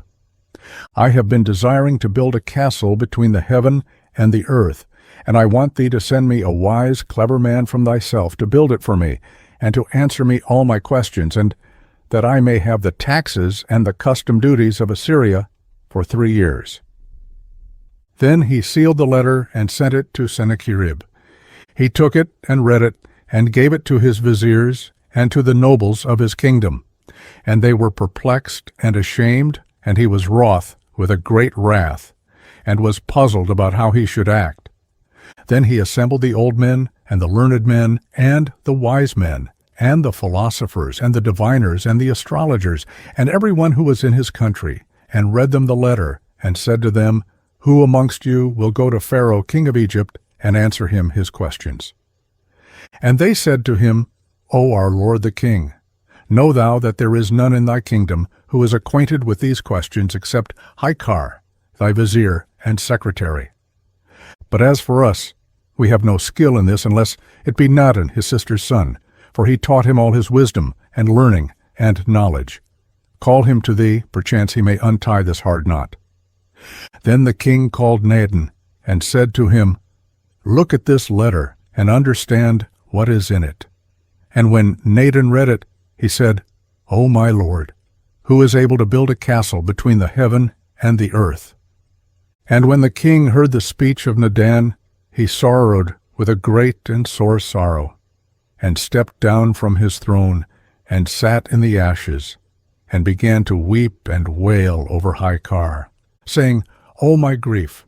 O Ahikar, who didst know the secrets and the riddles! Woe is me for thee, O Ahikar, O teacher of my country and ruler of my kingdom! Where shall I find thy like? O Ahikar, O teacher of my country, where shall I turn for thee? Woe is me for thee! How did I destroy thee? And I listened to the talk of a stupid, ignorant boy, without knowledge, without religion, without manliness. Ah, and again, ah, for myself! Who can give thee to me just for once, or bring me word that Ahikar is alive? And I would give him the half of my kingdom. Whence is this to me? Ah, Ahikar, that I might see thee just for once, that I might take my fill of gazing at thee and delighting in thee. Ah, O my grief for thee to all time, O Ahikar, how have I killed thee? And I tarried not in thy case till I had seen the end of the matter." And the king went on weeping night and day. Now when the swordsman saw the wrath of the king and his sorrow for Ahikar, his heart was softened towards him, and he approached into his presence and said to him, "O my lord, command thy servants to cut off my head." Then said the king to him, "Woe to thee, Abu Samik, what is thy fault?" And the swordsman said unto him, "O my master, every slave who acts contrary to the word of his master is killed, and I have acted contrary to thy command." Then the king said unto him, "Woe unto thee, O Abu Samik! In what hast thou acted contrary to my command?" And the swordsman said unto him, "O my lord, thou didst command me to kill Ahikar, and I knew that thou wouldst repent thee concerning him, and that he had been wronged, and I hid him in a certain place, and I killed one of his slaves, and he is now safe in the cistern. And if thou command me, I will bring him to thee." And the king said unto him, "Woe to thee, O Abu Samik! Thou hast mocked me, and I am thy lord." And the swordsman said unto him, "Nay, but by the life of thy head, O my lord, Ahikar is safe and alive." And when the king heard that saying, he felt sure of the matter, and his head swam, and he fainted from joy, and he commanded them to bring Ahikar. And he said to the swordsman, "O trusty servant, if thy speech be true, I would fain enrich thee, and exalt thy dignity above that of all thy friends." And the swordsman went along rejoicing till he came to Ahikar's house. And he opened the door of the hiding place, and went down and found Ahikar sitting, praising God, and thanking him. And he shouted to him, saying, "O Ahikar, I bring the greatest of joy, and happiness, and delight." And Ahikar said to him, "What is the news, O Abu Samik?" And he told him all about Pharaoh from the beginning to the end. Then he took him and went to the king.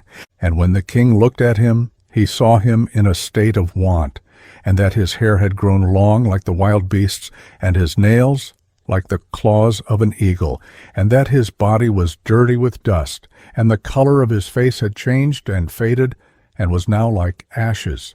And when the king saw him, he sorrowed over him, and rose at once, and embraced him, and kissed him, and wept over him, and said, Praise be to God, who hath brought thee back to me.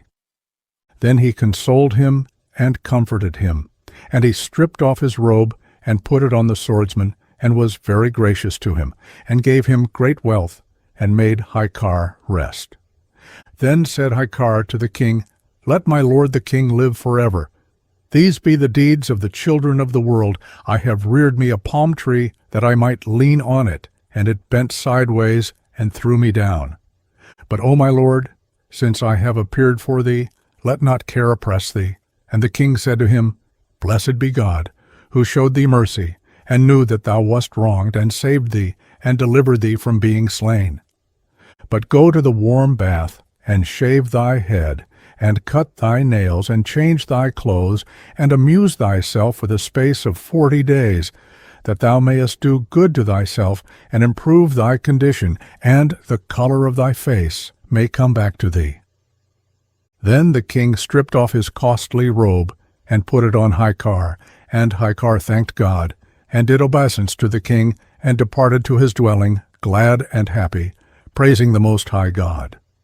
And the people of his household rejoiced with him, and his friends, and everyone who heard that he was alive rejoiced also. Chapter 5. The letter of the riddles is shown to Ahikar. The boys on the eagles. The first airplane ride. Off to Egypt. Ahikar, being a man of wisdom, also has a sense of humor. Verse 27. And he did as the king commanded him, and took rest for 40 days. Then he dressed himself his gayest dress, and went riding to the king, with his slaves behind him and before him, rejoicing and delighted. But when Nadan his sister's son perceived what was happening, fear took hold of him, and terror, and he was perplexed, not knowing what to do. And when Ahikar saw it, he entered into the king's presence and greeted him, and he returned the greeting, and made him sit down at his side, saying to him, O my darling Ahikar, look at these letters which the king of Egypt sent to us, after he had heard that thou wast slain. They have provoked us and overcome us, and many of the people of our country have fled to Egypt for fear of the taxes that the king of Egypt has sent to demand from us.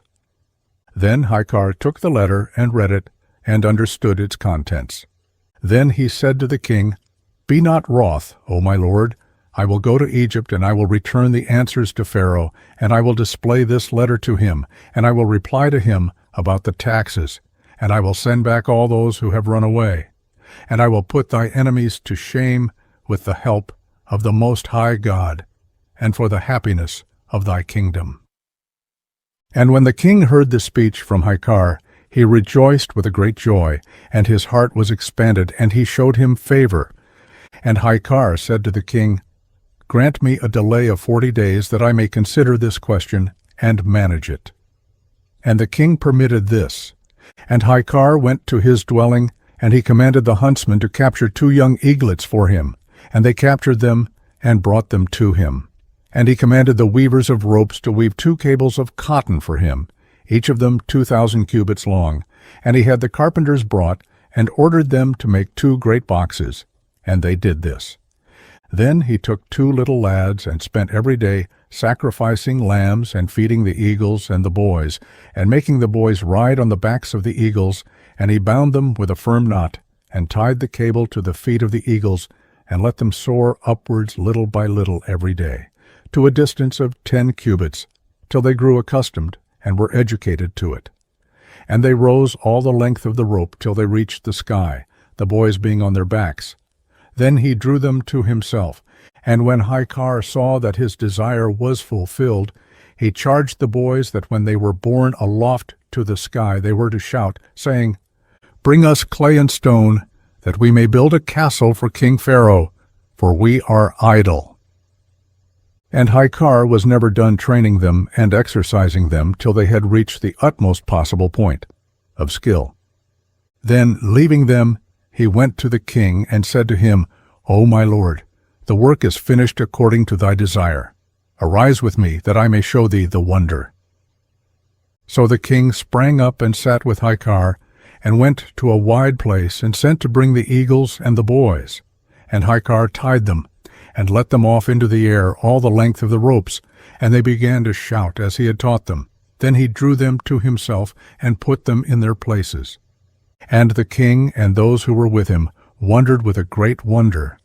And the king kissed Ahikar between his eyes, and said to him, Go in peace, O my beloved, O pride of my kingdom, to Egypt, and answer the questions of Pharaoh, and overcome him by the strength of the Most High God. Then he bade him farewell, and took his troops and his army, and the young men and the eagles, and went towards the dwellings of Egypt. And when he had arrived, he turned towards the country of the king. And when the people of Egypt knew that Sennacherib had sent a man of his privy council to talk with Pharaoh and to answer his questions, they carried the news to King Pharaoh, and he sent a party of his privy counselors to bring him before him. And he came and entered into the presence of Pharaoh, and did obeisance to him, as it is fitting to do to kings. And he said to him, O my lord the king, Sennacherib the king hails thee with abundance of peace and might and honor.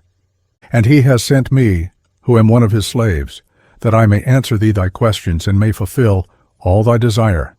For thou hast sent to seek from my lord the king a man who will build thee a castle between the heaven and the earth. And I, by the help of the Most High God, and thy noble favor, and the power of my lord the king, will build it for thee as thou desirest. But, O my lord the king, what thou hast said in it about the taxes of Egypt for 3 years? Now the stability of a kingdom is strict justice, and if thou winnest, and my hand hath no skill in replying to thee, then my lord the king will send thee the taxes which thou hast mentioned. And if I shall have answered thee in thy questions, it shall remain for thee to send whatever thou hast mentioned to my lord the king.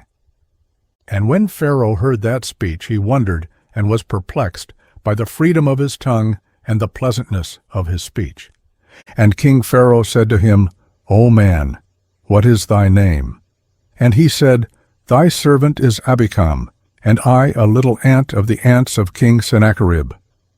And Pharaoh said to him, Had thy lord no one of higher dignity than thee, that he has sent me a little ant to reply to me, and to converse with me? And Ahikar said to him, O my lord the king, I would to God Most High that I may fulfill what is on thy mind, for God is with the weak, that he may confound the strong. Then Pharaoh commanded that they should prepare a dwelling for Ahikam, and supply him with provender, meat and drink, and all that he needed. And when it was finished, 3 days afterwards, Pharaoh clothed himself in purple and red, and sat on his throne, and all his viziers and the magnates of his kingdom were standing with their hands crossed, their feet close together, and their heads bowed. And Pharaoh sent to fetch Ahikam, and when he was presented to him, he did obeisance before him, and kissed the ground in front of him. And King Pharaoh said to him, O Ahikam, whom am I like? And the nobles of my kingdom, to whom are they like? And Ahikar said to him, O my lord the king, thou art like the idol Bel, and the nobles of thy kingdom are like his servants. He said to him, Go, and come back hither tomorrow. So Ahikar went as King Pharaoh had commanded him. And on the morrow Ahikar went into the presence of Pharaoh, and did obeisance, and stood before the king. And Pharaoh was dressed in a red color, and the nobles were dressed in white. And Pharaoh said to him, O Ahikam, whom am I like? And the nobles of my kingdom, to whom are they like? And Ahikam said to him, O my lord, thou art like the sun, and thy servants are like its beams. And Pharaoh said to him, Go to thy dwelling, and come hither tomorrow. Then Pharaoh commanded his court to wear pure white, and Pharaoh was dressed like them, and sat upon his throne, and he commanded them to fetch Ahikar. And he entered, and sat down before him. And Pharaoh said to him, O Ahikam, whom am I like? And my nobles, to whom are they like? And Abikam said to him, O my lord, thou art like the moon, and thy nobles are like the planets and the stars. And Pharaoh said to him, Go, and tomorrow be thou here. Then Pharaoh commanded his servants to wear robes of various colors, and Pharaoh wore a red velvet dress, and sat on his throne, and commanded them to fetch Abikam. And he entered and did obeisance before him. And he said, O Abikam, whom am I like? And my armies, to whom are they like? And he said, O my lord, thou art like the month of April, and thy armies are like its flowers. And when the king heard it, he rejoiced with a great joy, and said, O Abikam, the first time thou didst compare me to the idol Bel, and my nobles to his servants. And the second time thou didst compare me to the sun, and my nobles to the sunbeams. And the third time thou didst compare me to the moon, and my nobles to the planets and the stars. And the fourth time thou didst compare me to the month of April, and my nobles to its flowers. But now, O Abikam, tell me thy lord, King Sennacherib, whom is he like? And his nobles, to whom are they like? And Ahikar shouted with a loud voice, and said, Be it far from me to make mention of my lord the king, and thou seated on thy throne.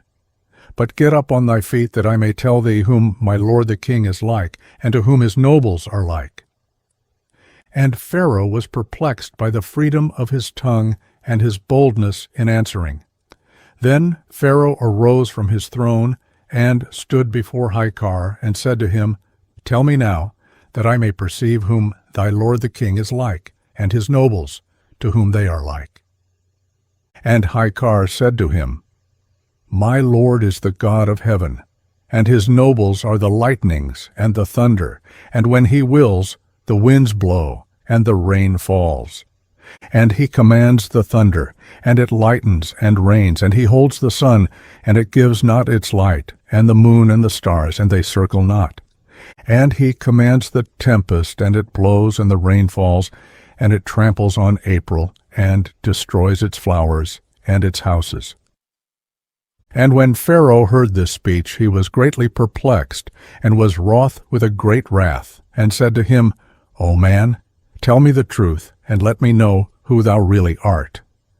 And he told him the truth. I am Ahikar the scribe, greatest of the privy counselors of King Sennacherib, and I am his vizier, and the governor of his kingdom, and his chancellor. And he said to him, Thou hast told the truth in this saying.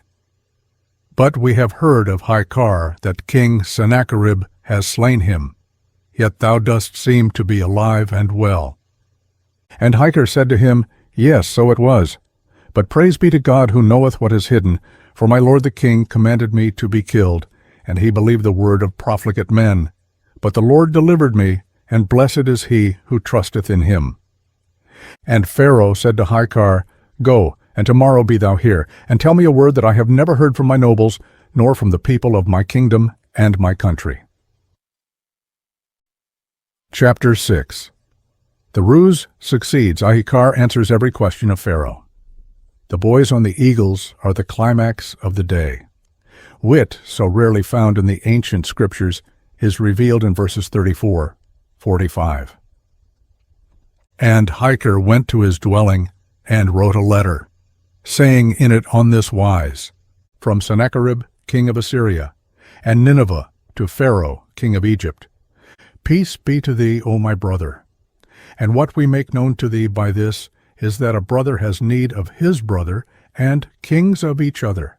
And my hope from thee is that thou wouldst lend me 900 talents of gold, for I need it for the victualling of some of the soldiers, that I may spend it upon them. And after a little while I will send it thee.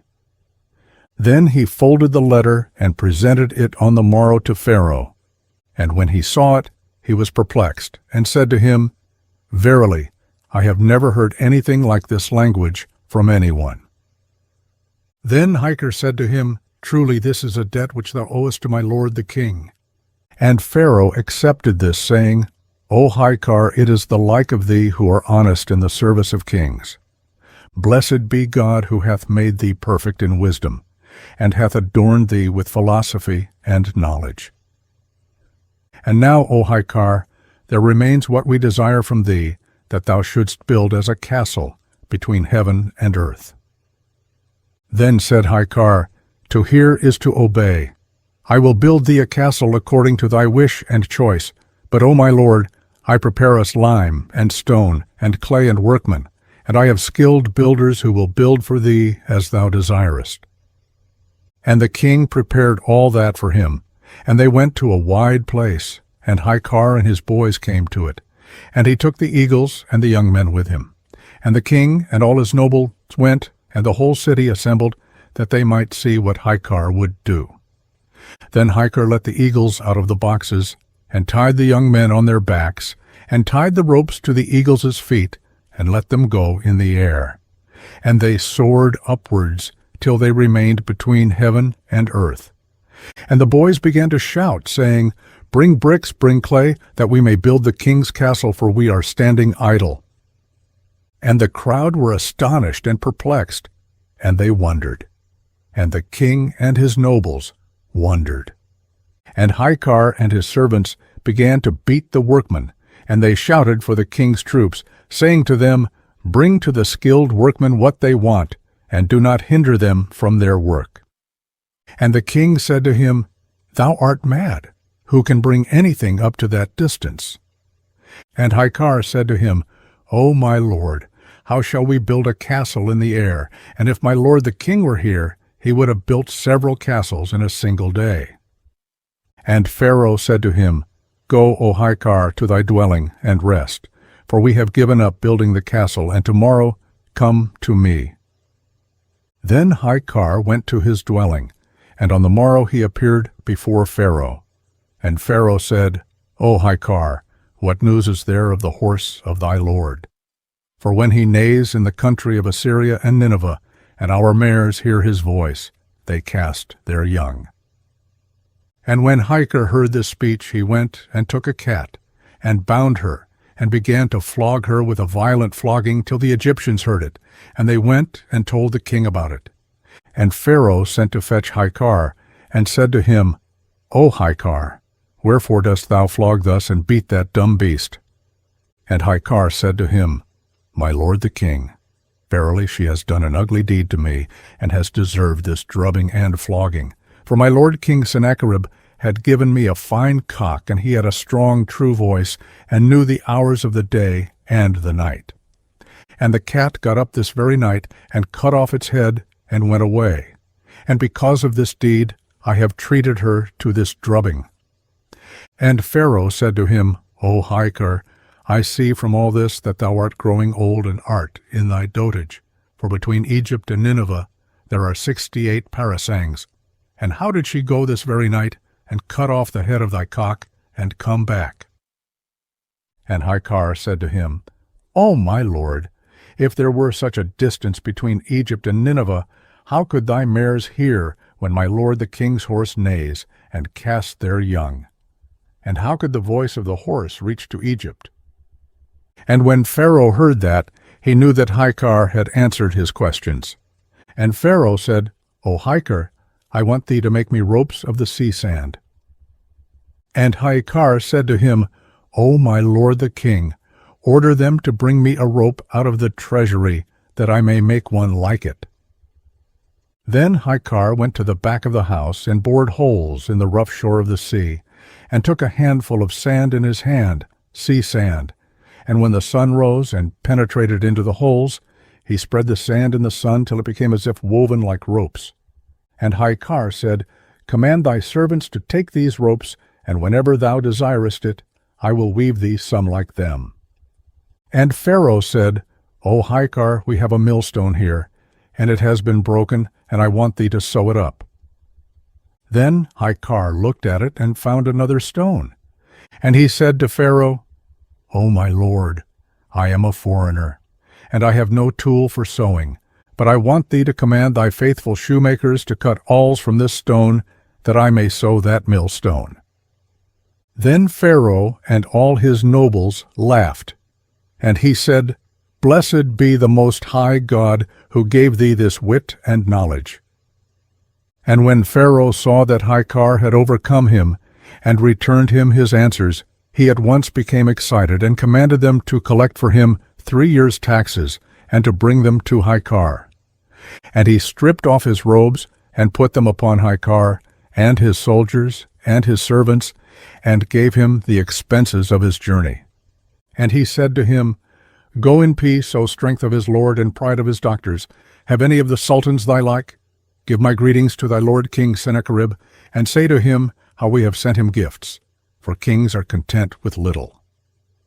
Then Ahikar arose and kissed King Pharaoh's hands, and kissed the ground in front of him, and wished him strength and continuance and abundance in his treasury, and said to him, O my lord, I desire from thee that not one of our countrymen may remain in Egypt. And Pharaoh arose and sent heralds to proclaim in the streets of Egypt that not one of the people of Assyria or Nineveh should remain in the land of Egypt, but that they should go with Ahikar.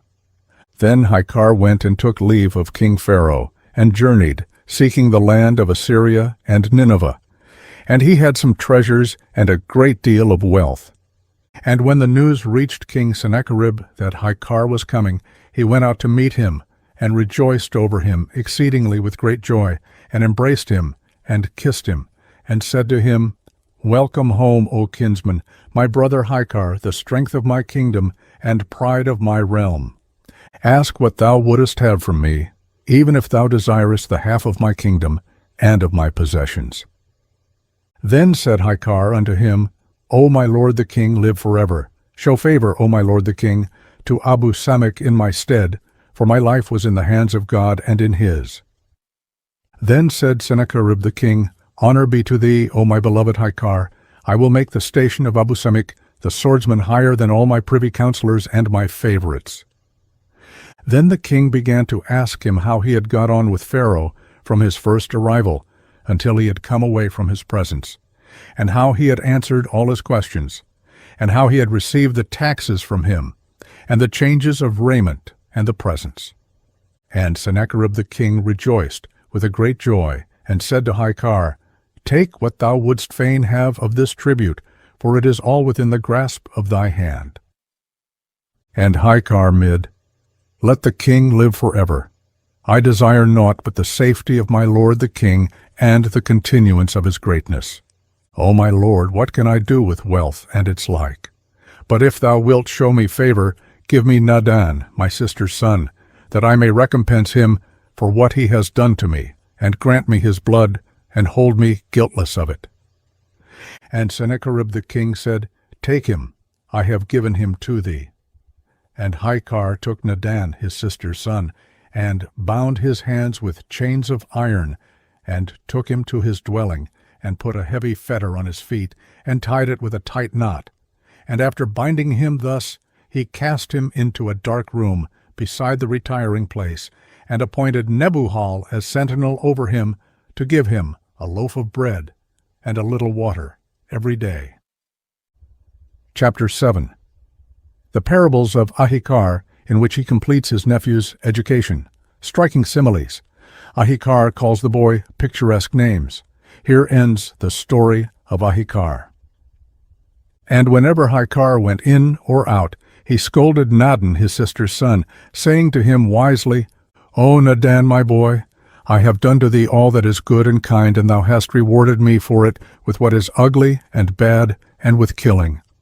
O my son, it is said in the Proverbs, He who listeneth not with his ear, they will make him listen with the scruff of his neck. And Nadan said, For what cause art thou wroth with me?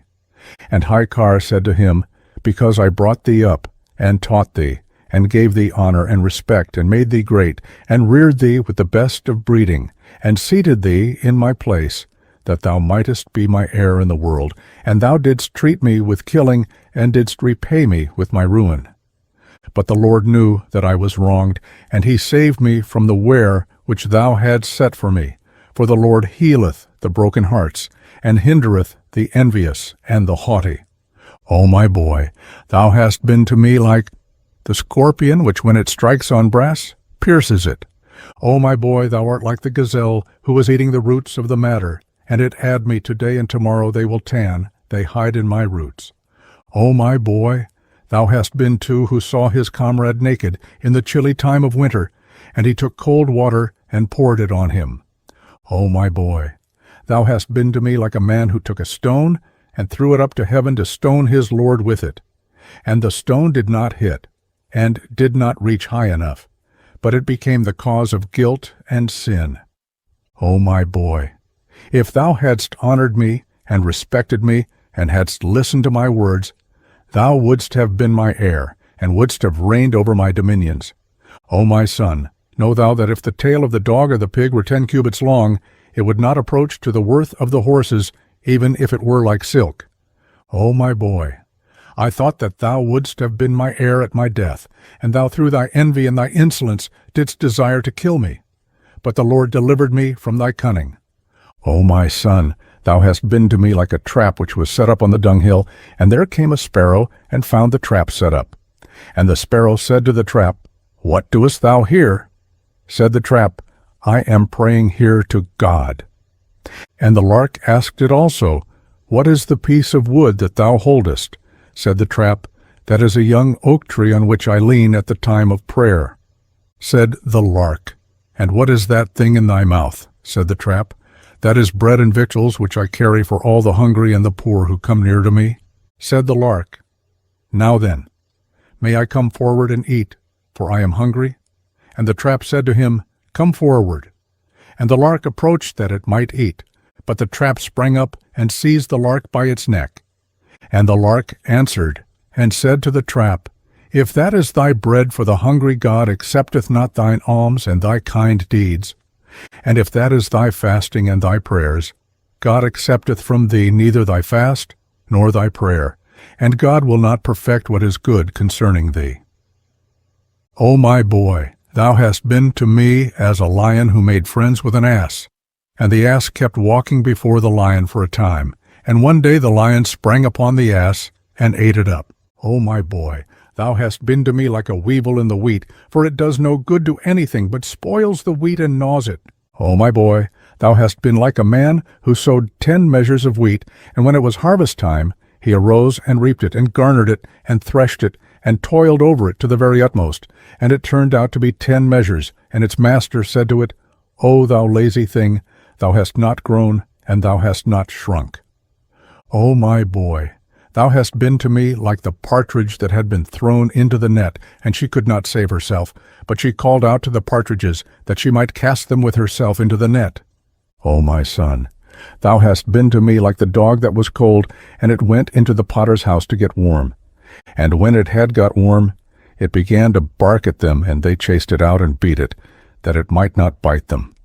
O my son, thou hast been to me like the pig, who went into the hot bath with people of quality, and when it came out of the hot bath, it saw a filthy hole, and it went down and wallowed in it. O my son, thou hast been to me like the goat which joined its comrades on their way to the sacrifice, and it was unable to save itself. O my boy, the dog which is not fed from its hunting becomes food for flies. O my son, the hand which does not labor and plow, and which is greedy and cunning, shall be cut away from its shoulder. O my son, the eye in which light is not seen, the ravens shall pick at it and pluck it out. O my boy, thou hast been to me like a tree whose branches they were cutting, and it said to them, If something of me were not in your hands, verily, you would be unable to cut me. O my boy, thou art like the cat, to whom they said, Leave off thieving, till we make for thee a chain of gold, and feed thee with sugar and almonds. And she said, I am not forgetful of the craft of my father and my mother. O my son, thou hast been like the serpent riding on a thorn bush, when he was in the midst of a river, and a wolf saw them and said, Mischief upon mischief, and let him who is more mischievous than they direct both of them. And the serpent said to the wolf, The lambs and the goats and the sheep, which thou hast eaten all thy life, wilt thou return them to their fathers and to their parents, or no? Said the wolf, No. And the serpent said to him, I think that after myself thou art the worst of us. O my boy, I fed thee with good food, and thou didst not feed me with dry bread. O my boy, I gave thee sugared water too. Drink and good syrup, and thou didst not give me water from the well to drink. O my boy, I taught thee, and brought thee up, and thou didst dig a hiding place for me, and didst conceal me. O my boy, I brought thee up with the best upbringing, and trained thee like a tall cedar, and thou hast twisted and bent me. O my boy, it was my hope concerning thee, that thou wouldst build me a fortified castle, that I might be concealed from my enemies in it. And thou didst become to me like one burying in the depth of the earth. But the Lord took pity on me, and delivered me from thy cunning. O my boy, I wished thee well, and thou didst reward me with evil and hatefulness. And now I would fain tear out thine eyes, and make thee food for dogs, and cut out thy tongue, and take off thy head with the edge of the sword, and recompense thee for thine abominable deeds. And when Nadin heard this speech from his uncle Ahikar, he said, O my uncle, deal with me according to thy knowledge, and forgive me my sins. For who is there who hath sinned like me, or who is there who forgives like thee? Accept me, O my uncle. Now I will serve in thy house, and groom thy horses, and sweep up the dung of thy cattle, and feed thy sheep, for I am the wicked, and thou art the righteous, I the guilty, and thou the forgiving. 1. And Ahikar said to him, O my boy, thou art like the tree which was fruitless beside the water, and its master was fain to cut it down. And it said to him, Remove me to another place, and if I do not bear fruit, cut me down. And its master said to it, Thou being beside the water hast not borne fruit, how shalt thou bear fruit when thou art in another place? O my boy, the old age of the eagle is better than the youth of the crow. O my boy, they said to the wolf, Keep away from the sheep, lest their dust should harm thee. And the wolf said, The dregs of the sheep's milk are good for my eyes. O my boy, they made the wolf go to school that he might learn to read, and they said to him, Say A, B. He said, Lamb and goat in my bell. O my boy, they set the ass down at the table, and he fell, and began to roll himself in the dust, and one said, Let him roll himself, for it is his nature, he will not change. O my boy, the saying has been confirmed, which runs, If thou begettest a boy, call him thy son, and if thou rearest a boy, call him thy slave. O my boy, he who doeth good shall meet with good, and he who doeth evil shall meet with evil, for the Lord requiteth a man according to the measure of his work. O my boy, what shall I say more to thee than these sayings? For the Lord knoweth what is hidden, and is acquainted with the mysteries and the secrets. And he will requite thee, and will judge betwixt me and thee, and will recompense thee according to thy desert.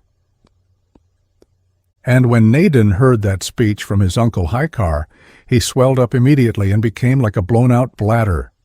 And his limbs swelled, and his legs, and his feet, and his side, and he was torn, and his belly burst asunder, and his entrails were scattered, and he perished and died.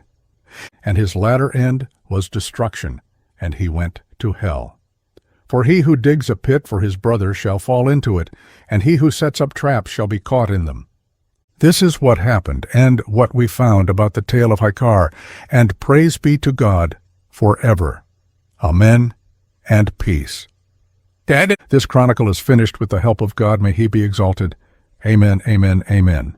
The Testaments of the 12 Patriarchs. The following 12 books are biographies written between 107 and 137 BC. They are a forceful exposition showing how a Pharisee with a rare gift of writing secured publicity by using the names of the greatest men of ancient times. There were intellectual giants in those days, and the 12 patriarchs were the intellectual giants.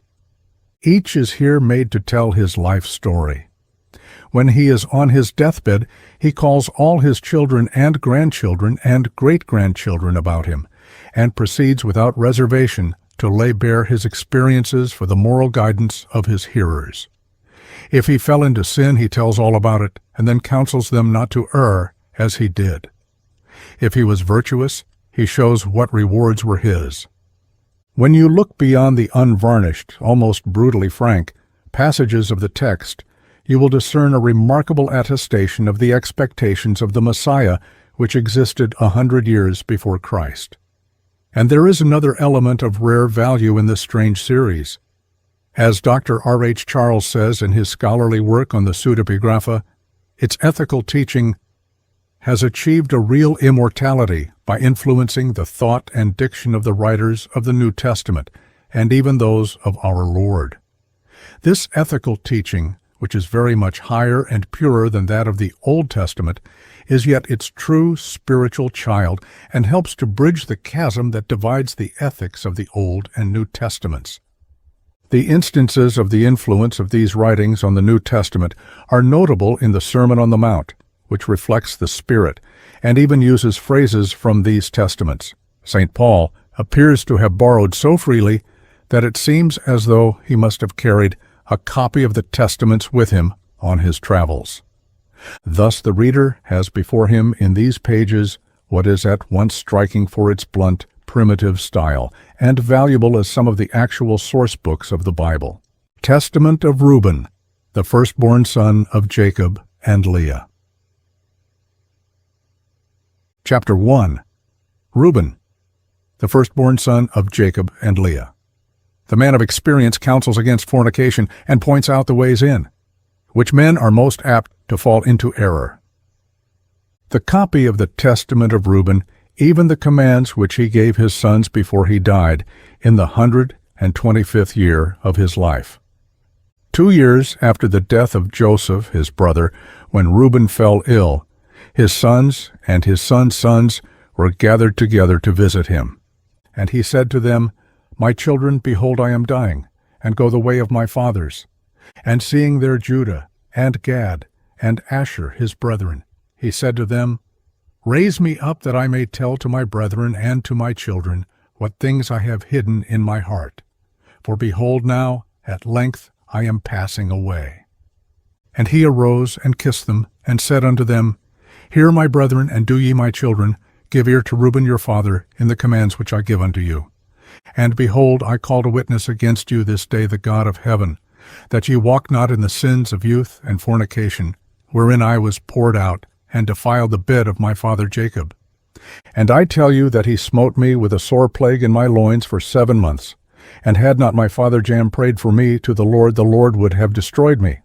For I was 30 years old when I wrought the evil thing before the Lord, and for 7 months I was sick unto death. And after this I repented, with set purpose of my soul, for 7 years before the Lord. And wine and strong drink I drank not, and flesh entered not into my mouth, and I ate no pleasant food. But I mourned over my sin, for it was great, such as had not been in Israel. And now, hear me, my children, what things I saw concerning the 7 spirits of deceit, when I repented. 7 spirits therefore are appointed against man, and they are the leaders in the works of youth. And 7 other spirits are given to him at his creation, that through them should be done every work of man. The first is the spirit of life, with which the constitution of man is created. The second is the sense of sight, with which ariseth desire. The third is the sense of hearing, with which cometh teaching. The fourth is the sense of smell, with which tastes are given to draw air and breath. The fifth is the power of speech, with which cometh knowledge. The sixth is the sense of taste, with which cometh the eating of meats and drinks. And by it strength is produced, for in food is the foundation of strength. The seventh is the power of procreation and sexual intercourse, with which through love of pleasure sins enter in. Wherefore it is the last in order of creation, and the first in that of youth, because it is filled with ignorance, and leadeth the youth as a blind man to a pit, and as a beast to a precipice. Besides all these there is an 8th spirit of sleep, with which is brought about the trance of nature, and the of death. With these spirits are mingled the spirits of error. First, the spirit of fornication is seated in the nature and in the senses. The second, the spirit of insatiableness in the belly. The third, the spirit of fighting in the liver and gall. The fourth is the spirit of obsequiousness and chicanery, that through officious attention one may be fair in seeming. The fifth is the spirit of pride, that one may be boastful and arrogant. The sixth is the spirit of lying, in perdition and jealousy to practice deceits and concealments from kindred and friends. The seventh is the spirit of injustice, with which are thefts and acts of rapacity, that a man may fulfill the desire of his heart. For injustice worketh together with the other spirits by the taking of gifts. And with all these the spirit of sleep is joined, which is that of error and fantasy. And so perisheth every young man, darkening his mind from the truth, and not understanding the law of God, nor obeying the admonitions of his fathers, as befell me also in my youth. And now, my children, love the truth, and it will preserve you. Hear ye the words of Reuben your father. Pay no heed to the face of a woman, nor associate with another man's wife, nor meddle with affairs of womankind. For had I not seen Bilhah bathing in a covered place, I had not fallen into this great iniquity. For my mind, taking in the thought of the woman's nakedness, suffered me not to sleep until I had wrought the abominable thing.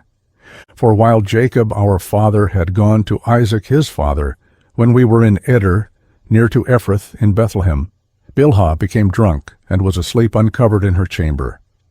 Having therefore gone in, and beheld her nakedness, I wrought the impiety without her perceiving it, and leaving her sleeping, departed. And forthwith an angel of God revealed to my father concerning my impiety, and he came and mourned over me, and touched her no more. Chapter 2. Reuben continues with his experiences and his good advice.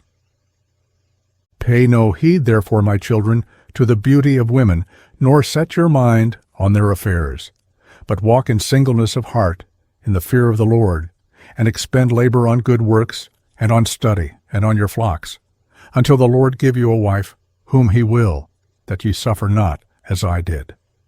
For until my father's death I had not boldness to look in his face, or to speak to any of my brethren, because of the reproach. Even until now my conscience causeth me anguish on account of my impiety. And yet my father comforted me much, and prayed for me unto the Lord, that the anger of the Lord might pass from me, even as the Lord showed. And thenceforth until now I have been on my guard, and sinned not. Therefore, my children, I say unto you, observe all things whatsoever I command you, and ye shall not sin. For a pit unto the soul is the sin of fornication, separating it from God, and bringing it near to idols, because it deceiveth the mind and understanding, and leadeth down young men into Hades before their time. For many hath fornication destroyed, because though a man be old or noble, or rich or poor, he bringeth reproach upon himself with the sons of men, and derision with Beliar. For ye heard regarding Joseph, how he guarded himself from a woman, and purged his thoughts from all fornication, and found favor in the sight of God and men. For the Egyptian woman did many things unto him, and summoned magicians, and offered him love potions. But the purpose of his soul admitted no evil desire. Therefore the God of your fathers delivered him from every evil and hidden death. For if fornication overcomes not your mind, neither can Beliar overcome you. For evil are women, my children, and since they have no power or strength over man, they use wiles by outward attractions, that they may draw him to themselves. And whom they cannot bewitch by outward attractions, him they overcome by craft. For moreover, concerning them, the angel of the Lord told me and taught me, that women are overcome by the spirit of fornication more than men, and in their heart they plot against men, And by means of their adornment they deceive first their minds, and by the glance of the eye instill the poison, and then through the accomplished act they take them captive. For a woman cannot force a man openly, but by a harlot's bearing she beguiles him. Flee therefore fornication, my children, and command your wives and your daughters, that they adorn not their heads and faces to deceive the mind, because every woman who useth these wiles hath been reserved for eternal punishment. For thus they allure the watchers, one who were before the flood, for as these continually beheld them, they lusted after them, and they conceived the act in their mind, for they changed themselves into the shape of men, and appeared to them when they were with their husbands. And the women, lusting in their minds after their forms, gave birth to giants, for the watchers appeared to them as reaching even unto heaven. Beware therefore of fornication, and if you wish to be pure in mind, guard your senses from every woman, and command the women likewise not to associate with men, that they also may be pure in mind. For constant meetings, even though the ungodly deed be not wrought, are to them an irremediable disease, and to us a destruction of Beliar, and an eternal reproach. For in fornication there is neither understanding nor godliness, and all jealousy dwelleth in the lust thereof. Therefore, then I say unto you, ye will be jealous against the sons of Levi, and will seek to be exalted over them. But ye shall not be able. For God will avenge them, and ye shall die by an evil death. For to Levi God gave the sovereignty, and to Judah with him, and to me also, and to Dan and Joseph, that we should be for rulers. Therefore I command you to hearken to Levi, because he shall know the law of the Lord, and shall give ordinances for judgment, and shall sacrifice for all Israel until the consummation of the times, as the anointed high priest of whom the Lord spake. I adjure you by the God of heaven to do truth each one unto his neighbor, and to entertain love each one for his brother. And draw ye near to Levi in humbleness of heart, that ye may receive a blessing from his mouth. For he shall bless Israel and Judah, because him hath the Lord chosen to be king over all the nation. And bow down before his seed, for on our behalf it will die in wars visible and invisible, and will be among you an eternal king. And Reuben died, having given these commands to his sons. And they placed him in a coffin, until they carried him up from Egypt, and buried him in Hebron in the cave where his father was. Testament of Simeon, the second son of Jacob and Leah. Chapter 1. Simeon, the second son of Jacob and Leah, the strong man. He becomes jealous of Joseph, and is an instigator of the plot against Joseph. The copy of the words of Simeon, the things which he spake to his sons before he died, in the 120th year of his life, at which time Joseph, his brother, died. For when Simeon was sick, his sons came to visit him, and he strengthened himself, and sat up and kissed them, and said, Hearken, my children, to Simeon your father, and I will declare unto you what things I have in my heart. I was born of Jacob, as my father's second son, and my mother Leah called me Simeon, because the Lord had heard her prayer. Moreover, I became strong exceedingly. I shrank from no achievement, nor was I afraid of aught. For my heart was hard, and my liver was immovable, and my bowels without compassion. Because valor also has been given from the Most High to men in soul and body. For in the time of my youth I was jealous in many things of Joseph, because my father loved him beyond all. And I set my mind against him to destroy him, because the prince of deceit sent forth the spirit of jealousy and blinded my mind, so that I regarded him not as a brother, nor did I spare even Jacob my father. But his God and the God of his fathers sent forth his angel, and delivered him out of my hands.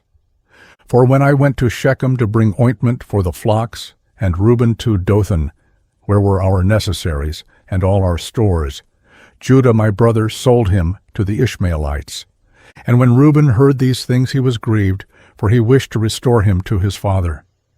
But on hearing this, I was exceedingly wroth against Judah, in that he let him go away alive, and for 5 months I continued wrathful against him. But the Lord restrained me, and withheld from me the power of my hands, for my right hand was half withered for 7 days. And I knew, my children, that because of Joseph this had befallen me, and I repented and wept. And I besought the Lord God that my hand might be restored, and that I might hold aloof from all pollution and envy and from all folly. For I knew that I had devised an evil thing before the Lord and Jacob my father, on account of Joseph my brother, in that I envied him. And now, my children, hearken unto me, and beware of the spirit of deceit and envy.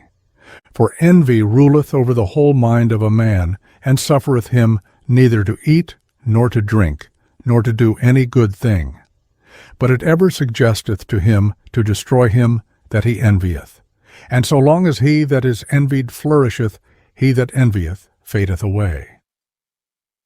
2 years therefore I afflicted my soul with fasting, in the fear of the Lord, and I learnt that deliverance from envy cometh by the fear of God. For if a man flee to the Lord, the evil spirit runneth away from him, and his mind is lightened. And henceforward he sympathizeth with him whom he envied, and forgiveth those who are hostile to him, and so ceaseth from his envy. Chapter 2. Reuben counsels his hearers against envy. And my father asked concerning me, because he saw that I was sad. And I said unto him, I am pained in my liver, for I mourned more than they all, because I was guilty of the selling of Joseph. And when we went down into Egypt, and he bound me as a spy, I knew that I was suffering justly, and I grieved not. Now Joseph was a good man, and had the Spirit of God within him. Being compassionate and pitiful, he bore no malice against me, but loved me even as the rest of his brethren. Beware therefore, my children, of all jealousy and envy, and walk in singleness of heart, that God may give you also grace and glory, and blessing upon your heads, even as ye saw in Joseph's case. All his days he reproached us, not concerning this thing, but loved us as his own soul, and beyond his own sons glorified us, and gave us riches and cattle and fruits. Do ye also, my children, love each one his brother with a good heart, and the spirit of envy will withdraw from you. For this maketh savage the soul, and destroyeth the body. It causeth anger and war in the mind, and stirreth up unto deeds of blood, and leadeth the mind into frenzy, and causeth tumult to the soul, and trembling to the body. For even in sleep malicious jealousy gnaweth, and with wicked spirits disturbeth the soul, and causeth the body to be troubled, and waketh the mind from sleep in confusion. And as a wicked and poisonous spirit, so appeareth it to men. Therefore was Joseph comely in appearance, and goodly to look upon, because no wickedness dwelt in him. For some of the trouble of the spirit the face manifesteth. And now, my children, make your hearts good before the Lord, and your ways straight before men, and ye shall find grace before the Lord and men. Beware therefore of fornication, for fornication is mother of all evils, separating from God, and bringing near to Beliar. For I have seen it inscribed in the writing of Enoch, that your sons shall be corrupted in fornication, and shall do harm to the sons of Levi with the sword. But they shall not be able to withstand Levi, for he shall wage the war of the Lord, and shall conquer all your hosts. And they shall be few in number, divided in Levi and Judah, and there shall be none of you for sovereignty, even as also our father prophesied in his blessings. Chapter 3. A prophecy of the coming of the Messiah. Behold, I have told you all things, that I may be acquitted of your sin.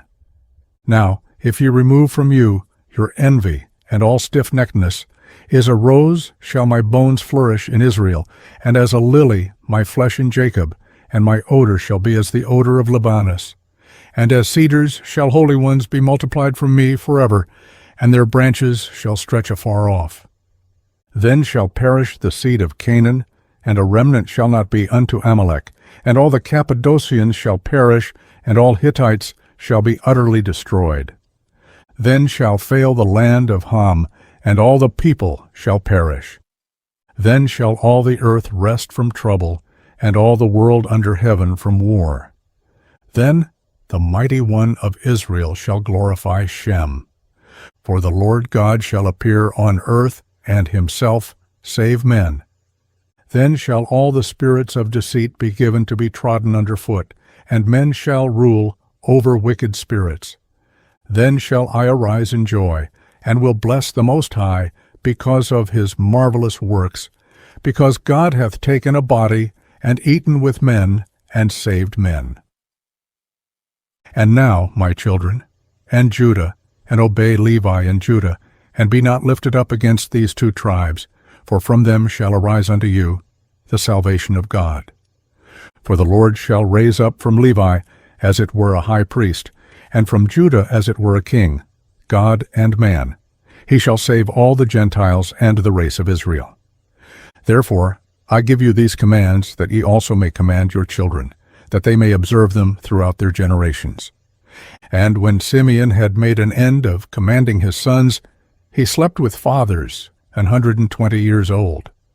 And they laid him in a wooden coffin, to take up his bones to Hebron. And they took them up secretly during a war of the Egyptians. For the bones of Joseph the Egyptians guarded in the tombs of the kings. For the sorcerers told them that on the departure of the bones of Joseph there should be throughout all the land darkness and gloom, and an exceeding great plague to the Egyptians, so that even with a lamp a man should not recognize his brother. And the sons of Simeon bewailed their father. And they were in Egypt until the day of their departure by the hand of Moses. Testament of Levi, the third son of Jacob and Leah. Chapter 1. Levi, the third son of Jacob and Leah. A mystic and dreamer of dreams, a prophet. The copy of the words of Levi, the things which he ordained unto his sons according to all that they should do, and what things should befall them until the day of judgment. He was sound in health when he called them to him, for it had been revealed to him that he should die. And when they were gathered together, he said to them, I, Levi, was born in Haran, and I came with my father to Shechem. And I was young, about 20 years of age, when with Simeon I wrought vengeance on Hamor for our sister Dinah. And when I was feeding the flocks in Abel Mall, the spirit of understand of the Lord came upon me, and I saw all men corrupting their way, and that unrighteousness had built for itself walls, and lawlessness sat upon towers. And I was grieving for the race of the sons of men, and I prayed to the Lord that I might be saved. Then there fell upon me a sleep, and I beheld a high mountain, and I was upon it. And behold, the heavens were opened, and an angel of God said to me, Levi, enter. And I entered from the first heaven, and I saw there a great sea hanging. And further I saw a second heaven far brighter and more brilliant, for there was a boundless light also therein.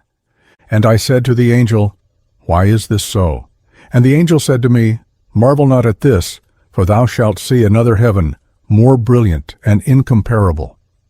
And when thou hast ascended thither, thou shalt stand near the Lord, and shalt be his minister, and shalt declare his mysteries to men, and shalt proclaim concerning him that shall redeem Israel. And by thee and Judah shall the Lord appear among men, saving every race of men. And from the Lord's portion shall be thy life, and he shall be thy field and vineyard, and fruits, gold and silver. Hear therefore regarding the heavens which have been shown to thee. The lowest is for this cause gloomy unto thee, in that it beholds all the unrighteous deeds of men. And it has fire, snow, and ice made ready for the day of judgment, in the righteous judgment of God. For in it are all the spirits of the retributions for vengeance on men. And in the second are the hosts of the armies which are ordained for the day of judgment, to work vengeance on the spirits of deceit and of Beliar. And above them are the holy ones. And in the highest of all dwelleth the great glory, far above all holiness. In the heaven next to it are the archangels, who minister and make propitiation to the Lord for all the sins of ignorance of the righteous, offering to the Lord a sweet-smelling savor, a reasonable and a bloodless offering.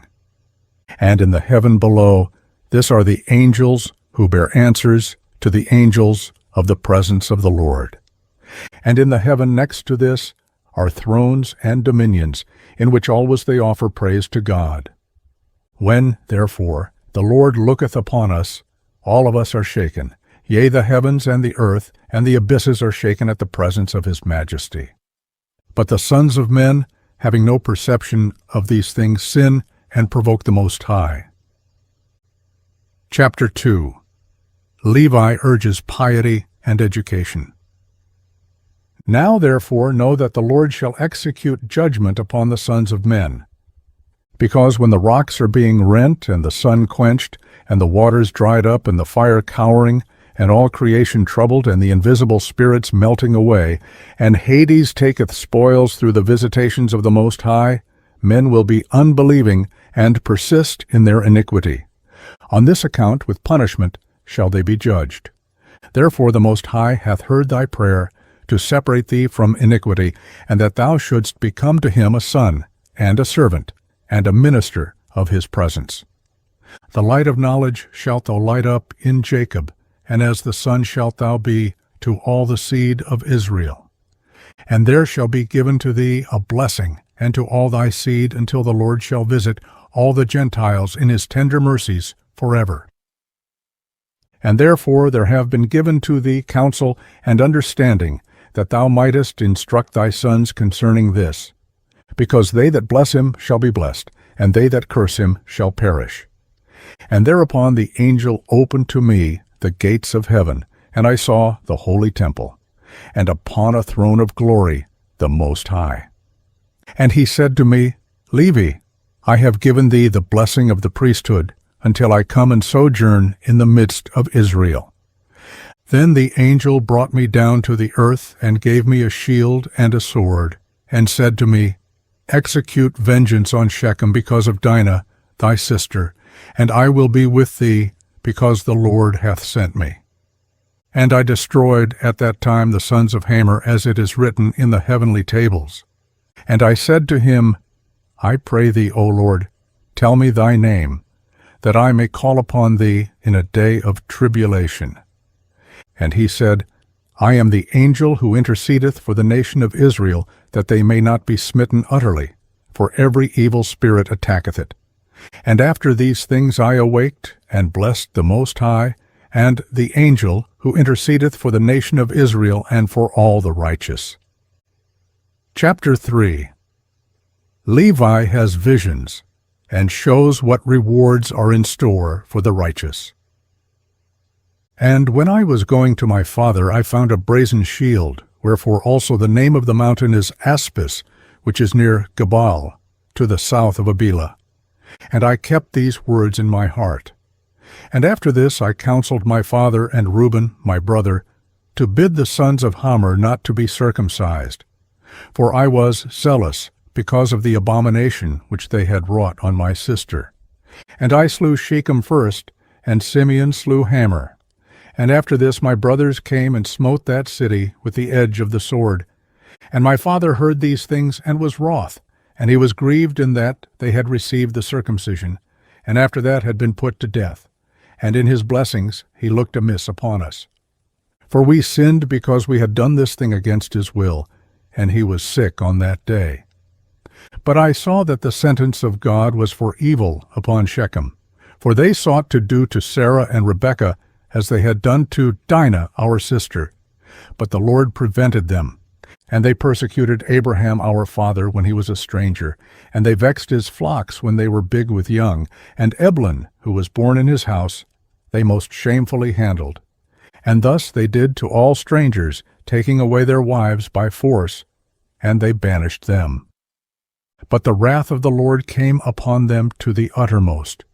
And I said to my father Jacob, By thee will the Lord despoil the Canaanites, and will give their land to thee, and to thy seed after thee. For from this day forward shall Shechem be called a city of imbeciles. For as a man mocketh a fool, so did we mock them. Because also they had wrought folly in Israel by defiling my sister. And we departed and came to Bethel. And there again I saw a vision, as the former, after we had spent there 70 days. And I saw 7 men in white raiment, saying unto me, Arise, put on the robe of the priesthood, and the crown of righteousness, and the breastplate of understanding, and the garment of truth, and the late of faith, and the turban of the head, and the ephod of prophecy. And they severally carried these things, and put them on me, and said unto me, From henceforth become a priest of the Lord, thou and thy seed forever. And the first anointed me with holy oil, and gave to me the staff of judgment. The second washed me with pure water, and fed me with bread and wine, even the most holy things, and clad me with a holy and glorious robe. The third clothed me with a linen vestment like an ephod. The fourth put round me a girdle like unto purple. The fifth gave me a branch of rich olive. The sixth placed a crown on my head. The seventh placed on my head a diadem of priesthood, and filled my hands with incense, that I might serve as priest to the Lord God. And they said to me, Levi, thy seed shall be divided into 3 offices, for a sign of the glory of the Lord who is to come. And the first portion shall be great, yea, greater than it shall none be. The second shall be in the priesthood, and the third shall be called by a new name, because a king shall arise in Judah, and shall establish a new priesthood, after the fashion of the Gentiles. And his presence is beloved as a prophet of the Most High, of the seed of Abraham our father. Therefore every desirable thing in Israel shall be for thee and for thy seed, and ye shall eat everything fair to look upon, and the table of the Lord shall thy seed apportion. And some of them shall be high priests, and judges, and scribes, for by their mouth shall the holy place be guarded. And when I awoke, I understood that this dream was like the first dream. And I hid this also in my heart, and told it not to any man upon the earth. And after 2 days I and Judah went up with our father Jacob to Isaac, our father's father. And my father's father blessed me, according to all the words of the visions which I had seen. And he would not come with us to Bethel. And when we came to Bethel, my father saw a vision concerning me, that I should be there priest unto God. And he rose up early in the morning, and paid tithes of all to the Lord through me. And so we came to Hebron to dwell there.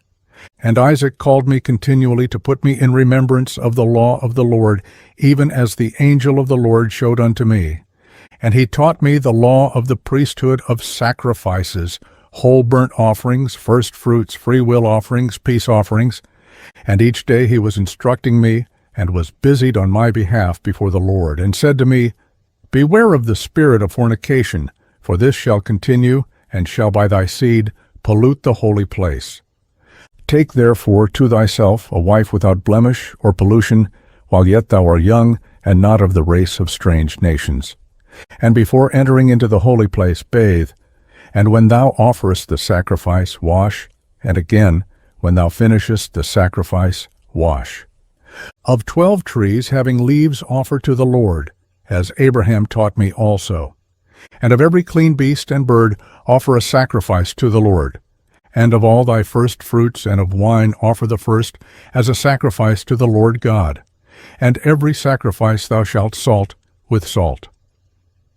Now, therefore, observe whatsoever I command you, children, for whatsoever things I have heard from my fathers, I have declared unto you.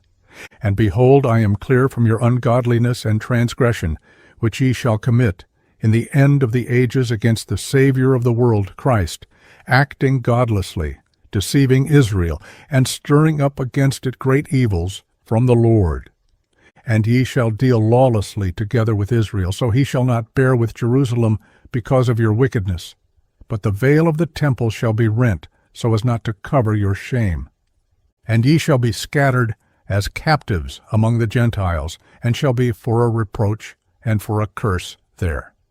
For the house which the Lord shall choose shall be called Jerusalem, as is contained in the book of Enoch the righteous. Therefore, when I took a wife, I was 28 years old, and her name was Melcha. And she conceived and bare a son, and I called his name Gersom, for we were sojourners in our land. And I saw concerning him that he would not be in the first rank. And Kohath was born in the 35th year of my life, toward sunrise. And I saw in a vision that he was standing on high in the midst of all the congregation. Therefore I called his name Kohath, which is beginning of majesty and instruction. And she bare me a third son, in the 40th year of my life. And since his mother bare him with difficulty, I called him Merari, that is, my bitterness, because he also was like to die. And Jochebed was born. In Egypt in my 64th year, for I was renowned then in the midst of my brethren. And Gersom took a wife, and she bare to him Lomni and Simei. And the sons of Kohath, Amram, Issachar, Hebron, and Oziel. And the sons of Merari, Muli, and Mouses. And in the 94th year Amram took Jochebed my daughter to him, to wife, for they were born in one day, he and my daughter. 8 years old was I when I went into the land of Canaan, and 18 years when I slew Shechem, and at 19 years I became priest, and at 28 years I took a wife, and at 48 I went into Egypt. And behold, my children, ye are a third generation. In my 118th year Joseph died. Chapter 4.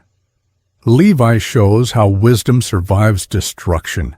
He has no use for scornful people.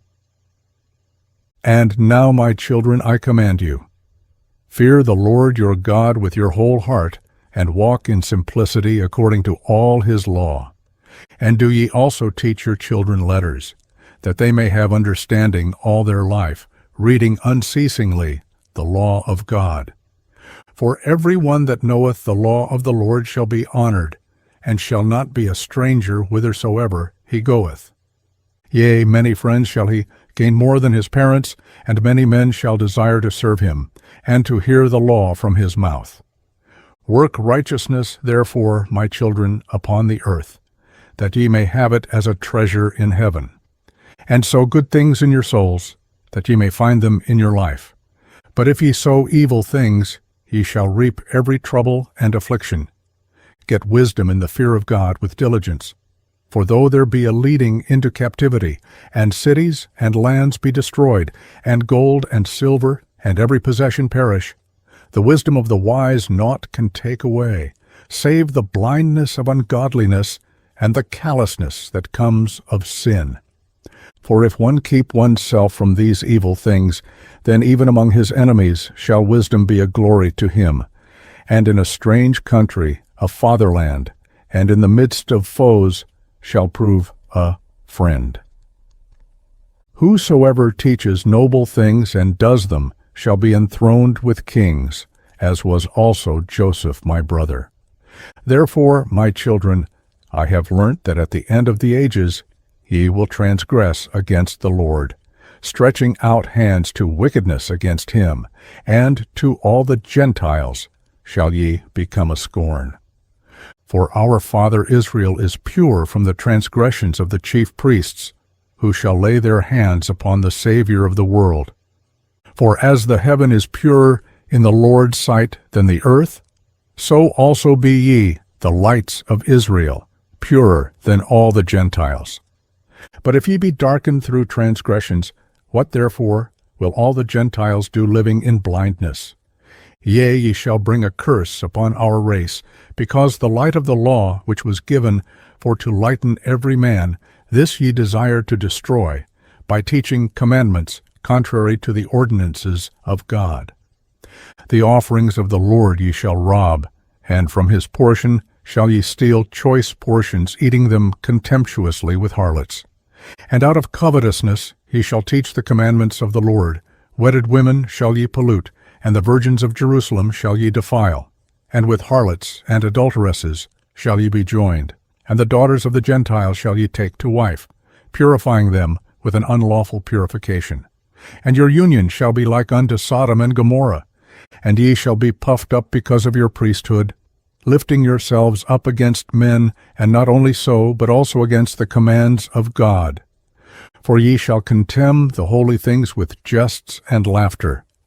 Therefore the temple, which the Lord shall choose, shall be laid waste through your uncleanness, and ye shall be captives throughout all nations. And ye shall be an abomination unto them, and ye shall receive reproach and everlasting shame from the righteous judgment of God. And all who hate you shall rejoice at your destruction.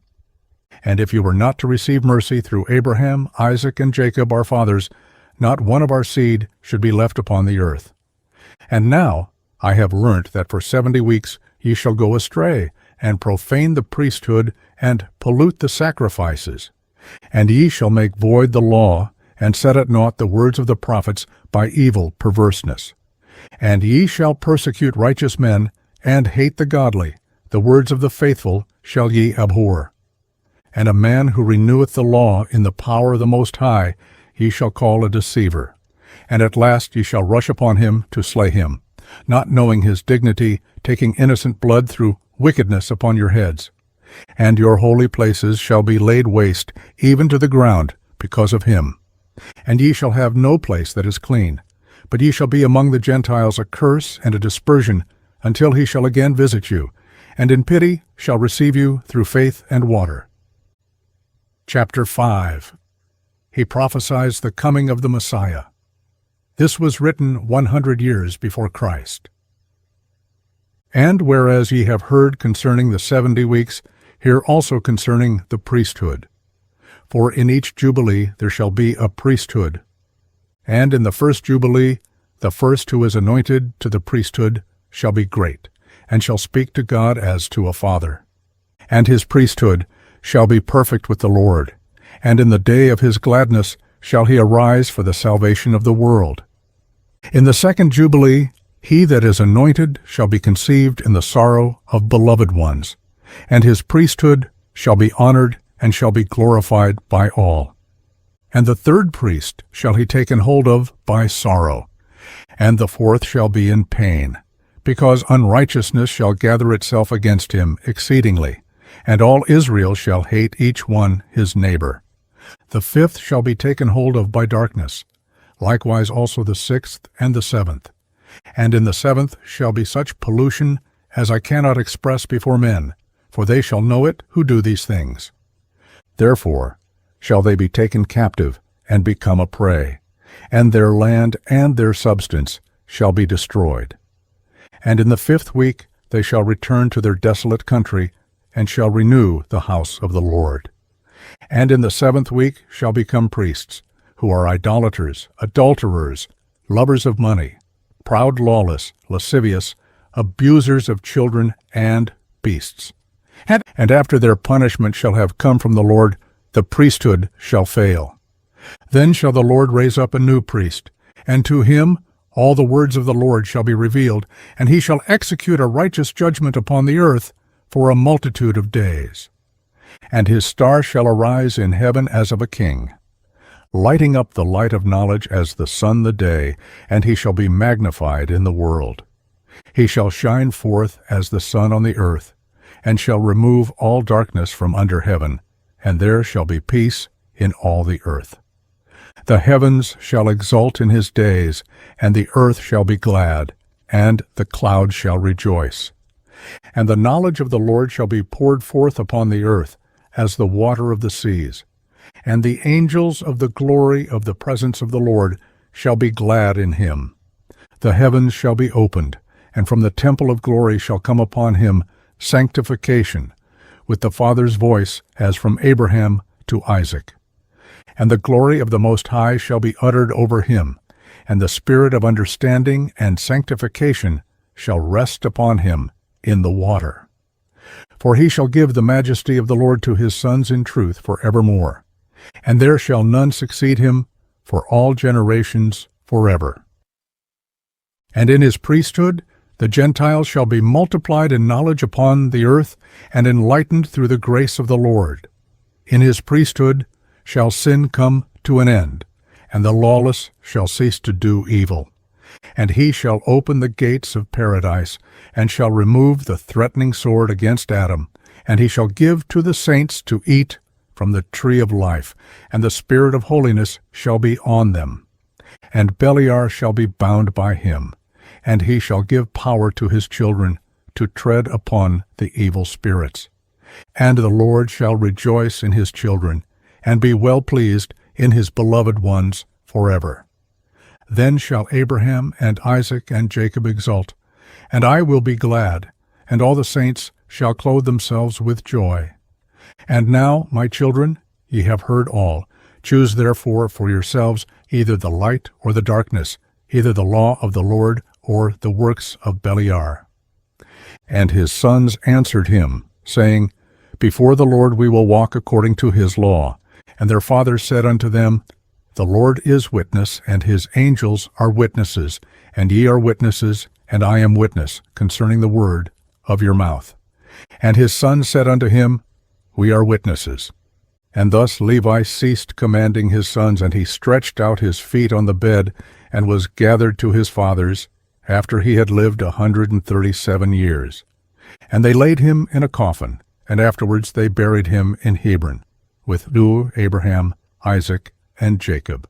The Testament of Judah, the fourth son of Jacob and Leah. Chapter 1. Judah, the fourth son of Jacob and Leah. He is the giant, athlete, warrior. He recounts heroic deeds. He runs so fast that he can outstrip a hind. The copy of the words of Judah, what things he spake to his sons before he died. They gathered themselves together, therefore, and came to him, and he said to them, Hearken, my children, to Judah your father. I was the fourth son born to my father Jacob, and Leah my mother named me Judah, saying, I give thanks to the Lord, because he hath given me a fourth son also. I was swift in my youth, and obedient to my father in everything. And I honored my mother and my mother's sister. And it came to pass, when I became a man, that my father blessed me, saying, Thou shalt be a king, prospering in all things. And the Lord showed me favor in all my works, both in the field and in the house. I know that I raced a hind and caught it, and prepared the meat for my father, and he did eat. And the roes I used to master in the chase, and overtake all that was in the plains. A wild mare I overtook, and caught it, and tamed it. I slew a lion, and plucked a kid out of its mouth. I took a bear by its paw, and hurled it down the cliff, and it was crushed. I outran the wild boar, and seizing it as I ran, I tore it in sunder. A leopard in Hebron leaped upon my dog, and I caught it by the tail, and hurled it on the rocks, and it was broken in twain. I found a wild ox feeding in the fields, and seizing it by the horns, and whirling it round and stunning it, I cast it from me and slew it. And when the 2 kings of the Canaanites came sheathed in armor against our flocks, and much people with them, single-handed I rushed upon the king of Hazor, and smote him on the greaves, and dragged him down. And so I slew him. And the other, the king of Tappuah, as he sat upon his horse, I slew, and so I scattered all his people. Achor the king, a man of giant stature, I found, hurling javelins before and behind as he sat on horseback. And I took up a stone of 60 pounds weight, and hurled it, and smote his horse, and killed it. And I fought with this other for 2 hours. And I clave his shield in twain, and I chopped off his feet, and killed him. And as I was stripping off his breastplate, behold, 9 men, his companions, began to fight with me, and I wound my garment on my hand. And I slung stones at them, and killed 4 of them, and the rest fled. And Jacob my father slew Belasath, king of all the kings, a giant in strength, 12 cubits high. And fear fell upon them, and they ceased warring against us. Therefore my father was free from anxiety in the wars when I was with my brethren. For he saw in a vision concerning me that an angel of might followed me everywhere, that I should not be overcome. And in the south there came upon us a greater war than that in Shechem, and I joined in battle array with my brethren, and pursued 1,000 men, and slew of them 200 men and 4 kings. And I went up upon the wall, and I slew 4 mighty men, and so we captured Hazor, and took all the spoil. And the next day we departed to Aretan, a city strong and walled and inaccessible, threatening us with death. But I and Gad approached on the east side of the city, and Reuben and Levi on the west. And they that were upon the wall, thinking that we were alone, were drawn down against us. And so my brothers secretly climbed up the wall on both sides by stakes, and entered the city, while the men knew it not. And we took it with the edge of the sword. And as for those who had taken refuge in the tower, we set fire to the tower, and took both it and them. And as we were departing, the men of Tapua seized our spoil, and seeing this we fought with them, and we slew them all, and recovered our spoil. And when I was at the waters of Kozeba, the men of Jobel came against us to battle. And we fought with them, and routed them, and their allies from Shiloh we slew, and we did not leave them power to come in against us. And the men of Machir came upon us the 5th day, to seize our spoil, and we attacked them, and overcame them in fierce battle, for there was a host of mighty men amongst them, and we slew them before they had gone up the ascent. And when we came to their city, their women rolled upon us stones from the brow of the hill on which the city stood. And I and Simeon had ourselves behind the town, and seized upon the heights, and destroyed the city also. And the next day it was told us that the king of the city of Gashwith, a mighty host, was coming against us. I therefore and Dan feigned ourselves to be Amorites, and as allies went into their city. And in the depth of night our brethren came, and we opened to them the gates. And we destroyed all the men and their substance. And we took for a prey all that was theirs, and their 3 walls we cast down. And we drew near to Tamnah, where was all the substance of the hostile kings. Then, being insulted by them, I was therefore wroth, and rushed against them to the summit. And they kept slinging against me stones and darts. And had not Dan my brother aided me, they would have slain me. We came upon them therefore with wrath, and they all fled, and passing by another way, they fought my father, and he made peace with them. And we did to them no hurt, and they became tributary to us, and we restored to them their spoil. And I built Tamnah, and my father built Pabael. I was 20 years old when this war befell, and the Canaanites feared me and my brethren. And I had much cattle, and I had for chief herdsman Iram the Adullamite. And when I went to him, I saw Parsaba, king of Adullam. And he spake unto us, and he made us a feast. And when I was heated, he gave me his daughter, Bathshua, to wife. She bare me and Onan, and Shelah. And 2 of them the Lord smote, for Shelah lived, and his children are ye. Chapter 2. Judah describes some archaeological findings, a city with walls of iron and gates of brass. He has an encounter with an adventuress. And 18 years my father abode in peace with his brother Esau, and his sons with us. After that we came from Mesopotamia, from Laban. And when 18 years were fulfilled, in the 40th year of my life, Esau, the brother of my father, came upon us with a mighty and strong people. And Jacob smote Esau with an arrow, and he was taken up wounded on Mount Seir, and as he went, he died at Ananiram. And we pursued after the sons of Esau. Now they had a city with walls of iron and gates of brass, and we could not enter into it, and we encamped around and besieged it. And when they opened not to us in 20 days, I set up a ladder in the sight of all, and with my shield upon my head I went up, sustaining the assault of stones, upwards of 3 talents weight. And I slew 4 of their mighty men. And Reuben and Gad slew 6 others. Then they asked from us terms of peace, and having taken counsel with our father, we received them as tributaries. And they gave us 500 cores of wheat, 500 baths of oil, 500 measures of wine, until the famine when we went down into Egypt. And after these things my son took to wife Tamar from Mesopotamia, a daughter of Aram. Now was wicked, and he was in need concerning Tamar, because she was not of the land of Canaan. And on the third night an angel of the Lord smote him, and he had not known her according to the evil craftiness of his mother, for he did not wish to have children by her. In the days of the wedding feast I gave Onan to her in marriage, and he also in wickedness knew her not, though he spent with her a year.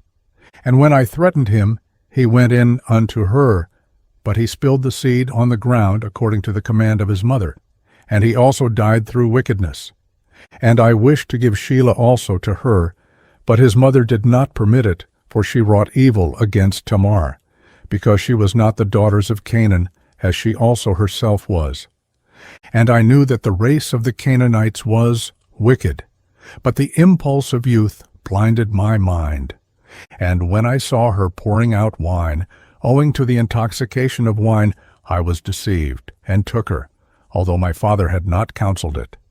And while I was away, she went and took for Shelah a wife from Canaan. And when I knew what she had done, I cursed her in the anguish of my soul.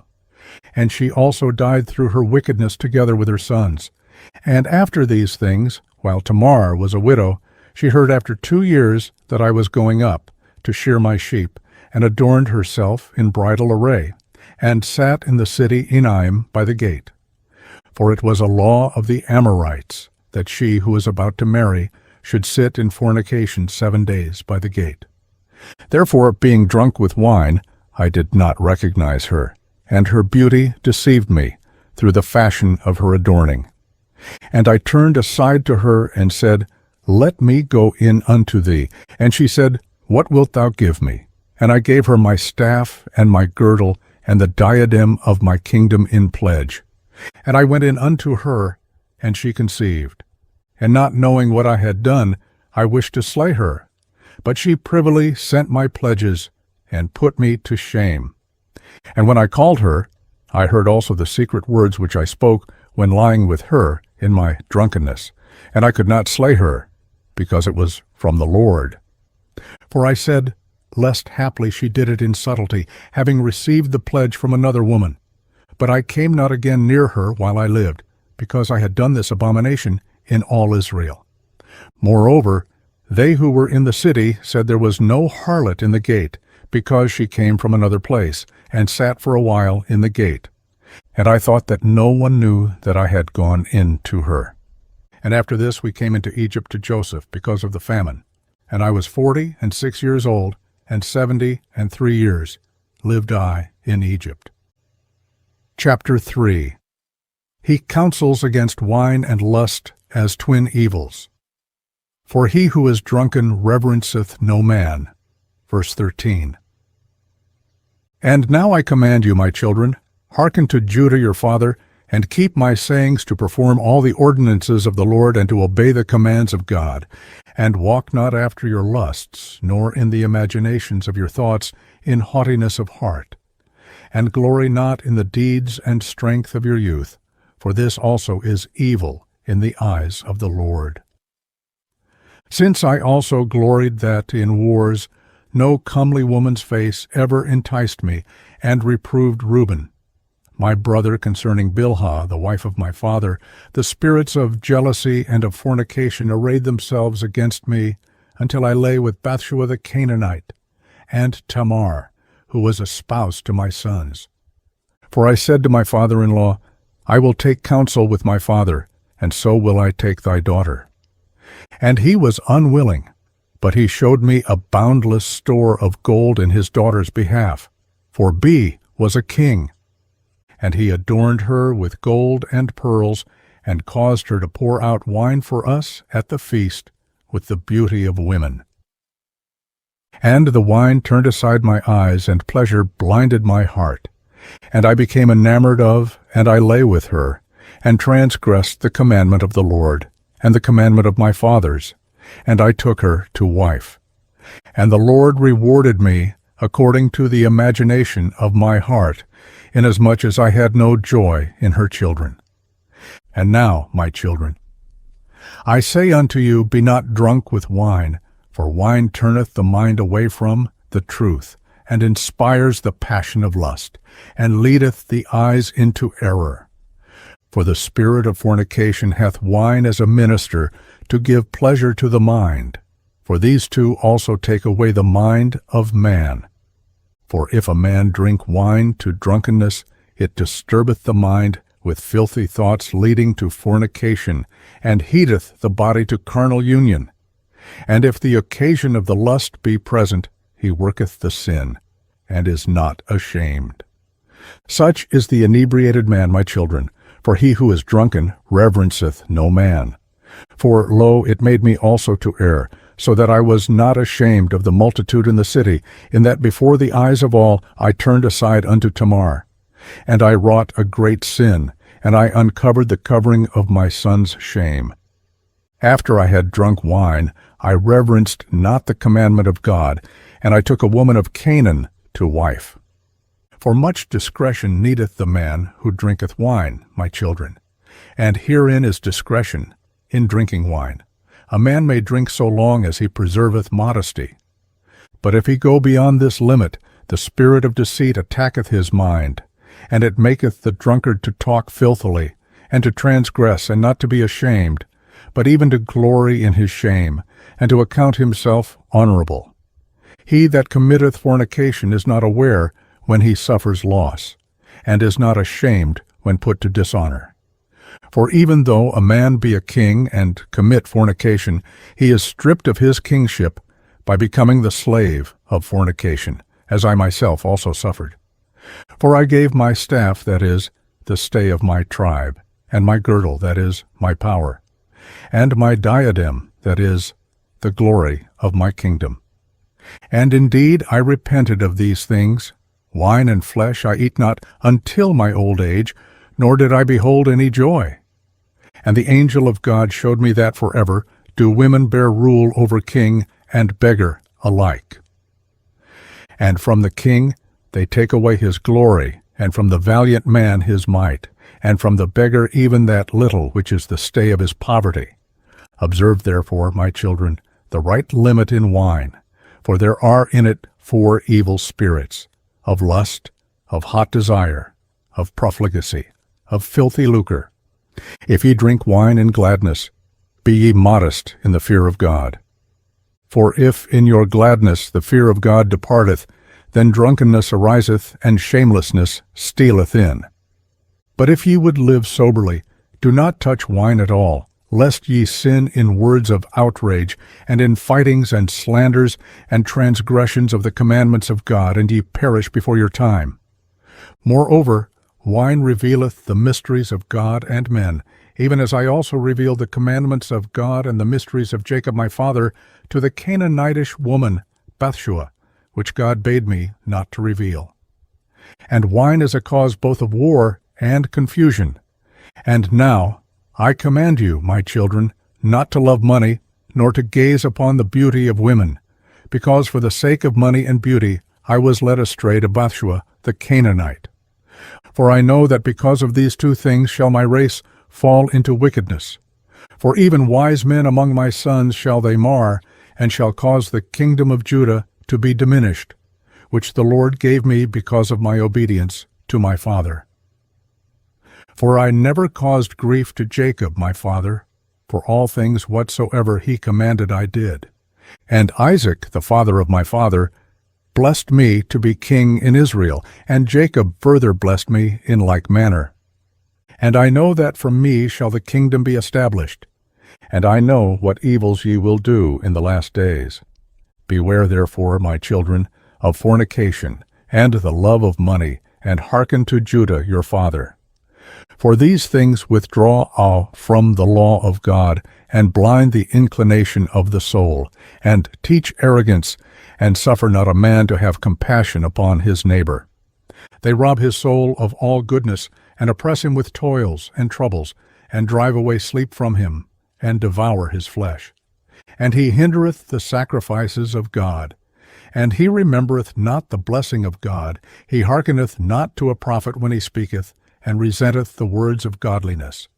For he is a slave to two contrary passions, and cannot obey God, because they have blinded his soul, and he walketh in the day as into the night. My children, the love of money leadeth to idolatry, because when led astray through money, men name as gods those who are not gods, and it causeth him who hath it to fall into madness.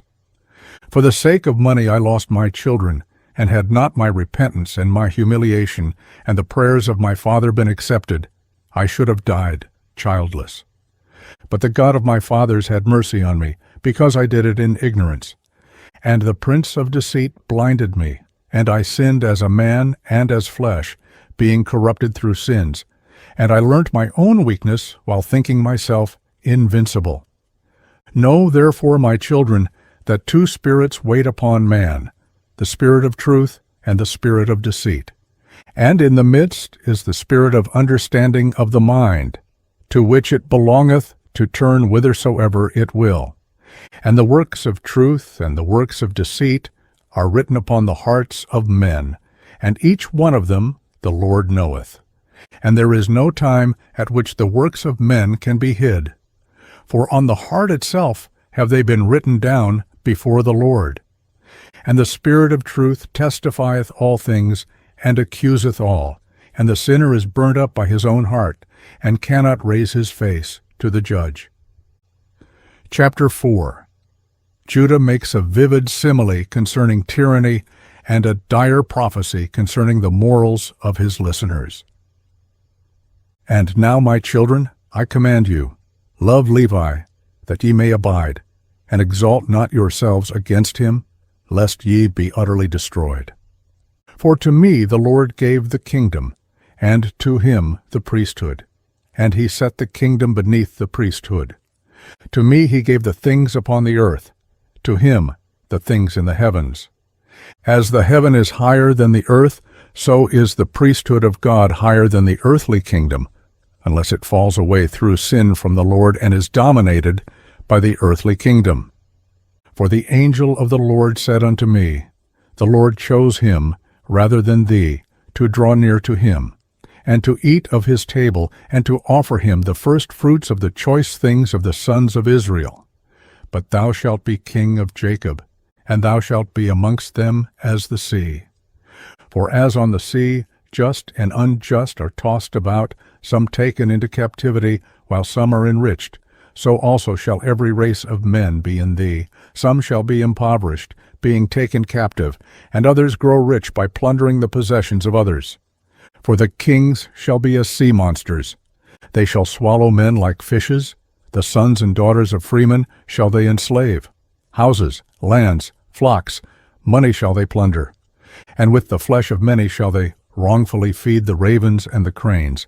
And they shall advance in evil, in covetousness uplifted. And there shall be false prophets like tempest. And they shall persecute all righteous men.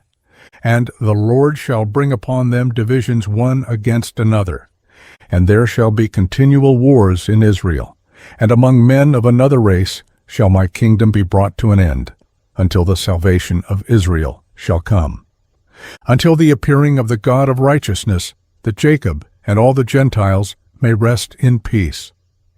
And he shall guard the might of my kingdom forever. For the Lord aware to me with an oath that he would not destroy the kingdom from my seed forever. Now I have much grief, my children, because of your lewdness and witchcrafts, and idolatries which ye shall practice against the kingdom, following them that have familiar spirits, diviners, and demons of error. Ye shall make your daughters singing girls and harlots, and ye shall mingle in the abominations of the Gentiles. For which things' sake the Lord shall bring upon you famine and pestilence, death and the sword, beleaguering by enemies and revilings of friends, the slaughter of children, the rape of wives, the plundering of possessions, the burning of the temple of God, the laying waste of the land, the enslavement of yourselves among the Gentiles. And they shall make some of you eunuchs for their wives, until the Lord visit you, when with perfect heart ye repent, and walk in all his commandments, and he bring you up from captivity among the Gentiles. And after these things shall a star arise to you from Jacob in peace, and a man shall arise from my seed like the Son of Righteousness, walking with the sons of men in meekness and righteousness, and no sin shall be found in him. And the heavens shall be opened unto him to pour out the Spirit, even the blessing of the Holy Father. And he shall pour out the Spirit of grace upon you, and ye shall be unto him sons in truth, and ye shall walk in his commandments first and last. Then shall the scepter of my kingdom shine forth, and from your root shall arise a stem, and from it shall grow a rod of righteousness to the Gentiles, to judge and to save all that call upon the Lord. And after these things shall Abraham and Isaac and Jacob arise unto life. And I and my brethren shall be chiefs of the tribes of Israel. Levi first, I the second, Joseph third, Benjamin fourth, Simeon fifth, Issachar sixth, and so all in order. And the Lord blessed Levi and the angel of the presence, me, the powers of glory, Simeon, the heaven, Reuben, the earth, Issachar, the sea, Zebulun, the mountains, Joseph, the tabernacle, Benjamin, the luminaries, Dan, Eden, Naphtali, the sun, Gad, the moon, Asher. And ye shall be the people of the Lord, and have one tongue, and there shall be there no spirit of deceit of Beliar, for he shall be cast into the fire forever. And they who have died in grief shall arise in joy, and they who were poor for the Lord's sake shall be made rich, and they who are put to death for the Lord's sake shall awake to life. And the hearts of Jacob shall run in joyfulness, and the eagles of Israel shall fly in gladness, and all the people shall glorify the Lord forever. Observe therefore, my children, all the law of the Lord, for there is hope for all them who hold fast unto his ways. And he said to them, Behold, I die before your eyes this day, 119 years old. Let no one bury me in costly apparel, nor tear open my bowels, for this shall they who are kings do, and carry me up to Hebron with you. And Judah, when he had said these things, fell asleep. And his sons did according to all whatsoever he commanded them, and they buried him in Hebron with his fathers. The testament of Issachar, the fifth son of Jacob and Leah. Chapter 1. Issachar, the fifth son of Jacob and Leah. The sinless child of hire for mandrakes, he appeals for simplicity. The copy of the words of Issachar. For he called his sons and said to them, Hearken, my children, to Issachar your father. Give ear to the words of him who is beloved of the Lord. I was born the fifth son to Jacob by way of hire for the mandrakes. For Reuben, my brother brought in mandrakes from the field, and Rachel met him and took them. And Reuben wept, and at his voice Leah, my mother, came forth. Now these mandrakes were sweet-smelling apples, which were produced in the land of Haran, below a ravine of water. And Rachel said, I will not give them to thee, but they shall be to me instead of children. For the Lord hath despised me, and I have not borne children to Jacob. Now there were 2 apples, and Leah said to Rachel, Let it suffice thee that thou hast taken my husband. Wilt thou take these also? And Rachel said to her, Thou shalt have Jacob this night for the mandrakes of thy son. And Leah said to her, Jacob is mine, for I am the wife of his youth.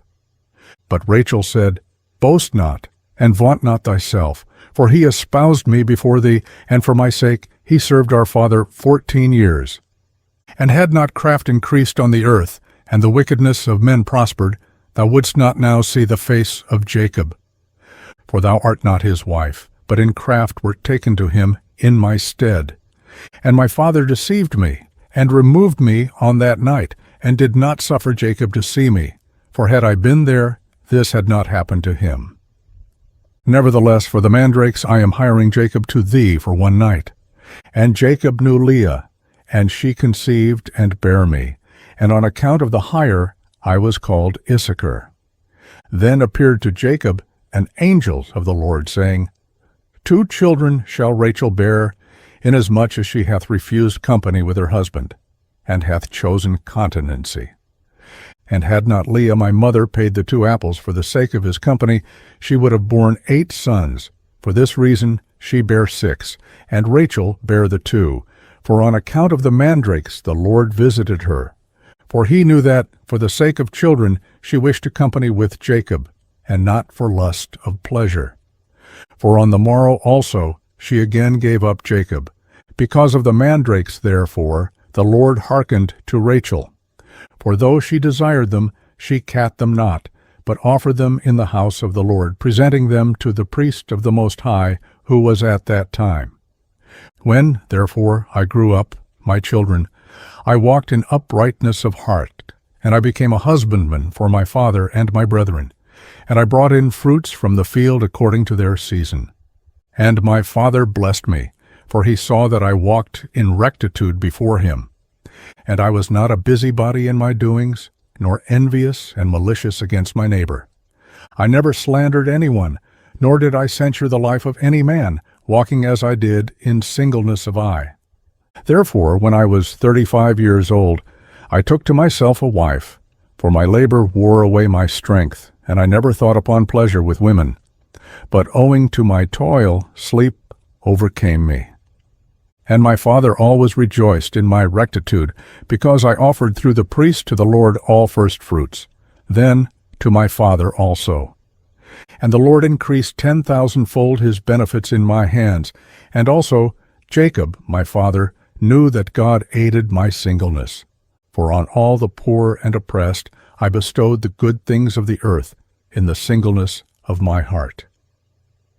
And now, hearken to me, my children, and walk in singleness of your heart, for I have seen in it all that is well-pleasing to the Lord. The single-minded man coveteth not gold, he overreacheth not his neighbor, he longeth not after manifold dainties, he delighteth not in varied apparel, he doth not desire to live a long life, but only waiteth for the will of God. And the spirits of deceit have no power against him, for he looketh not on the beauty of women, lest he should pollute his mind with corruption.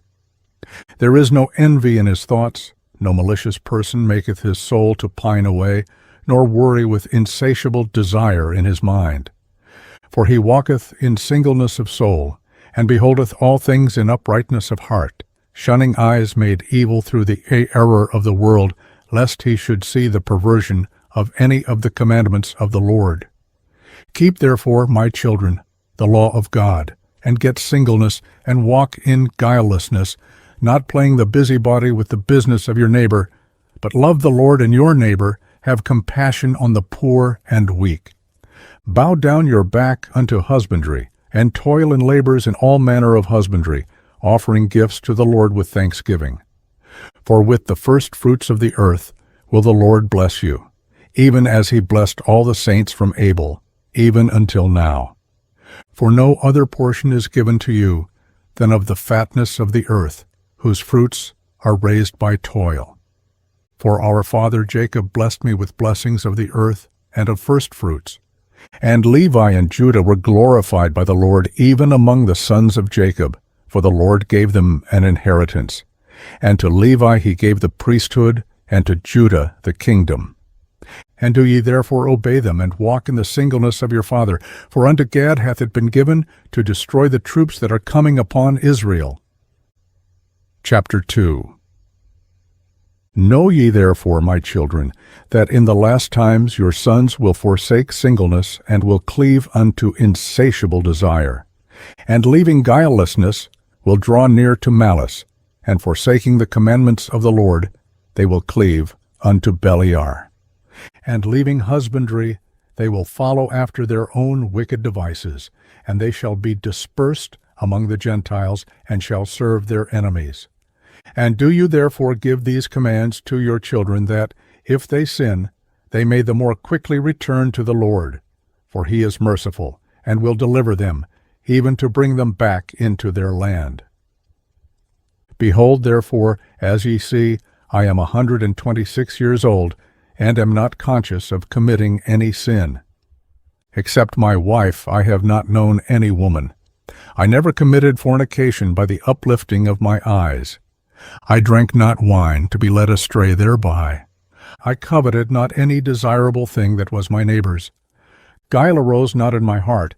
A lie passed not through my lips. If any man were in distress, I joined my sighs with his, and I shared my bread with the poor. I wrought godliness. All my days I kept truth. I loved the Lord, likewise also every man with all my heart. So do you also these things, my children, and every spirit of Beliar shall flee from you, and no deed of wicked men shall rule over you, and every wild beast shall ye subdue, since you have with you the God of heaven and earth, and walk with men in singleness of heart. And having said these things, he commanded his sons that they should carry him up to Hebron, and bury him there in the cave with his fathers. And he stretched out his feet and died at a good old age. With every limb sound and with strength unabated, he slept the eternal sleep. The Testament of Zebulun, the sixth son of Jacob and Leah. Chapter 1. Zebulun, the sixth son of Jacob and Leah, the inventor and philanthropist, what he learned as a result of the plot against Joseph. The copy of the words of Zebulun, which he enjoined on his sons before he died in the 114th year of his life, 2 years after the death of Joseph. And he said to them, Hearken to me, ye sons of Zebulun, attend to the words of your father. I, Zebulun, was born a good gift to my parents. For when I was born, my father was increased very exceedingly, both in flocks and herds, when with the straked rods he had his portion. I am not conscious that I have sinned all my days, save in thought. Nor yet do I remember that I have done any iniquity, except the sin of ignorance which I committed against Joseph. For I covenanted with my brethren not to tell my father what had been done. But I wept in secret many days on account of Joseph, for I feared my brethren, because they had all agreed that if anyone should declare the secret, he should be slain. But when they wished to kill him, I adjured them much with tears not to be guilty of this sin. For Simeon and Gad came against Joseph to kill him, and he said unto them with tears, Pity me, my brethren, have mercy upon the bowels of Jacob our father. Lay not upon me your hands to shed innocent blood, for I have not sinned against you. And if indeed I have sinned, with chastening chastise me, my brethren, but lay not upon me your hand, for the sake of Jacob our father. And as he spoke these words, wailing as he did so, I was unable to bear his lamentations, and began to weep, and my liver was poured out, and all the substance of my bowels was loosened. And I wept with Joseph, and my heart sounded, and the joints of my body trembled, and I was not able to stand. And when Joseph saw me weeping with him, and them coming against him to slay him, he fled behind me, beseeching them. But meanwhile Reuben arose and said, Come, my brethren, let us not slay him, but let us cast him into one of these dry pits, which our fathers digged, and found no water. For this cause the Lord forbade that water should rise up in them, in order that Joseph should be preserved. And they did so until they sold him to the Ishmaelites. For in his price I had no share, my children. But Simeon and Gad and 6 other of our brethren took the price of Joseph, and bought sandals for themselves and their wives and their children, saying, We will not eat of it, for it is the price of our brother's blood, but we will assuredly tread it under foot, because he said that he would be king over us. And so let us see what will become of his dreams. Therefore it is written in the writing of the law of Moses, that whosoever will not raise up seed to his brother, his sandal should be unloosed, and they should spit in his face. And the brethren of Joseph wished not that their brother should live, and the Lord loosed from them the sandal which they wore against Joseph their brother. For when they came into Egypt, they were unloosed by the servants of Joseph outside the gate, and so they made obeisance to Joseph after the fashion of King Pharaoh. And not only did they make obeisance to him, but were spit upon also, falling down before him forthwith, and so they were put to shame before the Egyptians. For after this the Egyptians heard all the evils that they had done to Joseph. And after he was sold, my brothers sat down to eat and drink. But I, through pity for Joseph, did not eat, but watched the pit, since Judah feared, lest Simeon, Dan, and Gad should rush off and slay him. But when they saw that I did not eat, they set me to watch him, till he was sold to the Ishmaelites. And when Reuben came and heard that while he was away Joseph had been sold, he rent his garments, and mourning said, How shall I look on the face of my father Jacob? And he took the money, and ran after the merchants. But as he failed to find them, he returned grieving. But the merchants had left the broad road and marched through the troglodytes by a short cut. But Reuben was grieved, and ate no food that day. Dan therefore came to him, and said, Weep not, neither grieve. For we have found what we can say to our father Jacob. Let us slay a kid of the goats, and dip in it the coat of Joseph. And let us send it to Jacob, saying, Know, is this the coat of thy son? And they did so. For they stripped off from Joseph his coat when they were selling him, and put upon him the garment of a slave. Now Simeon took the coat, and would not give it up, for he wished to rend it with his sword, as he was angry that Joseph lived, and that he had not slain him.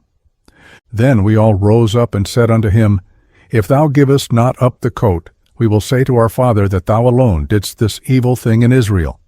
And so he gave it unto them, and they did, even as Dan had said.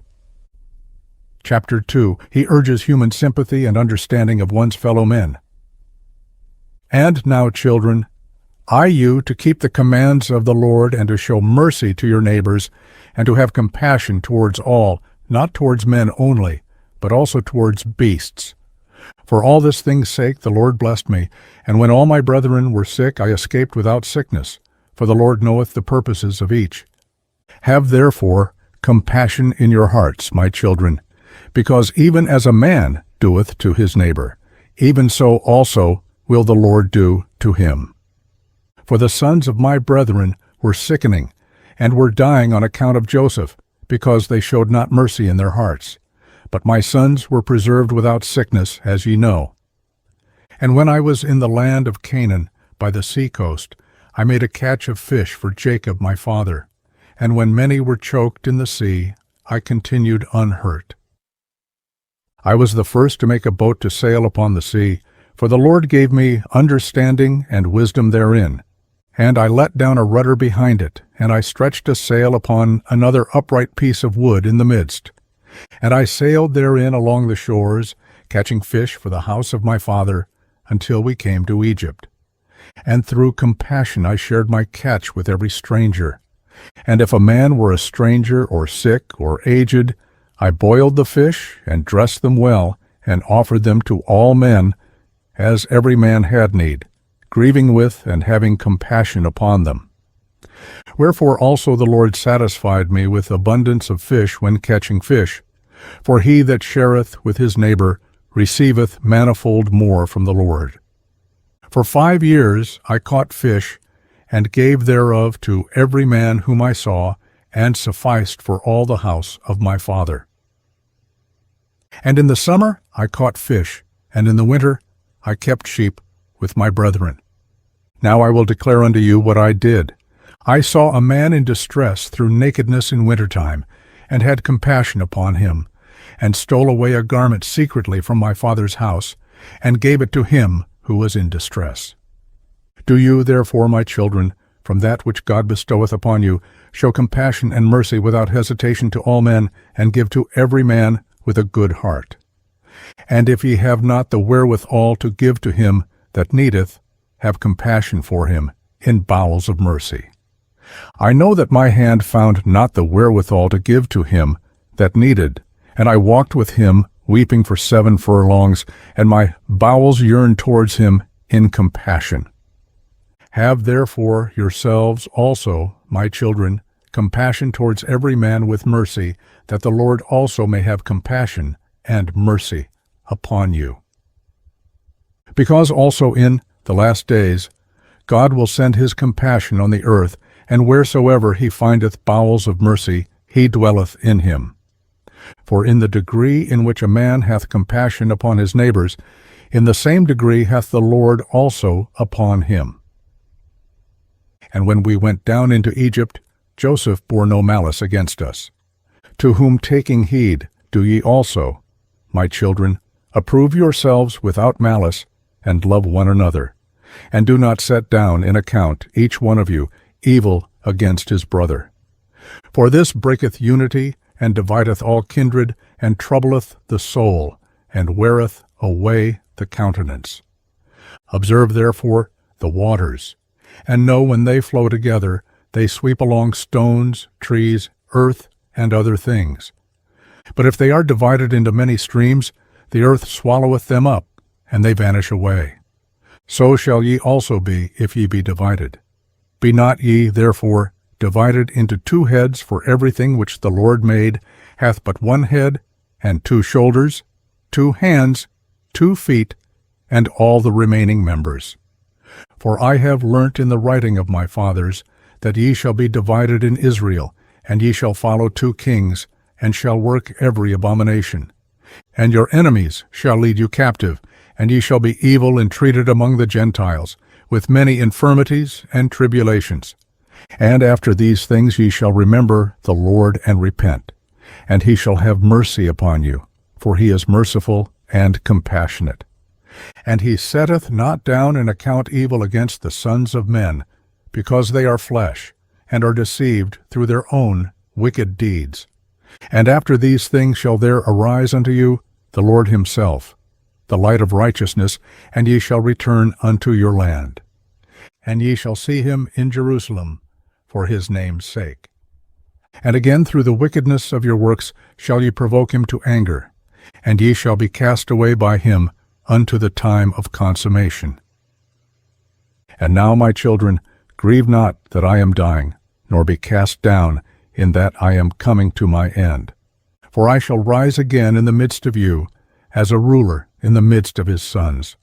And I shall rejoice in the midst of my tribe, as many as shall keep the law of the Lord and the commandments of Zebulun their father.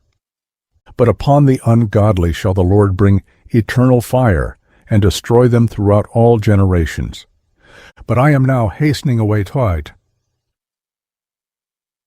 my rest, as did also my fathers.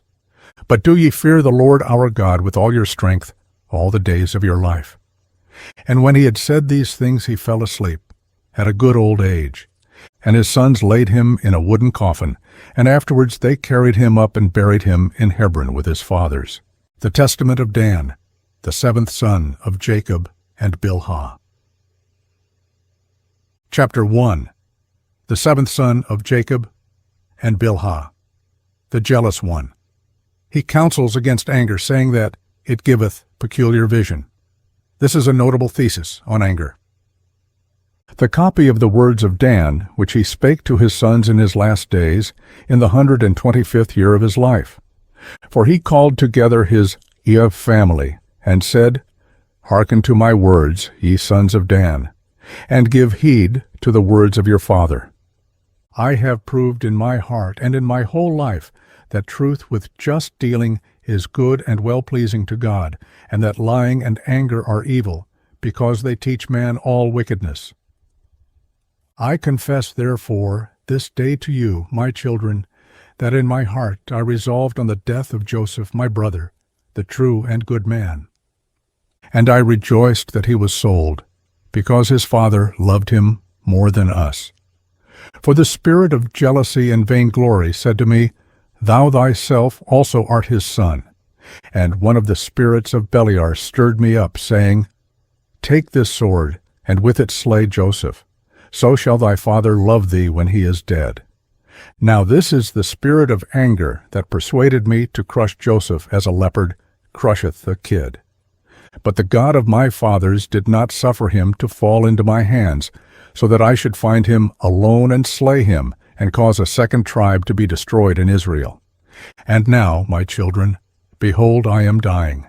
And I tell you of a truth, that unless ye keep yourselves from the spirit of lying and of anger, and love truth and long-suffering, ye shall perish. For anger is blindness, and does not suffer one to see the face of any man with truth. For though it be a father or a mother, he behaveth towards them as enemies. Though it be a brother, he knoweth him not. Though it be a prophet of the Lord, he disobeyeth him. Though a righteous man, he regardeth him not. Though a friend, he doth not acknowledge him. For the spirit of anger encompasseth him with the net of deceit, and blindeth his eyes, and through lying darkeneth his mind, and giveth him its own peculiar vision. And wherewith encompasseth it his eyes, with hatred of heart, so as to be envious of his brother. For anger is an evil thing, my children, for it troubleth even the soul itself. And the body of the angry man it maketh its own, and over his soul it getteth the mastery, and it bestoweth upon the body power, that it may work all iniquity. And when the body does all these things, the soul justifieth what is done, since it seeth not aright. Therefore he that is wrathful, if he be a mighty man, hath a threefold power in his anger, one by the help of his servants, and a second by his wealth, whereby he persuadeth and overcometh wrongfully. And thirdly, having his own natural power, he worketh thereby the evil. And though the wrathful man be weak, yet hath he a power twofold of that which is by nature, for wrath ever aideth such in lawlessness. This spirit goeth always with lying at the right hand of Satan, that with cruelty and lying his works may be wrought. Understand ye therefore the power of wrath, that it is vain. For it first of all giveth provocation by word, then by deeds it strengtheneth him who is angry, and with sharp losses disturbeth his mind, and so stirreth up with great wrath his soul. Therefore, when any one speaketh against you, be not ye moved to anger, and if any man praiseth you as holy men, be not uplifted. Be not moved either to delight or to disgust. For first it pleaseth the hearing, and so maketh the mind keen to perceive the grounds for provocation. And then being enraged, he thinketh that he is justly angry. If ye fall into any loss or ruin, my children, be not afflicted, for this very spirit maketh a man desire that which is perishable, in order that he may be enraged through the affliction. And if ye suffer loss voluntarily or involuntarily, be not vexed, for from vexation ariseth wrath with lying. Moreover, a twofold mischief is wrath with lying, and they assist one another in order to disturb the heart. And when the soul is continually disturbed, the Lord departeth from it, and Beliar ruleth over it. Chapter 2. A prophecy of the sins, captivity, plagues, and ultimate restitution of the nation. They still talk of Eden. See verse 18. Verse 23 is remarkable in the light of prophecy. Observe therefore, my children, the commandments of the Lord, and keep his law. Depart from wrath, and hate lying, that the Lord may dwell among you, and Beliar may flee from you. Speak truth each one with his neighbor. So shall ye not fall into wrath and confusion, but ye shall be in peace, having the God of peace. So shall no war prevail over you. Love the Lord through all your life, and one another with a true heart. I know that in the last days ye shall depart from the Lord, and ye shall provoke Levi unto anger, and fight against Judah. But ye shall not prevail against them. For an angel of the Lord shall guide them both, for by them shall Israel stand. And whensoever ye depart from the Lord, ye shall walk in all evil, and work the abominations of the Gentiles, going a-whoring after women of the lawless ones, while with all wickedness the spirits of wickedness work in you. For I have read in the book of Enoch the righteous, that your prince is Satan, and that all the spirits of wickedness and pride will conspire to attend constantly on the sons of Levi, to cause them to sin before the Lord. And my sons will draw near to Levi, and sin with them in all things. And the sons of Judah will be covetous, plundering other men's goods like lions. Therefore shall ye be led away with them into captivity, and there shall ye receive all the plagues of Egypt, and all the evils of the Gentiles. And so when ye return to the Lord, ye shall obtain mercy, and he shall bring you into his sanctuary, and he shall give you peace. And there shall arise unto you from the tribe of Judah and of Levi the salvation of the Lord. And he shall make war against Beliar, and execute an everlasting vengeance on our enemies. And the captivity shall he take from Beliar the souls of the saints, and turn disobedient hearts unto the Lord, and give to them that call upon him eternal peace. And the saints shall rest in Eden, and in the New Jerusalem shall the righteous rejoice, and it shall be unto the glory of God forever. And no longer shall Jerusalem endure desolation, nor Israel be led captive, for the Lord shall be in the midst of it, living amongst men, and the Holy One of Israel shall reign over it in humility and in poverty. And he who believeth on him shall reign amongst men in truth. And now, fear the Lord, my children, and beware of Satan and his spirits. Draw near unto God, and unto the angel that intercedeth for you, for he is a mediator between God and man. And for the peace of Israel he shall stand up against the kingdom of the enemy. Therefore is the enemy eager to destroy all that call upon the Lord. For he knoweth that upon the day on which Israel shall repent, the kingdom of the enemy shall be brought to an end. For the very angel of peace shall strengthen Israel, that it fall not into the extremity of evil. And it shall be in the time of the lawlessness of Israel, that the Lord will not depart from them, but will transform them into a nation that doeth his will, for none of the angels will be equal unto him. And his name shall be in every place in Israel, and among the Gentiles. Keep therefore yourselves, my children, from every evil work, and cast away wrath, and all lying, and love truth, and long-suffering. And the things which ye have heard from your father, do ye also impart to your children, that the Savior of the Gentiles may receive you, for he is true and long-suffering, meek and lowly, and teacheth by his works the law of God. Depart therefore from all unrighteousness, and cleave unto the righteousness of God, and your race will be saved forever. And bury me near my fathers. And when he had said these things, he kissed them, and fell asleep at a good old age. And his sons buried him, and after that they carried up his bones, and placed them near Abraham, and Isaac, and Jacob. Nevertheless Dan prophesied unto them that they should forget their God, and should be alienated from the land of their inheritance, and from the race of Israel, and from the family of their seed.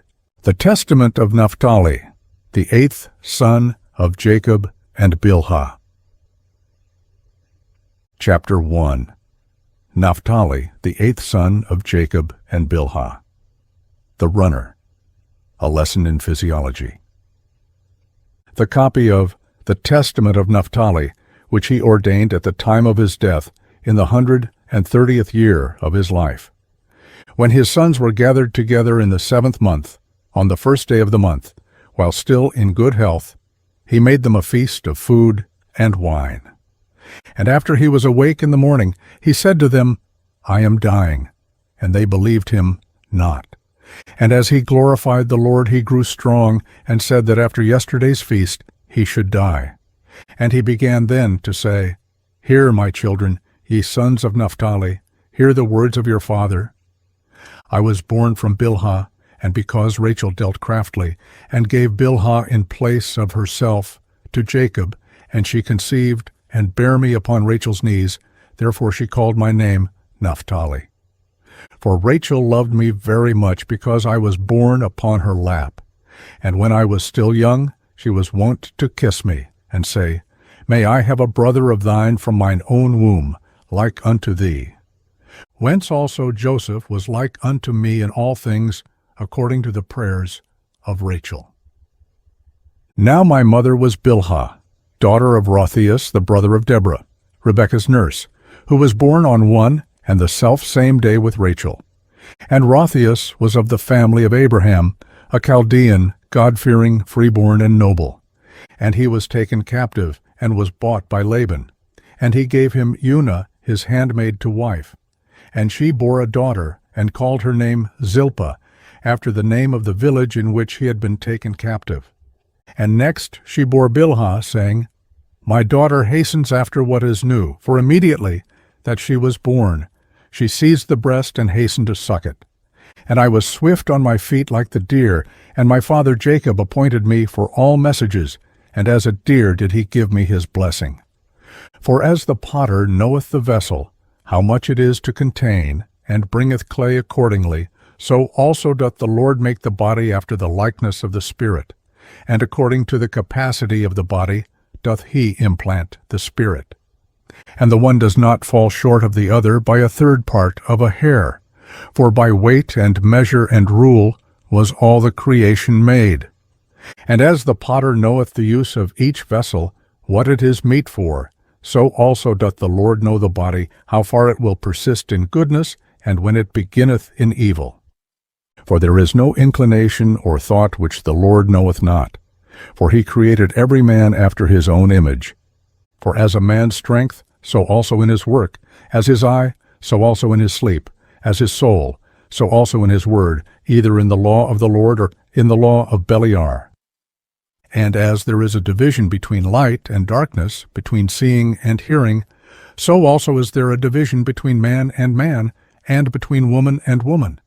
And it is not to be said that the one is like the other, either in face or in mind. For God made all things good in their order, the 5 senses in the head, and he joined on the neck to the head, adding to it the hair also for comeliness and glory, then the heart for understanding, the belly for excrement, and the stomach for grinding, the windpipe for taking in the breath, the liver for wrath, the gall for bitterness, the spleen for laughter, the reins for prudence, the muscles of the loins for power, the lungs for drawing in, the loins for strength, and so forth. So then, my children, let all your works be done in order with good intent in the fear of God, and do nothing disorderly in scorn or out of its due season. For if thou bid the eye to hear, it cannot. So neither while ye are in darkness can ye do the works of light. Be ye therefore not eager to corrupt your doings through covetousness, or with vain words to beguile your souls. Because if ye keep silence in purity of heart, ye shall understand how to hold fast the will of God, and to cast away the will of Beliar. Sun and moon and stars change not their order.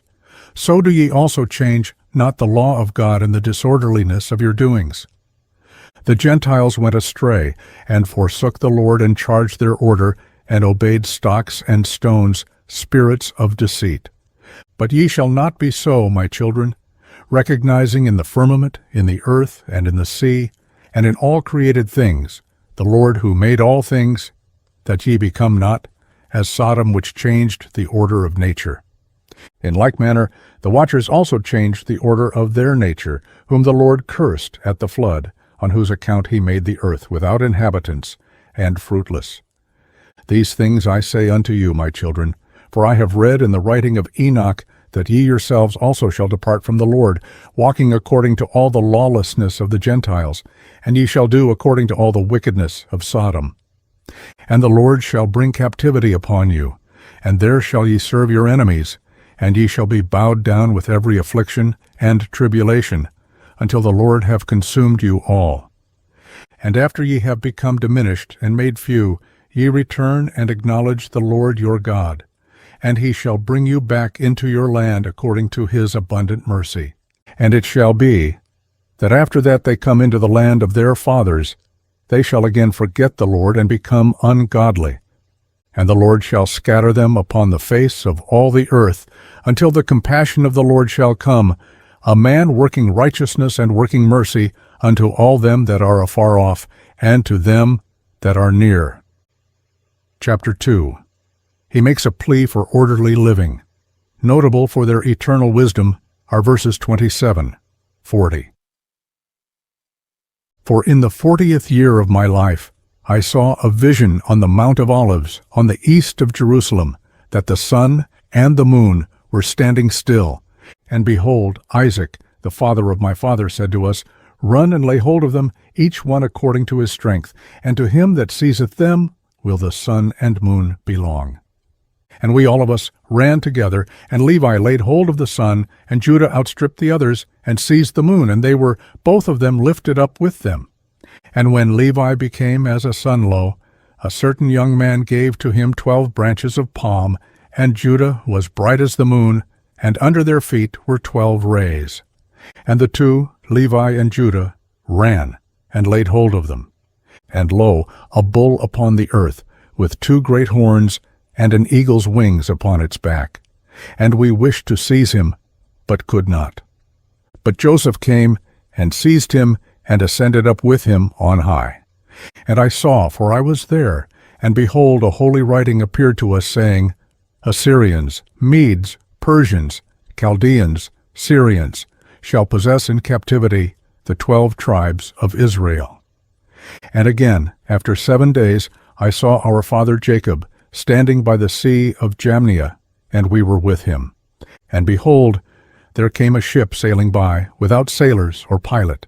And there was written upon the ship of Jacob. And our father said to us, Come, let us embark on our ship. And when he had gone on board, there arose a vehement storm, and a mighty tempest of wind, and our father, who was holding the helm, departed from us. And we, being tossed with the tempest, were borne along over the sea.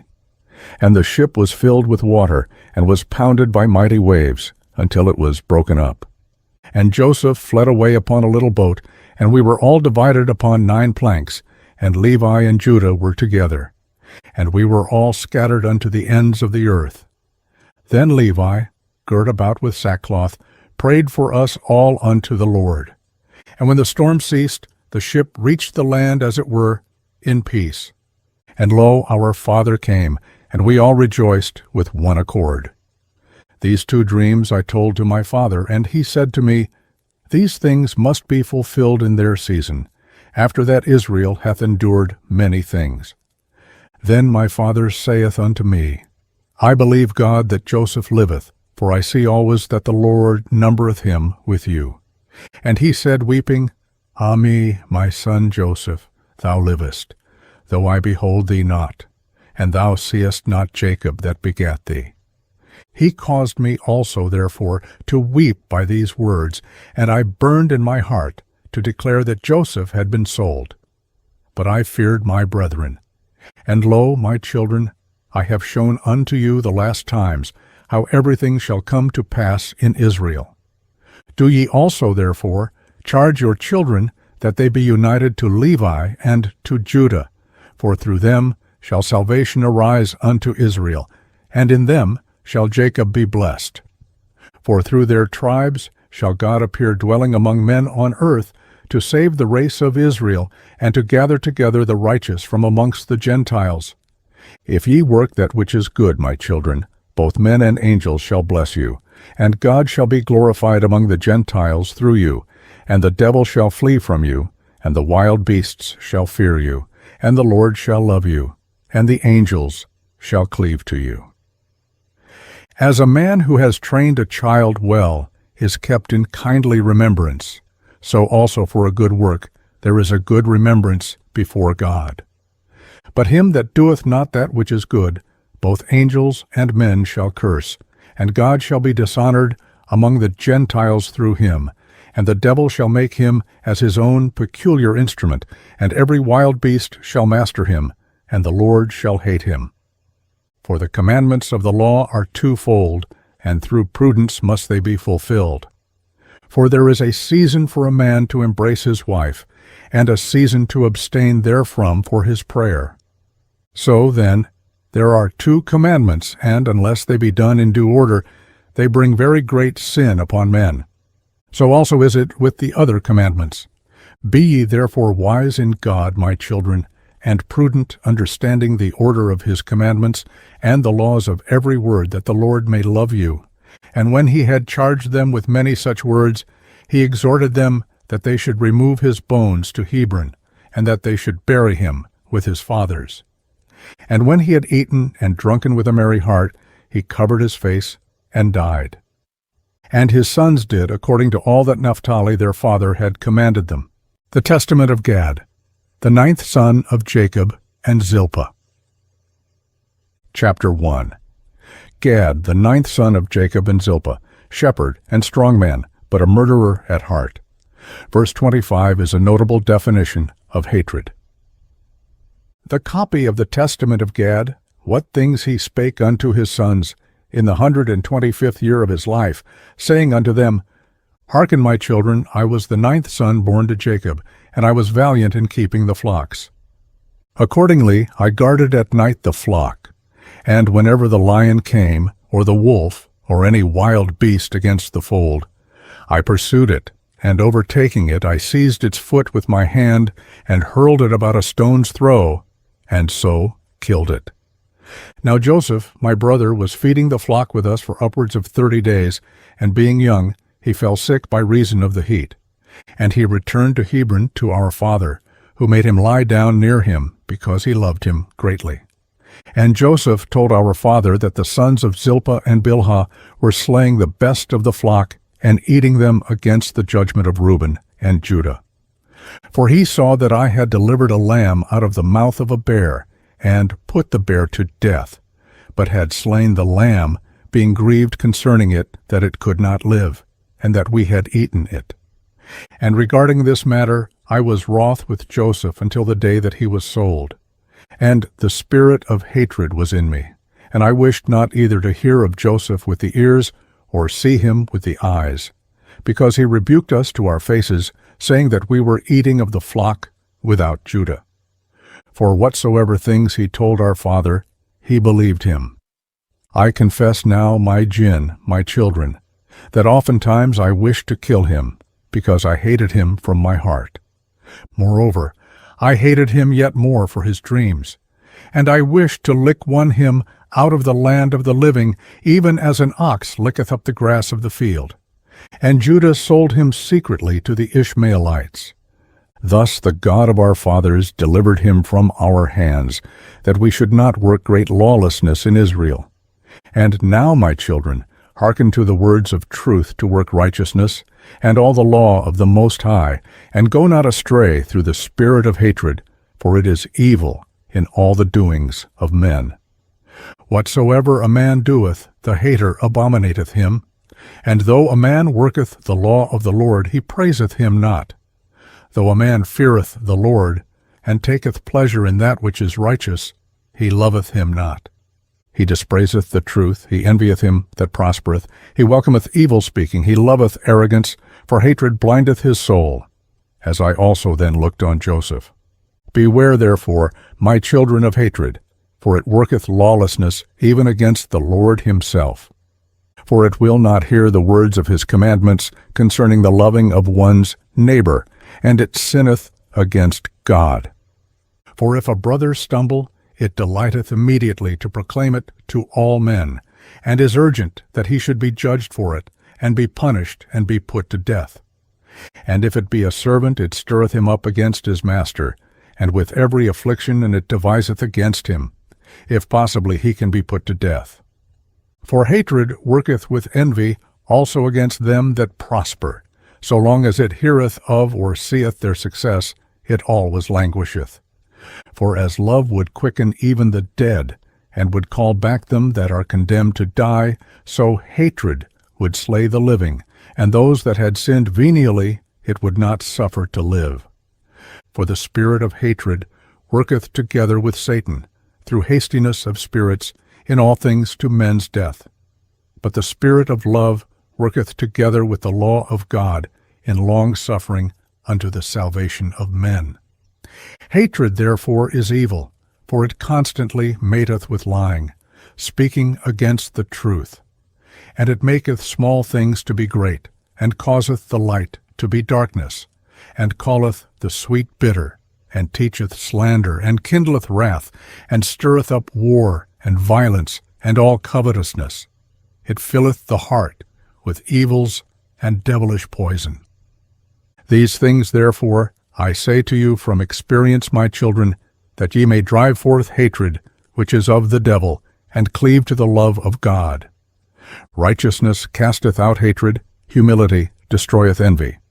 For he that is just and humble is ashamed to do what is unjust, being reproved not of another, but of his own heart, because the Lord looketh on his inclination.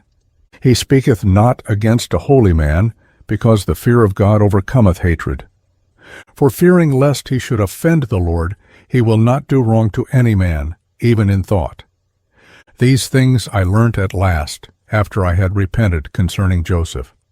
For true repentance after a godly sort destroyeth ignorance, and driveth away the darkness, and enlighteneth the eyes, and giveth knowledge to the soul, and leadeth the mind to salvation. And those things which it hath not learnt from man, it knoweth through repentance. For God brought upon me a disease of the liver, and had not the prayers of Jacob my father succored me, it had hardly failed, but my spirit had departed. For by what things a man transgresseth, by the same also is he punished. Since, therefore, my liver was set mercilessly against Joseph, in my liver too I suffered mercilessly, and was judged for 11 months, for so long a time as I had been angry against Joseph. Chapter 2. Gad exhorts his listeners against hatred, showing how it has brought him into so much trouble. Verses 8, 11 are memorable. And now, my children, I exhort you, love ye each one his brother, and put away hatred from your hearts. Love one another in deed, and in word, and in the inclination of the soul. For in the presence of my father I spake peaceably to Joseph, and when I had gone out, the spirit of hatred darkened my mind, and stirred up my soul to slay him.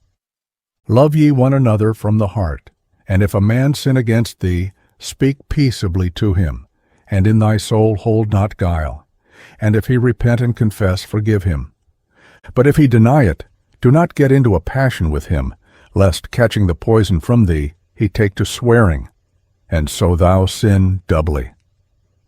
Let not another man hear thy secrets when engaged in legal strife, lest he come to hate thee, and become thy enemy, and commit a great sin against thee. For ofttimes he addresseth thee guilefully, or busieth himself about thee with wicked intent. And though he deny it, and yet have a sense of shame when reproved, give over reproving him. For he who denieth may repent, so as not again to wrong thee. Yea, he may also honor thee, and fear, and be at peace with thee. And if he be shameless and persist in his wrongdoing, even so forgive him from the heart, and leave to God the avenging.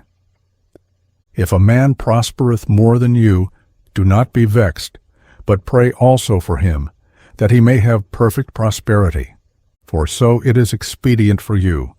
And if he be further exalted, be not envious of him, remembering that all flesh shall die, and offer praise to God, who giveth things good and profitable to all men.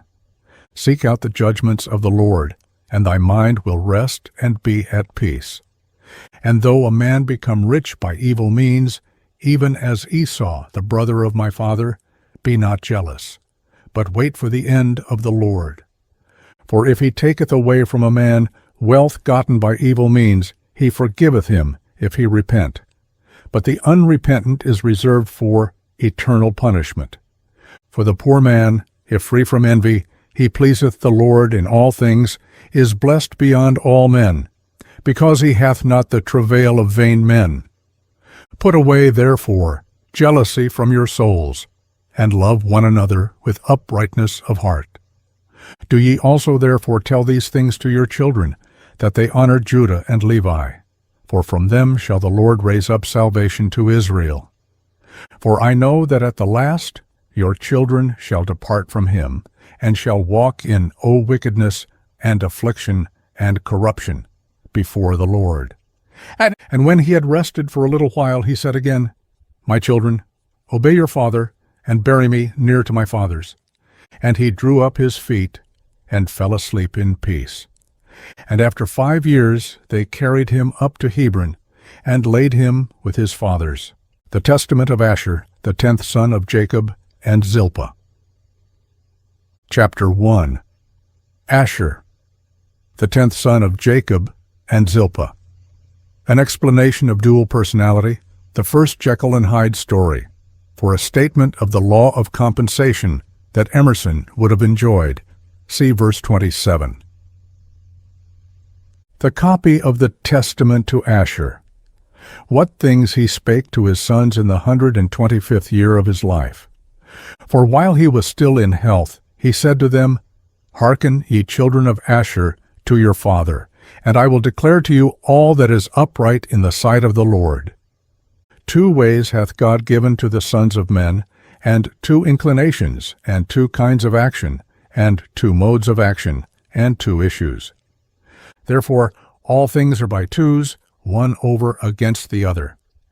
For there are 2 ways of good and evil, and with these are the 2 inclinations in our breasts, discriminating them. Therefore, if the soul take pleasure in the good inclination, all its actions are in righteousness. And if it sin, it straightway repenteth. For having its thoughts set upon righteousness, and casting away wickedness, it straightway overthroweth the evil, and uprooteth the sin. But if it incline to the evil inclination, all its actions are in wickedness, and it driveth away the good, and cleaveth to the evil, and is ruled by Beliar. Even though it work what is good, he perverteth it to evil. For whenever it beginneth to do good, he forceth the issue of the action into evil for him, seeing that the treasure of the inclination is filled with an evil spirit. A person then may with words help the good for the sake of the evil, yet the issue of the action leadeth to mischief.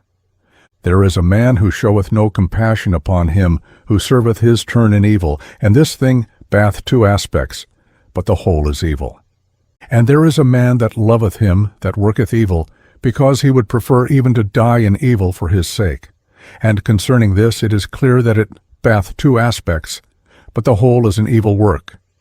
Though indeed he have love, yet is he wicked, who concealeth what is evil for the sake of the good name. But the end of the action tendeth unto evil. Another stealeth, doeth unjustly, plundereth, defraudeth, and withal pitieth the poor. This too bath a 2-fold aspect, but the whole is evil. He who defraudeth his neighbor provoketh God, and sweareth falsely against the Most High, and yet pitieth the poor. The Lord who commanded the law, he setteth at naught and provoketh, and yet he refresheth the poor. He defileth the soul, and maketh gay the body. He killeth many, and pitieth a few. This too bath a 2-fold aspect, but the whole is evil.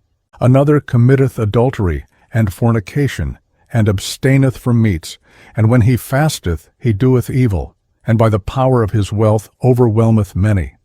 And notwithstanding his excessive wickedness, he doeth the commandments. This too hath a 2-fold aspect, but the whole is evil. Such men are hares, clean, like those that divide the hoof, but in very deed are unclean. For God in the tables of the commandments hath thus declared, But do not ye, my children, wear 2 faces like unto them of goodness and of wickedness, but cleave unto goodness only, for God hath his habitation therein, and men desire it. But from wickedness flee away, destroying the evil inclination by your good works, for they that are double-faced serve not God, but their own lusts, so that they may please Beliar and men like unto themselves. For good men, even they that are of single face, though they be thought by them that are double-faced to sin, are just before God. For many in killing the wicked do 2 works of good and evil, but the whole is good, because he hath uprooted and destroyed that which is evil. One man hateth the merciful and unjust man, and the man who committeth adultery and fasteth. This too hath a 2-fold aspect, but the whole work is good, because he followeth the Lord's example, in that he accepteth not the seeming good as the genuine good. Another desireth not to see good day with them, that not, lest be defile his body, and pollute his soul. This too is double-faced, but the whole is good. For such men are like to stags and to hinds, because in the manner of wild animals they seem to be unclean, but they are altogether clean, because they walk in zeal for the Lord and abstain from what God also hateth and forbiddeth by his commandments, warding off the evil from the good. Ye see, my children, how that there are 2 in all things, one against the other, and the one is hidden by the other. In wealth is hidden covetousness, in conviviality drunkenness, in laughter grief, in wedlock profligacy. Death succeedeth to life, dishonor to glory, night to day, and darkness to light. And all things are under the day, just things under life, unjust things under death. Wherefore also eternal life awaiteth death. Nor may it be said that truth is a lie, nor right wrong, for all truth is under the light, even as all things are under God.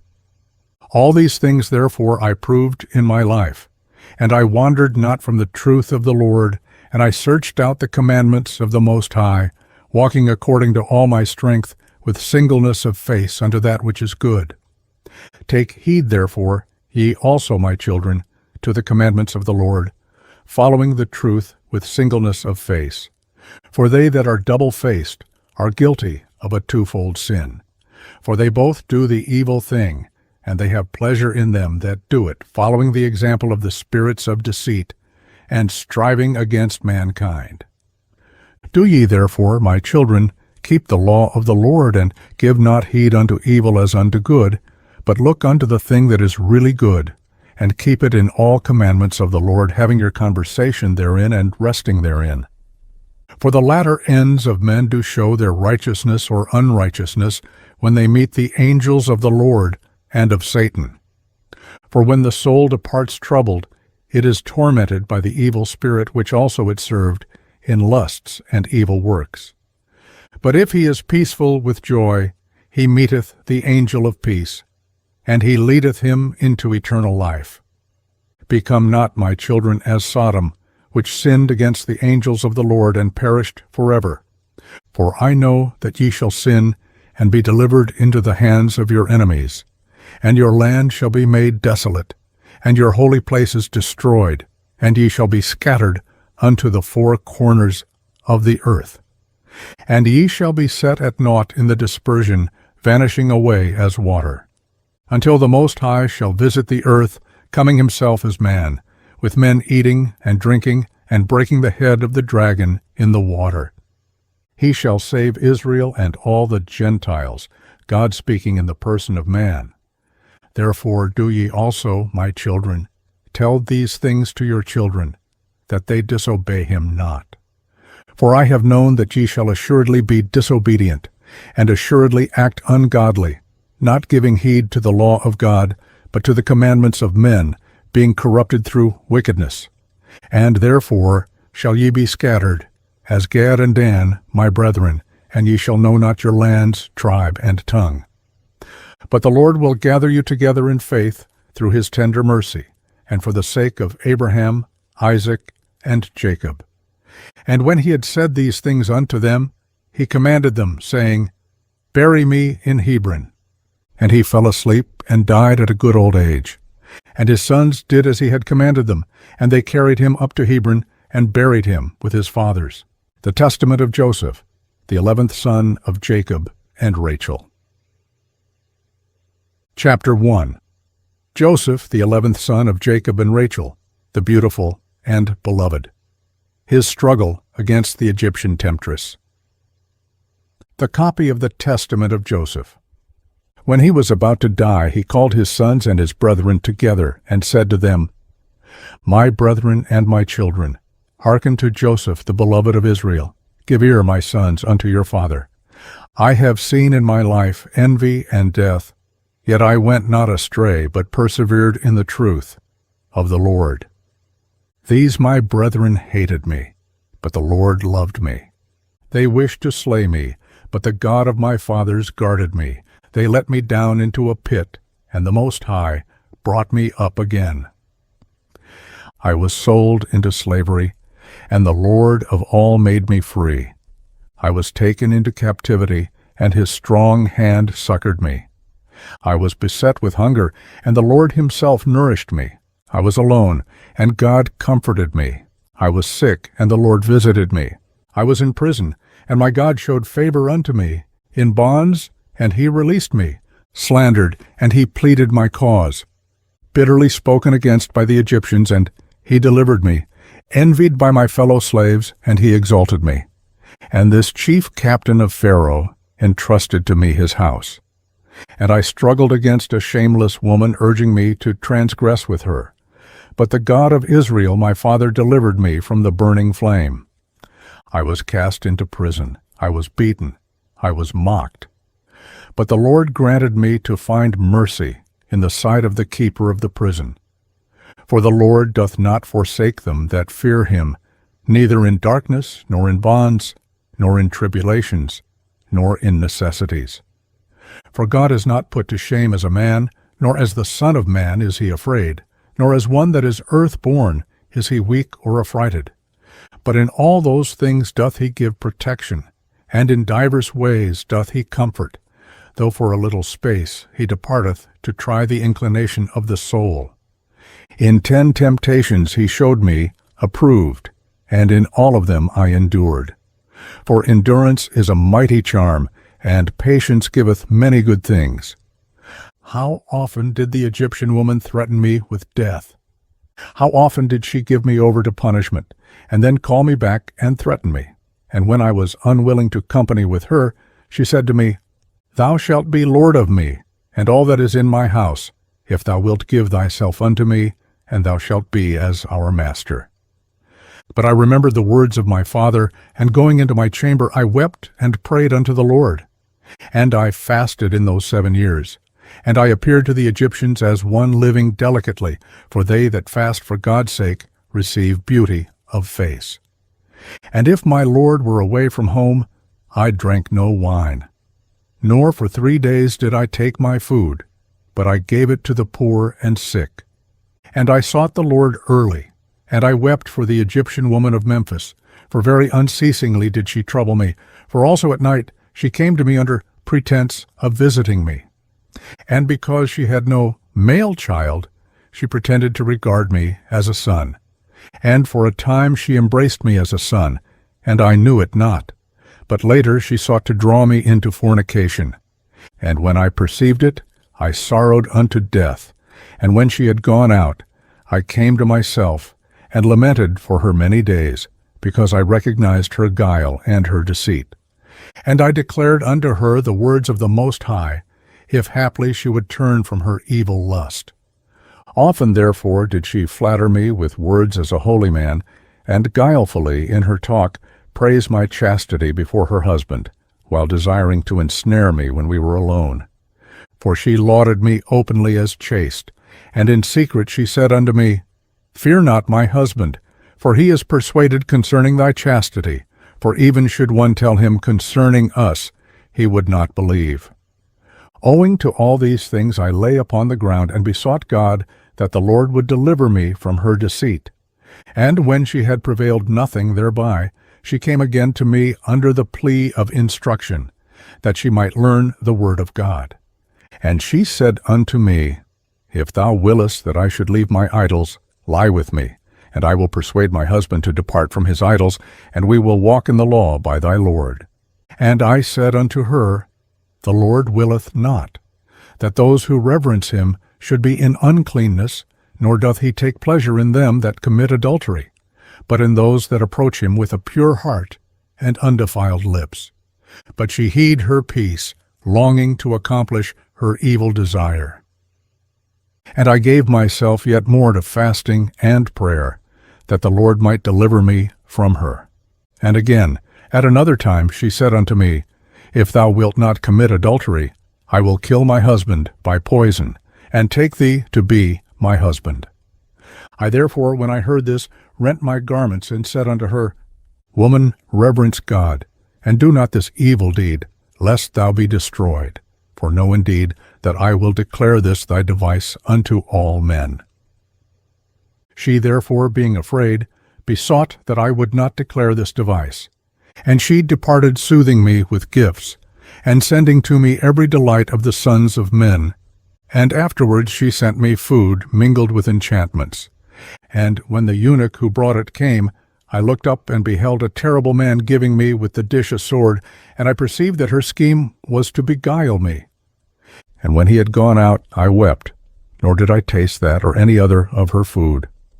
So then after one day she came to me and observed the food, and said unto me, Why is it that thou hast not eaten of the food? And I said unto her, It is because thou hast filled it with deadly enchantments. And how saidst thou, I come not near to idols, but to the Lord alone? Now therefore know that the God of my father hath revealed unto me by his angel thy wickedness, and I have kept it to convict thee, if haply thou mayest see and repent. But that thou mayest learn that the wickedness of the ungodly hath no power over them that worship God with chastity, behold, I will take of it and eat before thee.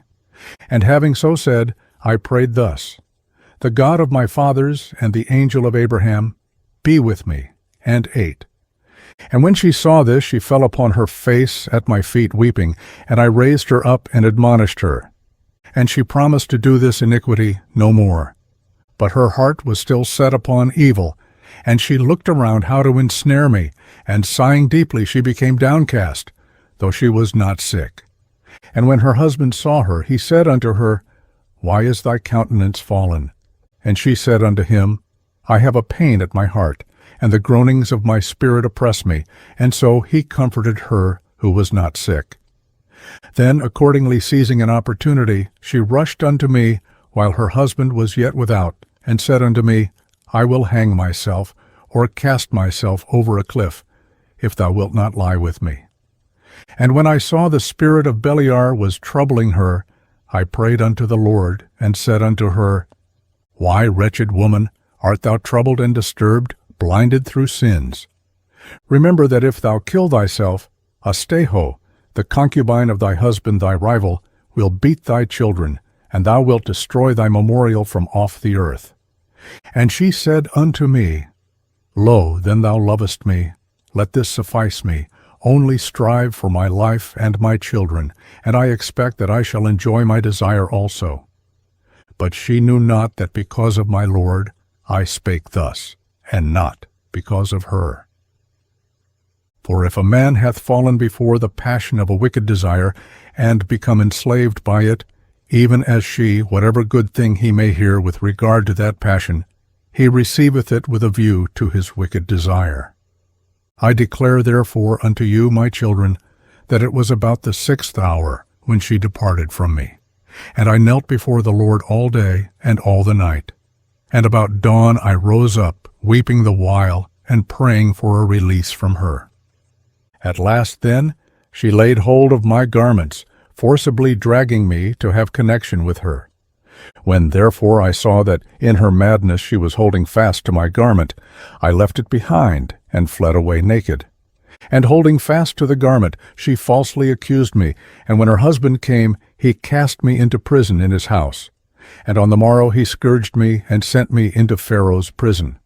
And when I was in bonds, the Egyptian woman was oppressed with grief, and she came and heard how I gave thanks unto the Lord, and sang praises in the abode of darkness, and with glad voice rejoiced, glorifying my God that I was delivered from the lustful desire of the Egyptian woman. And often hath she sent unto me, saying, Consent to fulfill my desire, and I will release thee from thy bonds, and I will free thee from the darkness. And not even in thought did I incline unto her. For God loveth him who in a den of wickedness combines fasting with chastity, rather than the man who in king's chambers combines luxury with license. And if a man liveth in chastity, and desireth also glory, and the Most High knoweth that it is expedient for him, he bestoweth this also upon me. How often, though she were sick, did she come down to me at unlooked-for times, and listen to my voice as I prayed? And when I heard her groanings, I held my peace. For when I was in her house, she was wont to bare her arms and breasts and legs, that I might lie with her, for she was very beautiful, splendidly adorned in order to beguile me. And the Lord guarded me from her devices. Chapter 2. Joseph is the victim of many plots by the wicked ingenuity of the Memphian woman. For an interesting prophetic parable, see verses 73-74. Ye see therefore, my children, how great things patience worketh, and prayer with fasting. So ye too, if ye follow after chastity and purity, with patience and prayer, with fasting in humility of heart, The Lord will dwell among you, because he loveth chastity. And wheresoever the Most High dwelleth, even though envy or slavery or slander befalleth a man, the Lord who dwelleth in him, for the sake of his chastity, not only delivereth him from evil, but also exalteth him even as me. For in every way the man is lifted up, whether in deed or in word or in thought. My brethren knew how my father loved me, and yet I did not exalt myself in my mind. Although I was a child, I had the fear of God in my heart, for I knew that all things would pass away. And I did not raise myself against them with evil intent, but I honored my brethren, and out of respect for them, even when I was being sold, I refrained from telling the Ishmaelites that I was a son of Jacob, a great man and a mighty. Do ye also, my children, have the fear of God in all your works before your eyes, and honor your brethren. For every one who doeth the law of the Lord shall be loved by him. And when I came to the Indicopity with the Ishmaelites, they asked me, saying, Art thou a slave? And I said that I was a home-born slave, that I might not put my brethren to shame. And the eldest of them said unto me, Thou art not a slave, for even thy appearance doth make it manifest. But I said that I was their slave. Now when we came into Egypt, they strove concerning me, which of them should buy me and take me. Therefore it seemed good to all that I should remain in Egypt with the merchant of their trade, until they should return, bringing merchandise. And the Lord gave me favor in the eyes of the merchant, and he entrusted unto me his house. And God blessed him by my means, and increased him in gold and silver, and in household servants. And I was with him 3 months and 5 days. And about that time the Memphian woman, the wife of Pentephris, came down in a chariot with great pomp, because she had heard from her eunuchs concerning me. And she told her husband that the merchant had become rich by means of a young Hebrew, and they say that he had assuredly been stolen out of the land of Canaan. Now therefore render justice unto him, and take away the youth to thy house. So shall the God of the Hebrews bless thee, for grace from heaven is upon him. And Pentephris was persuaded by her words, and commanded the merchant to be brought, and said unto him, What is this that I hear concerning thee, that thou stealest persons out of the land of Canaan, and sellest them for slaves? But the merchant fell at his feet, and besought him, saying, I beseech thee, my lord, I know not what thou sayest. And Pentephris said unto him, Whence then is the Hebrew slave? And he said, The Ishmaelites entrusted him unto me until they should return. But he believed him not, but commanded him to be stripped and beaten. And when he persisted in this statement, Pentephris said, Let the youth be brought. And when I was brought in, I did obeisance to Pentephris, for he was third in rank of the officers of Pharaoh. And he took me apart from him, and said unto me, Art thou a slave or free? And I said, A slave. And he said, Whose? And I said, The Ishmaelites. And he said, How didst thou become their slave? And I said, They bought me out of the land of Canaan. And he said unto me, Truly thou liest. And straightway he commanded me to be stripped and beaten. Now the Memphian woman was looking through a window at me while I was being beaten, for her house was near, and she sent unto him, saying, Thy judgment is unjust, for thou dost punish a free man who hath been stolen, as though he were a transgressor. And when I made no change in my statement, though I was beaten, he ordered me to be imprisoned, until he said, The owners of the boy should come. And the woman said unto her husband, Wherefore dost thou detain the captive and well-born lad in bonds, who ought rather to be set at liberty and be waited upon? For she wished to see me out of a desire of sin, but I was ignorant concerning all these things. And he said to her, It is not the custom of the Egyptians to take that which belongeth to others before proof is given. This therefore he said concerning the merchant, but as for the lad, he must be imprisoned. Now after 24 days came the Ishmaelites, for they had heard that Jacob my father was mourning much concerning me. And they came and said unto me, How is it that thou saidst that thou wast a slave? And lo, we have learnt that thou art the son of a mighty man in the land of Canaan, and thy father still mourneth for thee in sackcloth and ashes. When I heard this, my bowels were dissolved, and my heart melted, and I desired greatly to weep. But I restrained myself, that I should not put my brethren to shame. And I said unto them, I know not, I am a slave. Then therefore they took counsel to sell me, that I should not be found in their hands. For they feared my father, lest he should come and execute upon them a grievous vengeance. For they had heard that he was mighty with God and with men. Then said the merchant unto them, Release me from the judgment of Pentephri. And they came and requested me, saying, Say that thou wast bought by us with money, and he will set us free.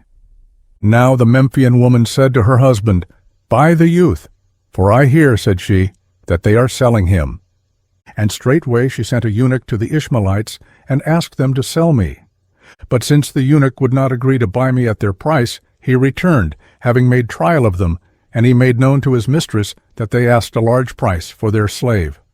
And she sent another eunuch, saying, Even though they demand 2 minas, give them, do not spare the gold, only buy the boy, and bring him to me. The eunuch therefore went and gave them 80 pieces of gold, and he received me. But to the Egyptian woman he said, I have given 100. And though I knew this, I held my peace, lest the eunuch should be put to shame. Ye see, therefore, my children, what great things I endured, that I should not put my brethren to shame. Do ye also, therefore, love one another, and with long suffering hide ye one another's faults. For God delighteth in the unity of brethren, and in the purpose of a heart that takes pleasure in love. And when my brethren came into Egypt, they learnt that I had returned their money unto them, and upbraided them not, and comforted them. And after the death of Jacob my father, I loved them more abundantly, and all things whatsoever he commanded, I did very abundantly for them. And I suffered them not to be afflicted in the smallest matter, and all that was in my hand I gave unto them. And their children were my children, and my children as their servants. And their life was my life, and all their suffering was my suffering, and all their sickness was my infirmity. My land was their land, and their counsel my counsel. And I exalted not myself among them in arrogance because of my worldly glory, but I was among them as one of the least. If ye also, therefore, walk in the commandments of the Lord, my children, he will exalt you there, and will bless you with good things for ever and ever. And if anyone seeketh to do evil unto you, do well unto him, and pray for him, and ye shall be redeemed of the Lord from all evil. For behold, ye see that out of my humility and long-suffering I took unto wife the daughter of the priest of Heliopolis. And 100 talents of gold were given me with her, and the Lord made them to serve me. And he gave me also beauty as a flower beyond the beautiful ones of Israel. And he preserved me unto old age in strength and in beauty, because I was like in all things to Jacob. And hear ye, my children, also the vision which I saw. There were 12 harts feeding, and the 9 were first dispersed over all the earth, and likewise also the 3. And I saw that from Judah was born a virgin wearing a linen garment, and from her was born a lamb without spot. And on his left hand there was as it were a lion. And all the beasts rushed against him, and the Lamb overcame them, and destroyed them, and trod them under foot. And because of him the angels and men rejoiced, and all the land. And these things shall come to pass in their season, in the last days. Do ye therefore, my children, observe the commandments of the Lord, and honor Levi and Judah. For from them shall arise unto you the Lamb of God, who taketh away the sin of the world, one who saveth all the Gentiles and Israel. For his kingdom is an everlasting kingdom, which shall not pass away. But my kingdom among you shall come to an end as a watcher's hammock, which after the summer disappeareth. For I know that after my death the Egyptians will afflict you, but God will avenge you, and will bring you into that which he promised to your fathers. But ye shall carry up my bones with you, for when my bones are being taken up thither, the Lord shall be with you in light. And Beliar shall be in darkness with the Egyptians. And carry ye up Asenath your mother to the hippodrome, and near Rachel your mother bury her. And when he had said these things, he stretched out his feet, and died at a good old age. And all Israel mourned for him, and all Egypt with a great mourning. And when the children of Israel went out of Egypt, they took with them the bones of Joseph, and they buried him in Hebron with his fathers, and the years of his life were 110 years.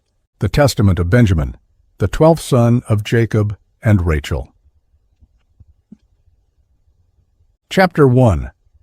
Benjamin, the 12th son of Jacob and Rachel, the baby of the family, turns philosopher and philanthropist. The copy of the words of Benjamin, which he commanded his sons to observe after he had lived 125 years. And he kissed them and said, As Isaac was born to Abraham in his old age, so also was I to Jacob. And since Rachel my mother died in giving me birth, I had no milk. Therefore I was suckled by Bilhah her handmaid. For Rachel remained barren for 12 years after she had borne Joseph, and she prayed the Lord with fasting 12 days, and she conceived and bare me. For my father loved Rachel dearly, and prayed that he might see 2 sons born from her. Therefore was I called Benjamin, that is, a son of days. And when I went into Egypt to Joseph, and my brother recognized me, he said unto me, What did they tell my father when they sold me? And I said unto him, They dabbled thy coat with blood and sent it, and said, Know whether this be thy son's coat. And he said unto me, Even so, brother, when they had stripped me of my coat, they gave me to the Ishmaelites, and they gave me a loincloth, and scourged me, and bade me run. And as for one of them that had beaten me with a rod, a lion met him, and slew him. And so his associates were affrighted. Do ye also therefore, my children, love the Lord God of heaven and earth, and keep his commandments, following the example of the good and holy man Joseph. And let your mind be unto good, even as ye know me. For he that bath his mind right seeth all things rightly. Fear ye the Lord, and love your neighbor. And even though the spirits of Beliar claim you to afflict you with every evil, yet shall they not have dominion over you, even as they had not over Joseph my brother. How many men wished to slay him, and God shielded him. For he that feareth God and loveth his neighbor cannot be smitten by the spirit of Beliar, being shielded by the fear of God. Nor can he be ruled over by the device of men or beasts, for he is helped by the Lord through the love which he hath towards his neighbor. For Joseph also besought our father that he would pray for his brethren, that the Lord would not impute to them as sin whatever evil they had done unto him. And thus Jacob cried out, My good child, thou hast prevailed over the bowels of thy father Jacob. And he embraced him and kissed him for 2 hours, saying, In thee shall be fulfilled the prophecy of heaven concerning the Lamb of God and Savior of the world, and that a blameless one shall be delivered up for lawless men, and a sinless one shall die for ungodly men in the blood of the covenant, for the salvation of the Gentiles and of Israel, and shall destroy Beliar and his servants. See ye therefore, my children, the end of the good man. Be followers of his compassion, therefore, with a good mind, that ye also may wear crowns of glory. For the good man hath not a dark eye, for he showeth mercy to all men, even though they be sinners. And though they devise with evil intent, concerning him, by doing good he overcometh evil, being shielded by God, and he loveth the righteous as his own soul. If anyone is glorified, he envieth him not. If anyone is enriched, he is not jealous. If anyone is valiant, he praiseth him. The virtuous man he laudeth. On the poor man he hath mercy. On the weak he hath compassion. Unto God he singeth praises. And him that hath the grace of a good spirit he loveth as his own soul. If therefore ye also have a good mind, then will both wicked men be at peace with you, and the profligate will reverence you, and turn unto good. And the covetous will not only cease from their inordinate desire, but even give the objects of their covetousness to them that are afflicted. If ye do well, even the unclean spirits will flee from you, and the beasts will dread you. For where there is reverence for good works and light in the mind, even darkness fleeth away from him. For if any one does violence to a holy man, he repenteth. For the holy man is merciful to his reviler, and holdeth his peace. And if any one betrayeth a righteous man, the righteous man prayeth. Though for a little he be humbled, yet not long after he appeareth far more glorious, as was Joseph my brother. The inclination of the good man is not in the power of the deceit of the spirit of Beliar, for the angel of peace guideth his soul. And he gazeth not passionately upon corruptible things, nor gathereth together riches through a desire of pleasure. He delighteth not in pleasure, he grieveth not his neighbor, he satteth not himself with luxuries, he erreth not in the uplifting of the eyes, for the Lord is his portion. The good inclination receiveth not glory nor dishonor from men, and it knoweth not any guile or lie, or fighting or reviling. For the Lord dwelleth in him, and lighteth up his soul. And he rejoiceth towards all men always. The good mind hath not two tongues, of blessing and of cursing, of contumely and of honor, of sorrow and of joy, of quietness and of confusion, of hypocrisy and of truth, of poverty and of wealth. But it hath one disposition, uncorrupt and pure, concerning all men. It hath no double sight, nor double hearing, for in everything which he doeth, or speaketh, or seeth, he knoweth that the Lord looketh on his soul. And he cleanseth his mind, that he may not be condemned by men as well as by God. And in like manner the works of Beliar are twofold, and there is no singleness in them. Therefore, my children, I tell you, flee the malice of Beliar, for he giveth a sword to them that obey him. And the sword is the mother of 7 evils. First the mind conceiveth through Beliar, and first there is bloodshed, secondly ruin, thirdly tribulation, fourthly exile, fifthly dearth, sixthly panic, seventhly destruction. Therefore was Cain also delivered over to 7 vengeances by God, for in every 100 years the Lord brought one plague upon him. And when he was 200 years old, he began to suffer, and in the 900th year he was destroyed. For on account of Abel his brother, with all the evils was he judged, but Lamech with 70 times 7. Because forever those who are like Cain in envy and hatred of brethren shall be punished with the same judgment. Chapter 2. Verse 3 contains a striking example of the homeliness, yet vividness, of the figures of speech of these ancient patriarchs. And do ye, my children, flee evil-doing, envy, and hatred of brethren, and cleave to goodness and love. He that hath a pure mind in love looketh not after a woman with a view to fornication, for he hath no defilement in his heart, because the Spirit of God resteth upon him.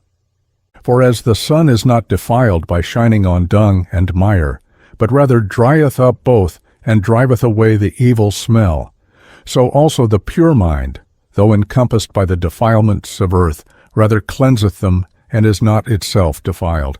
And I believe that there will be also evil doings among you, from the words of Enoch the righteous, that ye shall commit fornication with the fornication of Sodom, and shall perish, all save a few, and shall renew wanton deeds with women. And the kingdom of the Lord shall not be among you, for straightway he shall take it away. Nevertheless the temple of God shall be in your portion, and the last temple shall be more glorious than the first. And the 12 tribes shall be gathered together there, and all the Gentiles, until the Most High shall send forth his salvation in the visitation of an only begotten prophet. And he shall enter into the first temple, and there shall the Lord be treated with outrage, and he shall be lifted up upon a tree. And the veil of the temple shall be rent, and the Spirit of God shall pass on to the Gentiles as fire poured forth. And he shall ascend from Hades, and shall pass from earth into heaven. And I know how lowly he shall be upon earth, and how glorious in heaven. Now when Joseph was in Egypt, I longed to see his figure and the form of his countenance. And through the prayers of Jacob my father I saw him, while awake in the daytime, even his entire figure exactly as he was. And when he had said these things, he said unto them, Know ye therefore, my children, that I am dying. Do ye therefore truth each one to his neighbor, and keep the law of the Lord and his commandments. For these things do I leave you instead of inheritance. Do ye also therefore give them to your children for an everlasting possession. For so did both Abraham and Isaac and Jacob. For all these things they gave us for an inheritance, saying, Keep the commandments of God, until the Lord shall reveal his salvation to all Gentiles. And then shall ye see Enoch, Noah, and Shem, and Abraham, and Isaac, and Jacob, rising on the right hand in gladness. Then shall we also rise, each one over our tribe, worshipping the King of heaven, who appeared upon earth in the form of a man in humility. And as many as believe on him, on the earth shall rejoice with him. Then also all men shall rise, some unto glory, and some unto shame. And the Lord shall judge Israel first for their unrighteousness. For when he appeared as God in the flesh to deliver them, they believed him not. And then shall he judge all the Gentiles, as many as believed him not, when he appeared upon earth. And he shall convict Israel through the chosen ones of the Gentiles, even as he reproved Esau through the Midianites, who deceived their brethren, so that they fell into fornication and idolatry, and they were alienated from God, becoming therefore children in the portion of them that fear the Lord. If ye therefore, my children, walk in holiness according to the commandments of the Lord, ye shall again dwell securely with me, and all Israel shall be gathered unto the Lord. And I shall no longer be called a ravening wolf on account of your ravages, but a worker of the Lord, distributing food to them that work what is good. And there shall arise in the latter days one beloved of the Lord, of the tribe of Judah and Levi, a doer of his good pleasure in his mouth, with new knowledge, enlightening the Gentiles. Until the consummation of the age shall he be in the synagogues of the Gentiles, and among their rulers, as a strain of music in the mouth of all. And he shall be inscribed in the holy books, both his work and his word, and he shall be a chosen one of God forever. And through them he shall go to and fro, as Jacob my father, saying, He shall fill up that which lacketh of thy tribe. And when he had said these things, he stretched out his feet, and died in a beautiful and good sleep. And his sons did as he had enjoined them, and they took up his body, and buried it in Hebron with his fathers. And the number of the days of his life was 125 years.